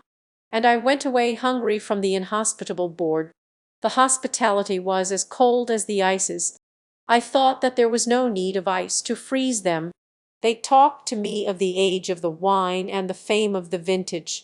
But I thought of an older, a newer, and purer wine of a more glorious vintage, which they had not got and could not buy. The style, the house and grounds and entertainment pass for nothing with me. I called on the king, but he made me wait in his hall, and conducted like a man incapacitated for hospitality. There was a man in my neighborhood who lived in a hollow tree. His manners were truly regal. I should have done better had I called on him. How long shall we sit in our porticos practising idle and musty virtues, which any work would make impertinent, as if one were to begin the day with Longhofsung, and hire a man to hoe his potatoes, and in the afternoon go forth to practise Christian meekness and charity with goodness of forethought? Consider the China pride and stagnant self-callousness of mankind. This generation inclines a little to congratulate itself on being the last of an illustrious line, and in Boston and London and Paris and Rome, thinking of its long descent, it speaks of its progress in art and science and literature with satisfaction. There are the records of the philosophical societies and the public eulogies of great men. It is the good Adam contemplating his own virtue. Yes, we have done great deeds and sung divine songs, which shall never die, that is, as long as we can remember them. The learned societies and great men of Assyria, where are they? What youthful philosophers and experimentistals we are! There is not one of my readers who has yet lived a whole human life. These may be but the spring months in the life of the race. If we have had the 7 ivories itch, we have not seen the 70 any locust yet in concord. We are acquainted with a mere pellicle of the globe on which we live. Most have not delved 6 feet beneath the surface, nor leapt as many above it. We know not where we are. Beside, we are sound asleep nearly half our time. Yet we esteem ourselves wise, and have an established order on the surface. Truly, we are deep thinkers, we are ambitious spirits. As I stand over the insect crawling amid the pine needles on the forest floor, and endeavoring to conceal itself from my sight, and ask myself why it will cherish those humble thoughts, and hide its head from me who might, perhaps, be its benefactor, and impart to its race some cheering information, I am reminded of the greater benefactor and intelligence that stands over me, the human insect.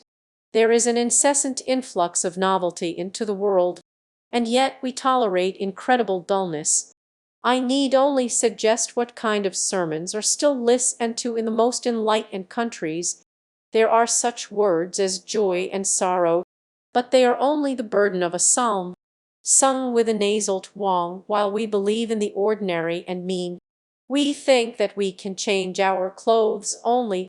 It is said that the British Empire is very large and respectable, and that the United States are a first-rate power. We do not believe that a tide rises and falls behind every man which can float the British Empire like a chip, if he should ever harbor it in his mind. Who knows what sort of 70 any locust will next come out of the ground? The government of the world I live in was not framed, like that of Britain, in after-Indian conversations over the wine. The life in us is like the water in the river. It may rise this year higher than man has ever known it, and flood the parched uplands. Even this may be the eventful year, which will drown out all our muskrats. It was not always dry land where we dwell. I see far inland the banks which the stream anciently washed, before science began to record its freshets. Every one has heard the story which has gone the rounds of New England, of a strong and beautiful bug which came out of the dry leaf of an old table of apple-tree wood, which had stood in a farmer's kitchen for 60 years, first in Connecticut and afterward in Massachusetts, from an egg deposited in the living tree many years earlier still, as appeared by counting the annual layers beyond it.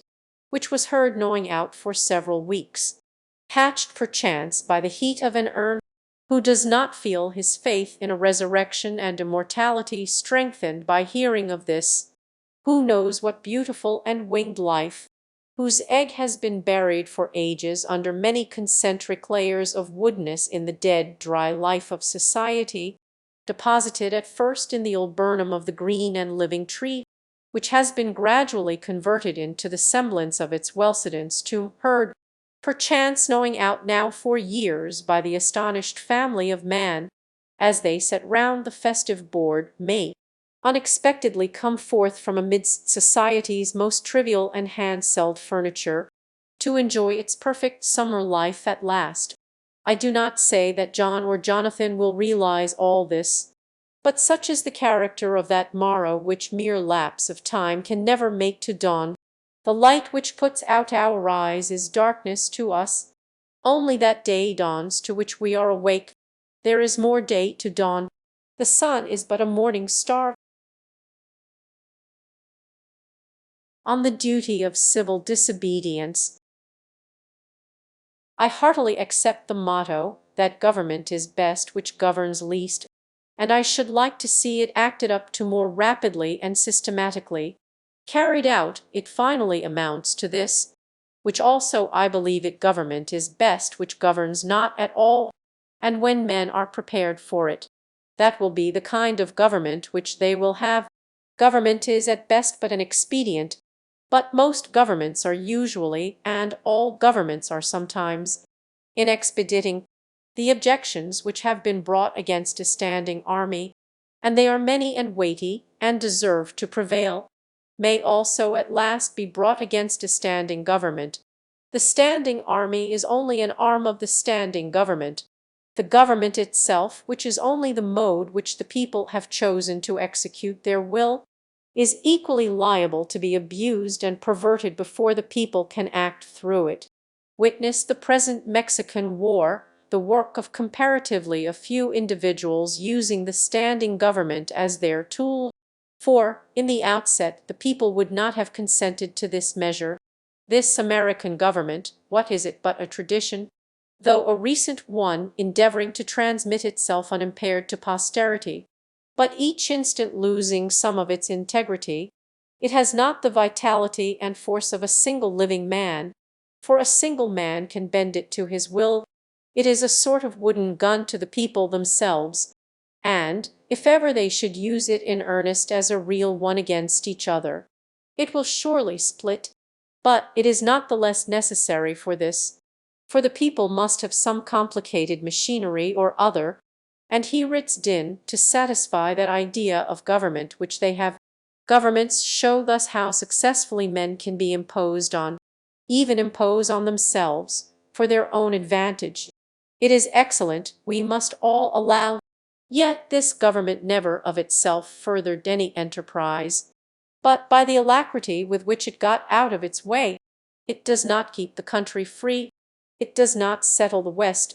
It does not educate. The character inherent in the American people has done all that has been accomplished, and it would have done somewhat more, if the government had not sometimes got in its way. For government is an expedient by which men would fain succeed in letting one another alone, and, as has been said, when it is most expedient, the governed are most let alone by it. Trade and commerce, if they were not made of India rubber, would never manage to bound severe obstacles which legislators are continually putting in their way. And, if one were to judge these men wholly by the effects of their actions, and not partly by their intentions, they would deserve to be classed and punished with those mischievous persons who put obstructions on the railroads. But, to speak practically and as a citizen, unlike those who call themselves no government men, I ask for, not at once no government, but at once a better government. Let every man make known what kind of government would command his respect, and that will be one step toward obtaining it. After all, the practical reason why, when the power is once in the hands of the people, a majority are permitted and for a long period continue, to rule is not because they are most likely to be in the right, nor because this seems fairest to the minority, but because they are physically the strongest. But a government in which the majority rule in all cases cannot be based on justice, even as far as men understand it.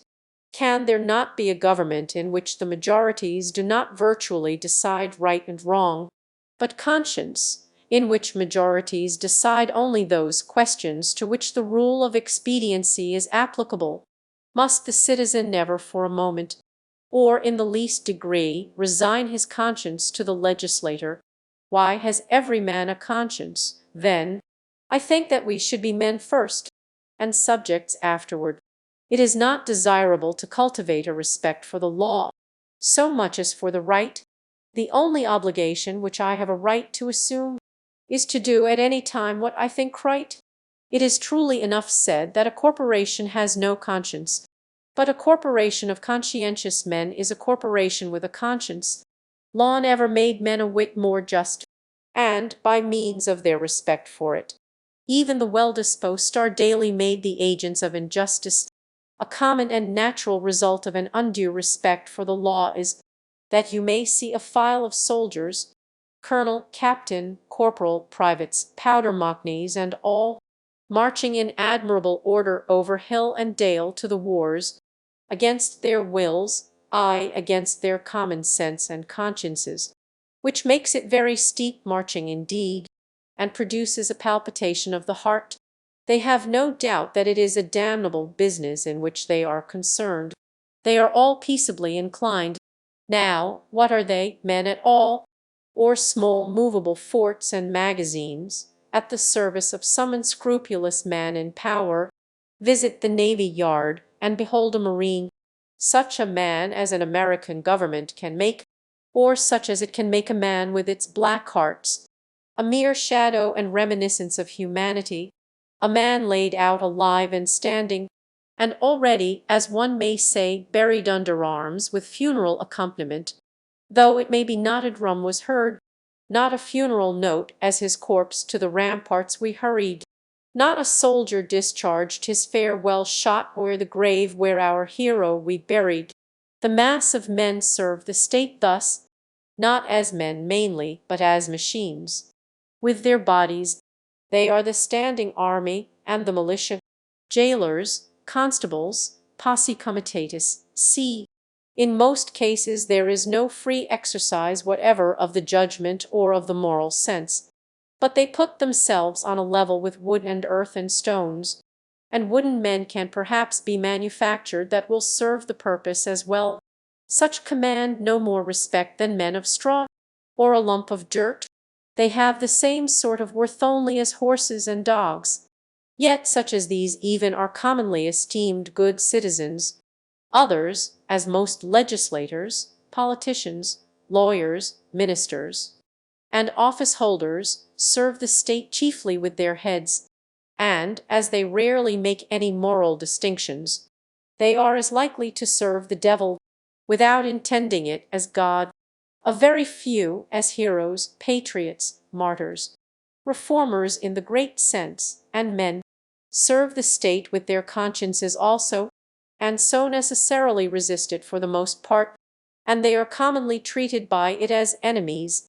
A wise man will only be useful as a man, and will not submit to be clay, and stop a hole to keep the wind away, but leave that office to his dust at least.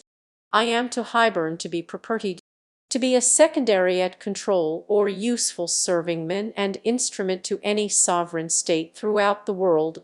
He who gives himself entirely to his fellowmen appears to them useless and selfish, but he who gives himself partially to them is pronounced a benefactor and philanthropist. How does it become a man to behave toward the American government today? I answer that he cannot without disgrace be associated with it. I cannot for an instant recognize that political organization as my government, which is the slave's government also. All men recognize the right of revolution, that is, the right to refuse allegiance to and to resist the government, when its tyranny or its inefficiency are great and unendurable. But almost all say that such is not the case now. But such was the case, they think, in the revolution of 75. If one were to tell me that this was a bad government because it taxed certain foreign commodities brought to its ports, it is most probable that I should not make an ado about it, for I can do without them. All machines have their friction, and possibly this does enough good to counterbalance the evil. At any rate, it is a great evil to make a stir about it. But when the friction comes to have its machine, and oppression and robbery are organized, I say, let us not have such a machine any longer. In other words, when a sixth of the population of a nation which has undertaken to be the refuge of liberty are slaves, and a whole country is unjustly overrun and conquered by a foreign army, and subjected to military law, I think that it is not too soon for honest men to rebel and revolutionize. What makes this duty the more urgent is that fact, that the country so overrun is not our own, but ours is the invading army. Paley, a common authority with many on moral questions, in his chapter on the duty of submission to civil government, resolves all civil obligation into expediency, and he proceeds to say that so long as the interest of the whole society requires it, that is, so long as the established government cannot be resisted or changed without public inconveniency, it is the will of God that the established government be obeyed, and no longer. This principle being admitted, the justice of every particular case of resistance is reduced to a computation of the quantity of the danger and grievance on the one side, and of the probability and expense of redressing it on the other. Of this, he says, every man shall judge for himself. But Paley appears never to have contemplated those cases to which the rule of expediency does not apply, in which a people, as well as an individual, must do justice, cost what it may. If I have unjustly wrested a plank from a drowning man, I must restore it to him though I drown myself. This, according to Paley, would be inconvenient, but he that would save his life, in such a case, shall lose it. This people must cease to hold slaves, and to make war on Mexico, though it cost them their existence as a people. In their practice, nations agree with Paley. But does anyone think that Massachusetts does exactly what is right at the present crisis? A drab of state, a clothes wobber slut, to have her train borne up and her soul trail in the dirt. Practically speaking, the opponents to a reform in Massachusetts are not 100,000 politicians at the South, but 100,000 merchants and farmers here, who are more interested in commerce and agriculture than they are in humanity, and are not prepared to do justice to the slave and to Mexico, cost what it may. I quarrel not with foes, but with those who, near at home, cooperate with and do the bidding of those far away, and without whom the latter would be harmless. We are accustomed to say that the mass of men are unprepared, but improvement is slow, because the few are not materially wiser or better than the many. It is not so important that many should be as good as you, as that there be some absolute goodness somewhere, for that will leaven the whole lump. There are thousands who are in opinion opposed to slavery and to the war, who yet in effect do nothing to put an end to them, who, esteeming themselves children of Washington and Franklin, sit down with their hands in their pockets, and say that they know not what to do, and do nothing, who even postpone the question of freedom to the question of free trade, and quietly read the price current along with the latest advices from Mexico, after dinner, and, it may be, fall asleep over them both. What is the precursor of an honest man and patriot today? They hesitate, and they regret, and sometimes they petition, but they do nothing in earnest and with effect. They will wait, well disposed, for others to remedy the evil, that they may no longer have it to regret. At most, they give only a cheap vote, and a feeble countenance and Godspeed to the right. As it goes by them, there are 990 patrons of virtue to one virtuous man. But it is easier to deal with the real possessor of a thing than with the temporary guardian of it. All voting is a sort of gaming. like checkers or backgammon, with a slight moral tinge to it, a playing with right and wrong, with moral questions. And betting naturally accompanies it. The character of the voters is not staked. I cast my vote, perchance, as I think right, but I am not vitally concerned that that right should prevail. I am willing to leave it to the majority. Its obligation, therefore, never exceeds that of expediency. Even voting for the right is doing nothing for it. It is only expressing to men feebly your desire that it should prevail. A wise man will not leave the right to the mercy of chance, nor wish it to prevail through the power of the majority. There is but little virtue in the action of masses of men. When the majority shall at length vote for the abolition of slavery, it will be because they are indifferent to slavery, or because there is but little slavery left to be abolished by their vote. They will then be the only slaves. Only his vote can hasten the abolition of slavery who asserts his own freedom by his vote. I hear of a convention to be held at Baltimore or elsewhere for the selection of a candidate for the presidency, made up chiefly of editors and men who are politicians by profession. But I think, what is it to any independent, intelligent, and respectable man what decision they may come to? Shall we not have the advantage of his wisdom and honesty? Nevertheless, can we not count upon some independent votes? Are there not many individuals in the country who do not attend conventions?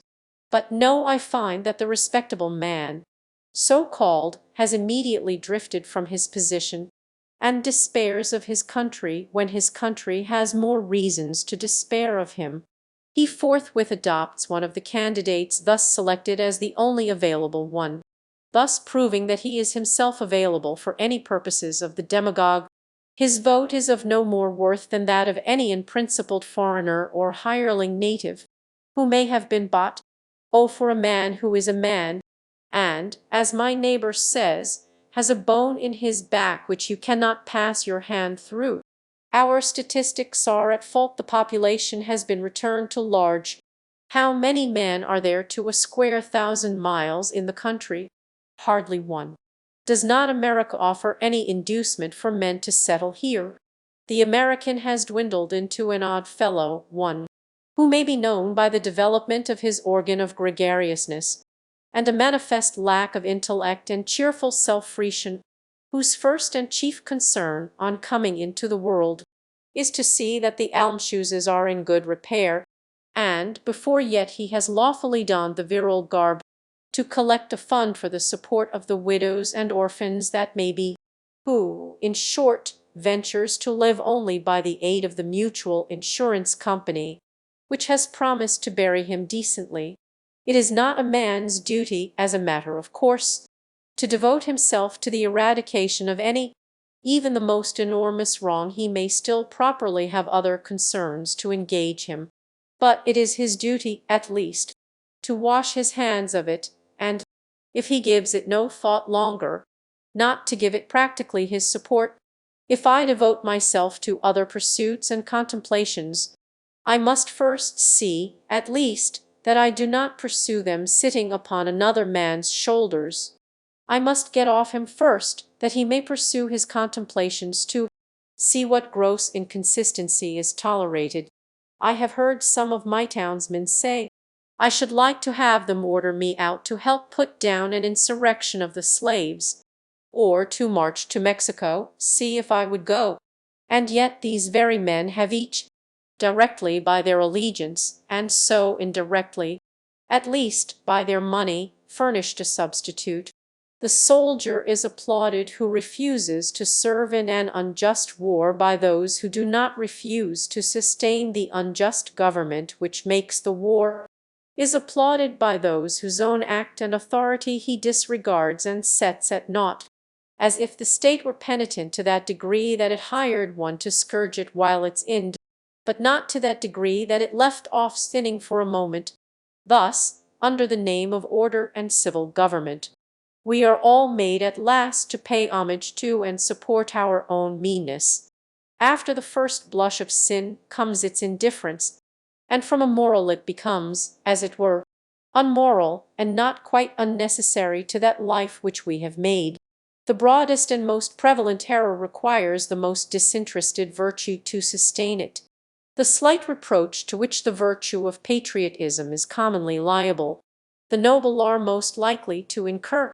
Those who, while they disapprove of the character and measures of a government, yield to it their allegiance and support, are undoubtedly its most conscientious supporters, and so frequently the most serious obstacles to reform. Some are petitioning the state to dissolve the Union, to disregard the requisitions of the President. Why do they not dissolve it themselves, the Union between themselves and the state, and refuse to pay their quota into its treasury? Do not they stand in same relation to the state that the state does to the Union? And have not the same reasons prevented the state from resisting the Union, which have prevented them from resisting the state? How can a man be satisfied to entertain an opinion merely, and enjoy it? Is there any enjoyment in it? If his opinion is that he is aggrieved, if you are cheated out of a single dollar by your neighbor, you do not rest satisfied with knowing you are cheated, or with saying that you are cheated, or even with petitioning him to pay you your due, but you take effectual steps at once to obtain the full amount, and see that you are never cheated again. Action from principle, the perception and the performance of right changes things and relations. It is essentially revolutionary, and does not consist wholly with anything which was. It not only divided states and churches, it divides families, it divides the individual, separating the diabolical in him from the divine. Unjust laws exist. Shall we be content to obey them, or shall we endeavor to amend them, and obey them until we have succeeded, or shall we transgress them at once? Men generally, under such a government as this, think that they ought to wait until they have persuaded the majority to alter them. They think that, if they should resist, the remedy would be worse than the evil. But it is the fault of the government itself that the remedy is worse than the evil. It makes it worse. Why is it not more apt to anticipate and provide for reform? Why does it not cherish its wise minority? Why does it cry and resist before it is hurt? Why does it not encourage its citizens to be on the alert to point out its faults, and do better than it would have them? Why does it always crucify Christ, and excommunicate Copernicus and Luther, and pronounce Washington and Franklin rebels? One would think that a deliberate and practical denial of its authority was the only offense never contemplated by government. Else, why has it not assigned its definite, its suitable and proportionate penalty if a man who has no property refuses but once to earn 9 shillings for the state? He is put in prison for a period unlimited by any law that I know, and determined only by the discretion of those who placed him there. But if he should steal 90 times 9 shillings from the state, he is soon permitted to go at large again. If the injustice is part of the necessary friction of the machine of government, let it go, perchance it will wear smooth. Certainly, the machine will wear out. If the injustice has a spring, or a pulley, or a rope, or a crank, exclusively for itself, then perhaps you may consider whether the remedy will not be worse than the evil. But if it is of such a nature that it requires you to be the agent of injustice to another, then, I say, break the law. Let your life be a counter-friction to stop the machine. What I have to do is to see, at any rate, that I do not lend myself to the wrong which I condemn. As for adopting the ways which the state has provided for remedying the evil, I know not of such ways.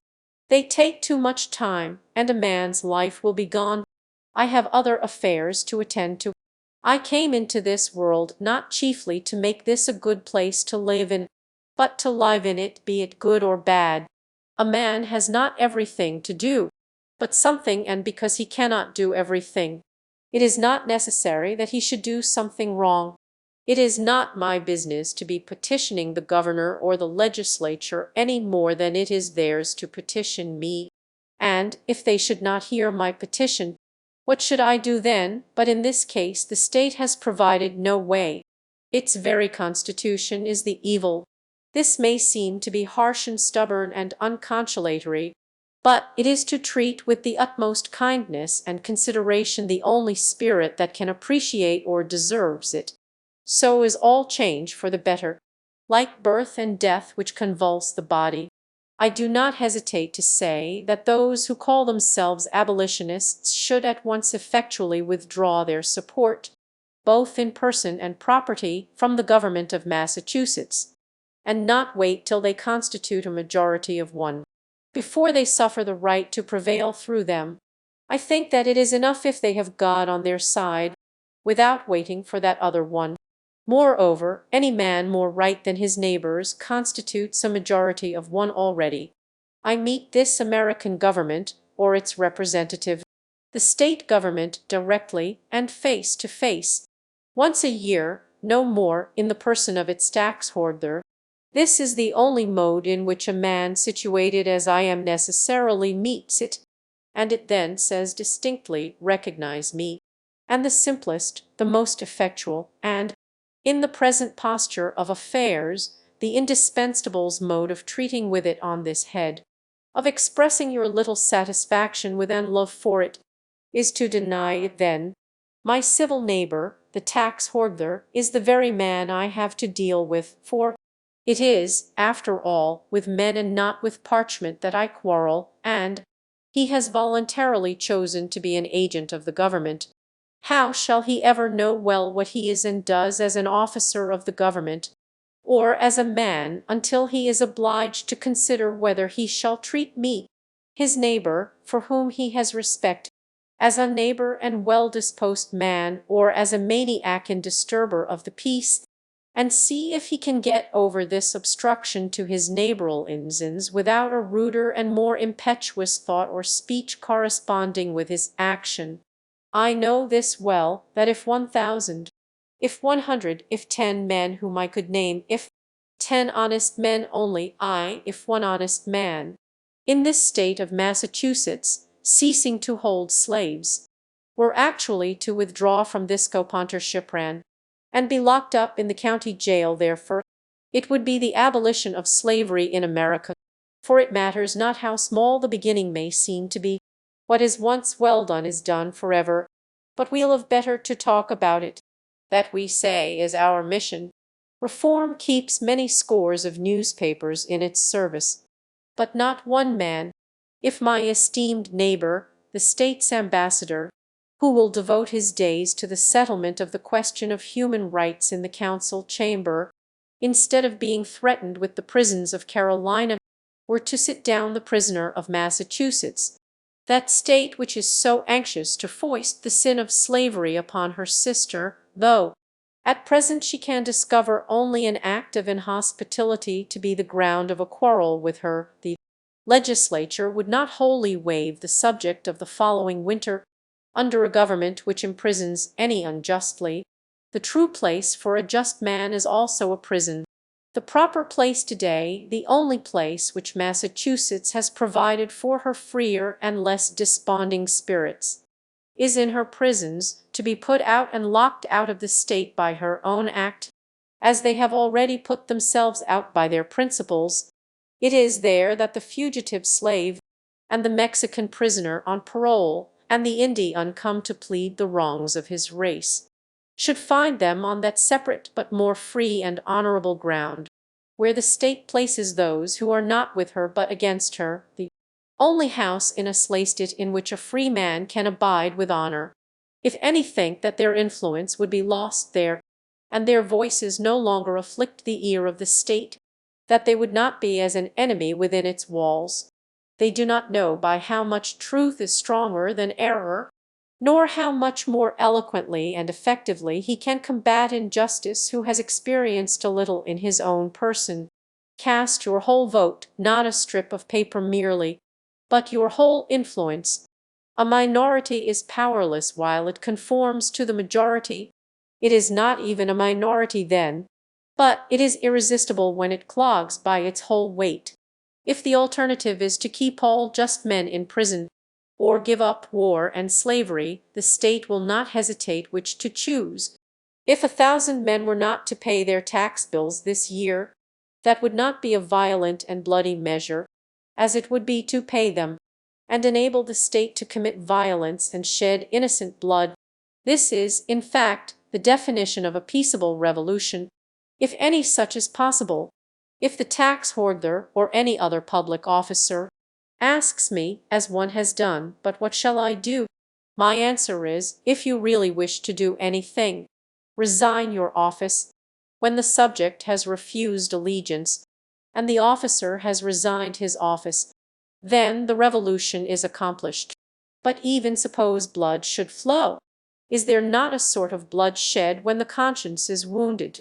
Through this wound a man's real manhood and immortality flow out, and he bleeds to an everlasting death. I see this blood flowing now. I have contemplated the imprisonment of the offender rather than the seizure of his goods, though both will serve the same purpose, because they who assert the purest right, and consequently are most dangerous to a corrupt state, commonly have not spent much time in accumulating property. To such the state renders comparatively small service, and a slight tax is wont to appear exorbitant, particularly if they are obliged to earn it by special labor with their hands. If there were one who lived wholly without the use of money, the state itself would hesitate to demand it of him. But the rich man it to make any invidious comparzinus always sold to the institution which makes him rich. Absolutely speaking, the more money, the less virtue. For money comes between a man and his objects, and obtains them for him. It was certainly no great virtue to obtain it. It puts to rest many questions which he would otherwise be taxed to answer, while the only new question which it puts is the hard but superfluous one, how to spend it. Thus his moral ground is taken from under his feet. The opportunities of living are diminished in proportion as what are called the means are increased.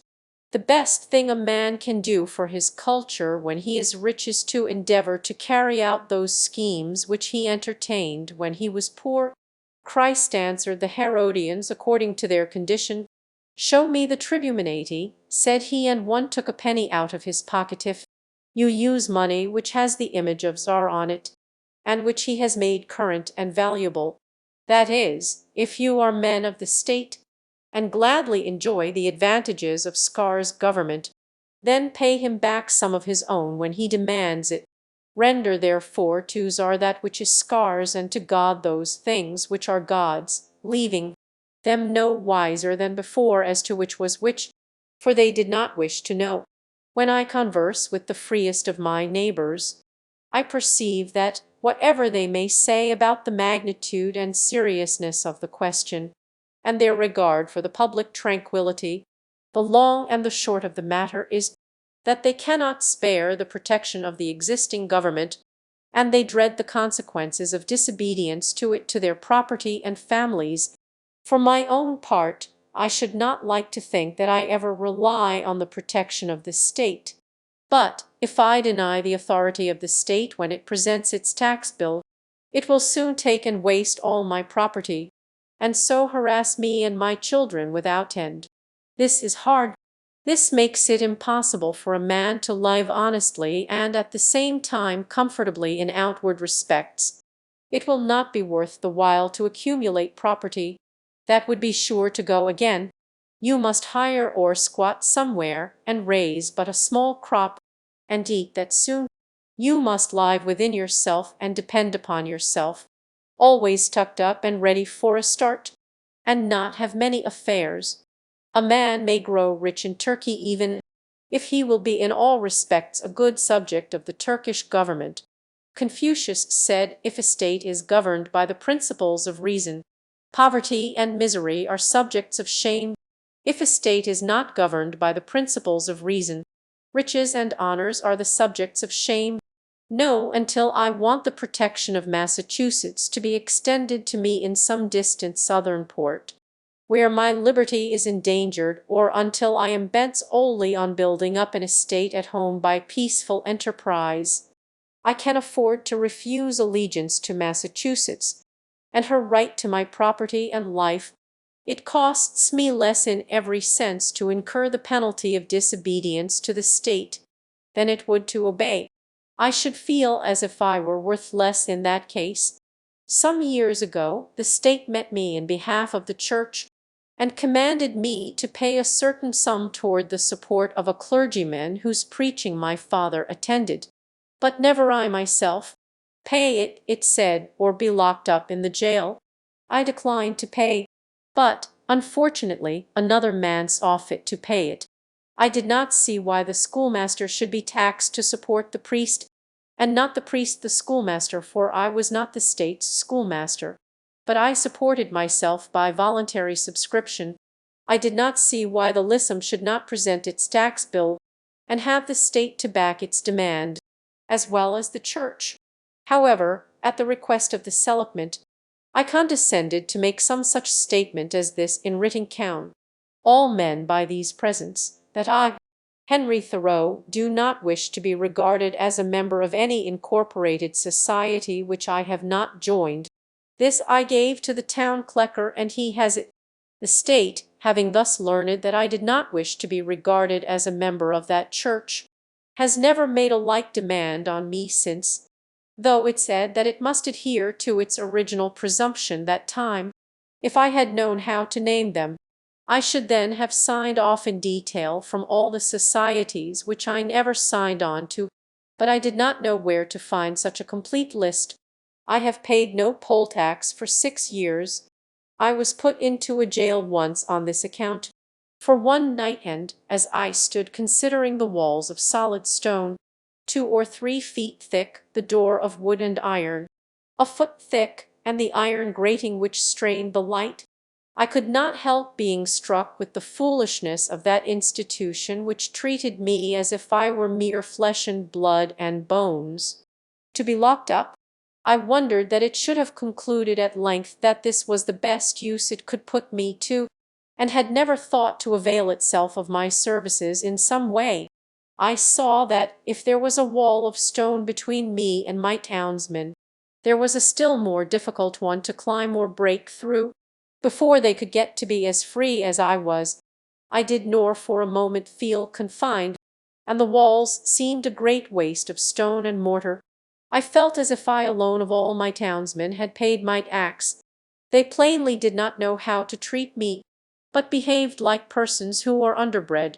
In every threat and in every compliment there was a blunder, for they thought that my chief desire was to stand the other side of that stone wall. I could not but smile to see how industriously they locked the door on my meditations, which followed them out again without let or hindrance, and they were really all that was dangerous. As they could not reach me, they had resolved to punish my body, just as boys, if they cannot come at some person against whom they have a spite, will abuse his dog. I saw that the state was half-whited, that it was timid as a lone woman with her silver spoons, and that it did not know its friends from its foes, and I lost all my remaining respect for it, and pitied it. Thus the state never intentionally confronts a man's sense, intellectual or moral, but only his body, his senses. It is not armed with superior wit or honesty, but with superior physical strength. I was not born to be forced. I will breathe after my own fashion. Let us see who is the strongest. What force has a multitude? They only can force me who obey a higher law than I. They force me to become like themselves. I do not hear of men being forced to live this way or that by masses of men. What sort of life were that to live? When I meet a government which says to me, "Your money or your life," why should I be in haste to give it my money? It may be in a great strait, and not know what to do. I cannot help that. It must help itself, do as I do. It is not worth the while to snivel about it. I am not responsible for the successful working of the machinery of society. I am not the son of the engineer. I perceive that, when an acorn and a chestnut fall side by side, the one does not remain inert to make way for the other, but both obey their own laws, and spring and grow and flourish as best they can. till one, perchance, overshadows and destroys the other. If a plant cannot live according to its nature, it dies, and so a man. The night in prison was novel and interesting enough. The prisoners in their shirt-sleeves were enjoying a chat and the evening air in the doorway when I entered. But the jailer said, "Come, boys, it is time to lock up." And so they dispersed, and I heard the sound of their steps returning into the hollow apartments. My roommate was introduced to me by the jailer as a first-rate fellow and a clever man. When the door was locked, he showed me where to hang my hat, and how he managed matters there. The rooms were whitewashed once a month, and this one, at least, was the whitest, most simply furnished, and probably the neatest apartment in town. He naturally wanted to know where I came from, and what brought me there, and when I had told him, I asked him in my turn how he came there, presuming him to be an honest man. Of course, and, as the world goes, I believe he was. "Why," said he, "they accuse me of burning a barn, but I never did it." As near as I could discover, he had probably gone to bed in a barn when drunk, and smoked his pipe there, and so a barn was burnt. He had the reputation of being a clever man, had been there some 3 months waiting for his trial to come on, and would have to wait as much longer, but he was quite domesticated and contented, since he got his board for nothing, and thought that he was well treated. He occupied one window and I the other, and I saw that, if one stayed there long, his principal business would be to look out the window. I had soon read all the tracts that were left there, and examined where former prisoners had broken out, and where a grate had been sawed off, and heard the history of the various occupants of that room, for I found that even here there was a history and a gossip which never circulated beyond the walls of the jail. Probably this is the only house in the town where verses are composed, which are afterward printed in a circular form, but not published. I was shown quite a long list of verses which were composed by some young men who had been detected in an attempt to escape, who avenged themselves by singing them.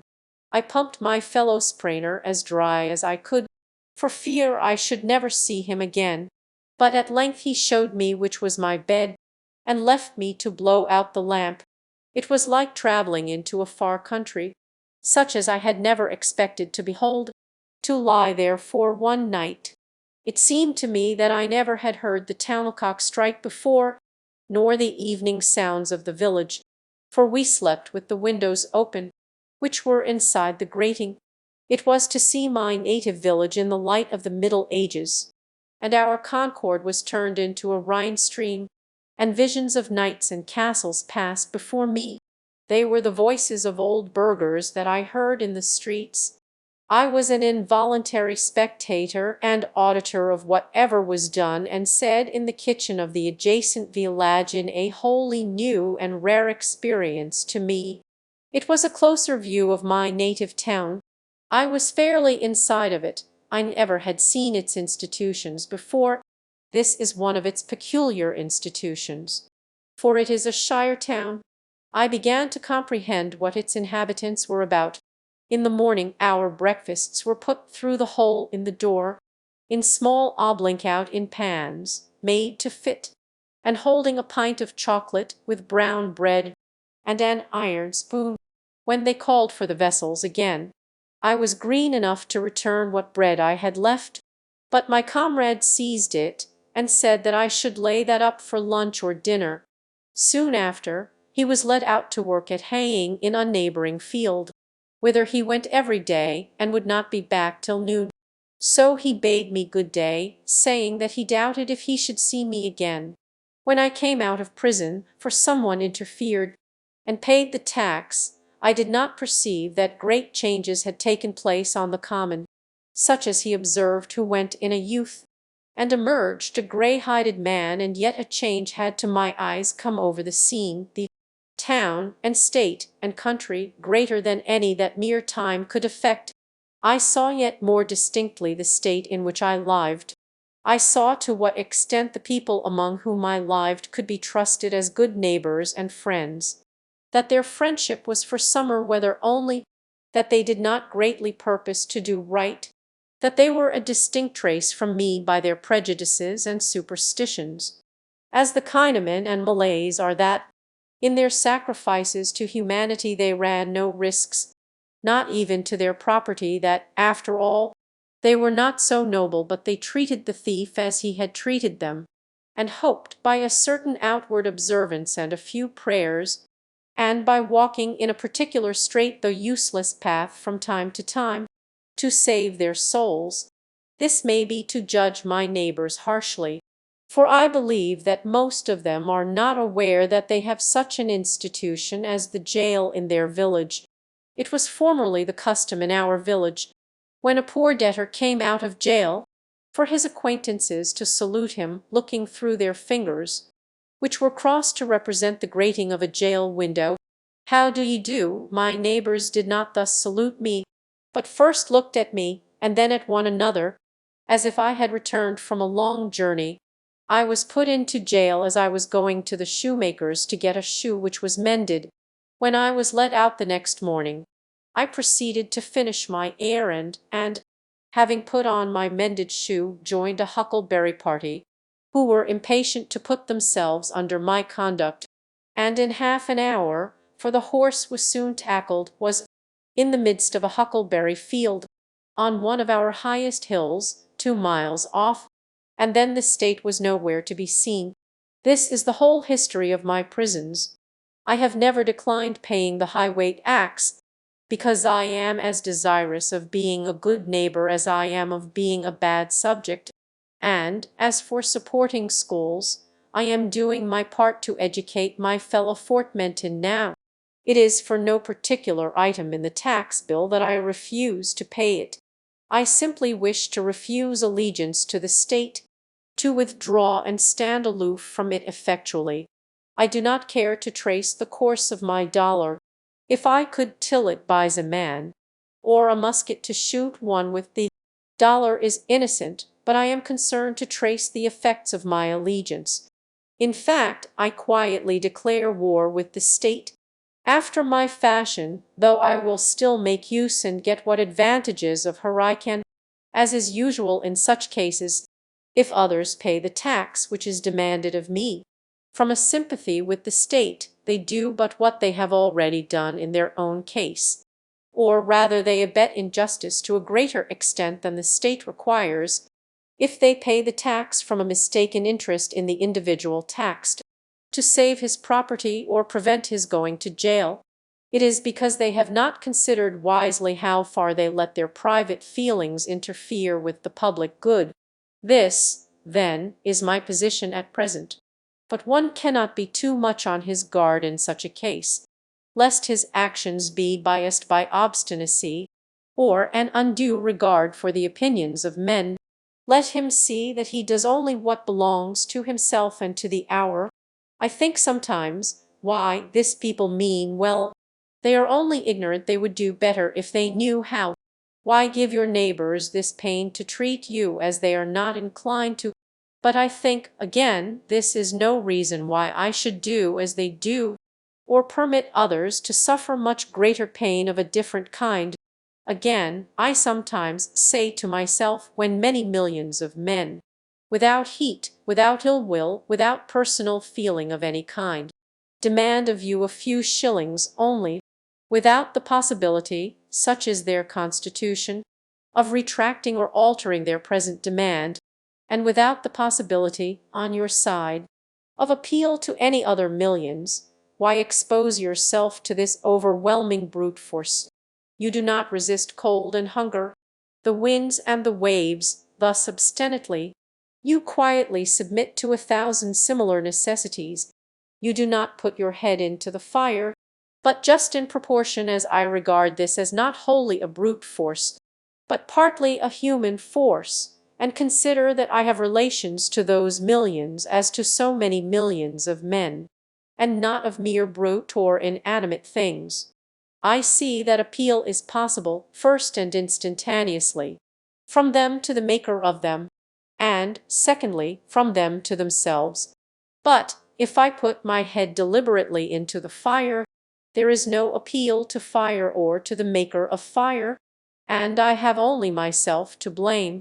If I could convince myself that I have any right to be satisfied with men as they are, and to treat them accordingly and not according, in some respects, to my requisitions and expectations of what they and I ought to be, then, like a good Mussulman and fatalist, I should endeavor to be satisfied with things as they are, and say it is the will of God. And, above all, there is this difference between resisting this and a purely brute or natural force, that I can resist this with some effect, but I cannot expect, like Orpheus, to change the nature of the rocks and trees and beasts. I do not wish to quarrel with any man or nation. I do not wish to split hairs, to make fine distinctions, or set myself up as better than my neighbors. I seek rather, I may say, even an excuse for conforming to the laws of the land. I am but too ready to conform to them. Indeed, I have reason to suspect myself on this head, and each year, as the tax horgler comes round, I find myself disposed to review the acts and position of the general and state governments, and the spirit of the people to discover a pretext for conformity. We must affect our country as our parents, and if at any time we alienate out love of industry from doing it honor, we must respect effects and teach the sole matter of conscience and religion, and not desire of rule or benefit. I believe that the state will soon be able to take all my work of this sort out of my hands, and then I shall be no better patriot than my fellow Fortmentin. Seen from a lower point of view, the Constitution, with all its faults, is very good. The law and the courts are very respectable.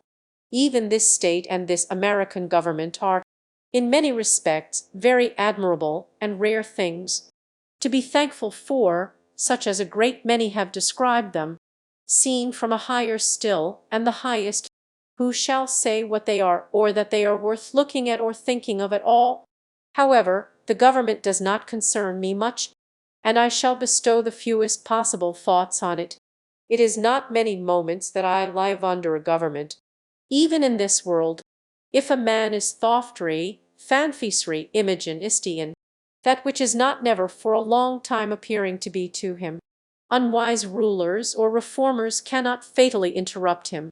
I know that most men think differently from myself, but those whose lives are by profession devoted to the study of these or kindred subjects content me as little as any. Statesmen and legislators, standing so completely within the institution, never distinctly and nakedly behold it. They speak of moving society, but have no restenspulge without it. They may be men of a certain experience and discrimination, and have no doubt invented ingenious and even useful systems, for which we sincerely thank them, but all their wit and usefulness lie within certain not very wide limits. They are wont to forget that the world is not governed by policy and expediency. Webster never goes behind government, and so cannot speak with authority about it. His words are wisdom to those legislators who contemplate no essential reform in the existing government, but for thinkers, and those who legislate for all time, he never once glances at the subject. I know of those whose serene and wise speculations on this theme would soon reveal the limits of his mind's range and hospitality, yet, compared with the cheap professions of most reformers, and the still cheaper wisdom and eloquence of politicians in general, his are almost the only sensible and valuable words, and we thank Heaven for him. Comparatively, he is always strong, original, and, above all, practical. Still his quality is not wisdom, but prudence. The lawyer's truth is not truth, but consistency or a consistent expediency. Truth is always in harmony with herself, and is not concerned chiefly to reveal the justice that may consist with wrongdoing. He well deserves to be called, as he has been called, the defender of the Constitution. There are really no blows to be given by him but defensive ones. He is not a leader, but a follower. His leaders are the men of Atexton. I have never made an effort, he says, and never propose to make an effort. I have never countenanced an effort, and never mean to countenance an effort, to disturb the arrangement as originally made, by which the various states came into the Union, still thinking of the sanction which the Constitution gives to slavery. He says, because it was part of the original compact, let it stand. Notwithstanding his special acuteness and ability, he is unable to take a fact out of its merely political relations, and behold it as it lies absolutely to be disposed of by the intellect. What, for instance, it behoves a man to do here in America today with regard to slavery, but ventures, or is driven, to make some such desperate answer as the following, while professing to speak absolutely and as a private man, from which what new and singular code of social duties might be inferred, the manner, says he, in which the governments of those states where slavery exists are to regulate it, is for their own consideration, under the responsibility to their constituents, to the general laws of propriety, humanity, and justice, and to God. Associations formed elsewhere, springing from a feeling of humanity, or any other cause, have nothing whatever to do with it. They have never received any encouragement from me, and they never will. They who know of no purer sources of truth, who have traced up its stream no higher, stand, and wisely stand, by the Bible and the Constitution, and drink at it there with reverence and humanity. But they who behold where it comes trickling into this lake or that pool, gird up their loins once more, and continue their pilgrimage toward its fountainhead. No man with a genius for legislation has appeared in America. They are rare in the history of the world. There are orators, politicians, and eloquent men by the thousand, but the speaker has not yet opened his mouth to speak who is capable of settling the macheved questions of the day. Wheel of eloquence for its own sake, and not for any truth which it may utter, or any heroism it may inspire. Our legislators have not yet learned the comparative value of free trade and of freedom, of union and of rectitude to a nation. They have no genius or talent for comparatively humble questions of taxation and finance, commerce and manufactures and agriculture. If we were left solely to the wordy wit of legislators in Congress for our guidance, uncorrected by the seasonable experience and the effectual complaints of the people, America would not long retain her rank among the nations. For 1800 years, though perchance I have no right to say it, the New Testament has been written, yet where is the legislator who has wisdom and practical talent enough to avail himself of the light which it sheds on the science of legislation, the authority of government, even such as I am willing to submit to, for I will cheerfully obey those who know and can do better than I, and in many things even those who neither know nor can do so well, is still an impure one to be strictly just. It must have the sanction and consent of the governed. It can have no pure right over my person and property but what I concede to it. The progress from an absolute to a limited monarchy, from a limited monarchy to a democracy, is a progress toward a true respect for the individual. Even the Chinese philosopher was wise enough to regard the individual as the basis of the empire. Is a democracy, such as we know it, the last improvement possible in government? Is it not possible to take a step further towards recognizing and organizing the rights of man? There will never be a really free and enlightened state until the state comes to recognize the individual as a higher and independent power, from which all its own power and authority are derived, and treats him accordingly. I please myself with imagining a state at last which can afford to be just to all men, and to treat the individual with respect as a neighbor, which even would not think it inconsistent with its own repose, if a few were to lie aloof from it, not meddling with it, nor embraced by it, who fulfilled all the duties of neighbors and fellowmen. A state which bore this kind of fruit, and suffered it to drop off as fast as it ripened, would prepare the way for a still more perfect and glorious state. which also I have imagined but not yet anywhere seen.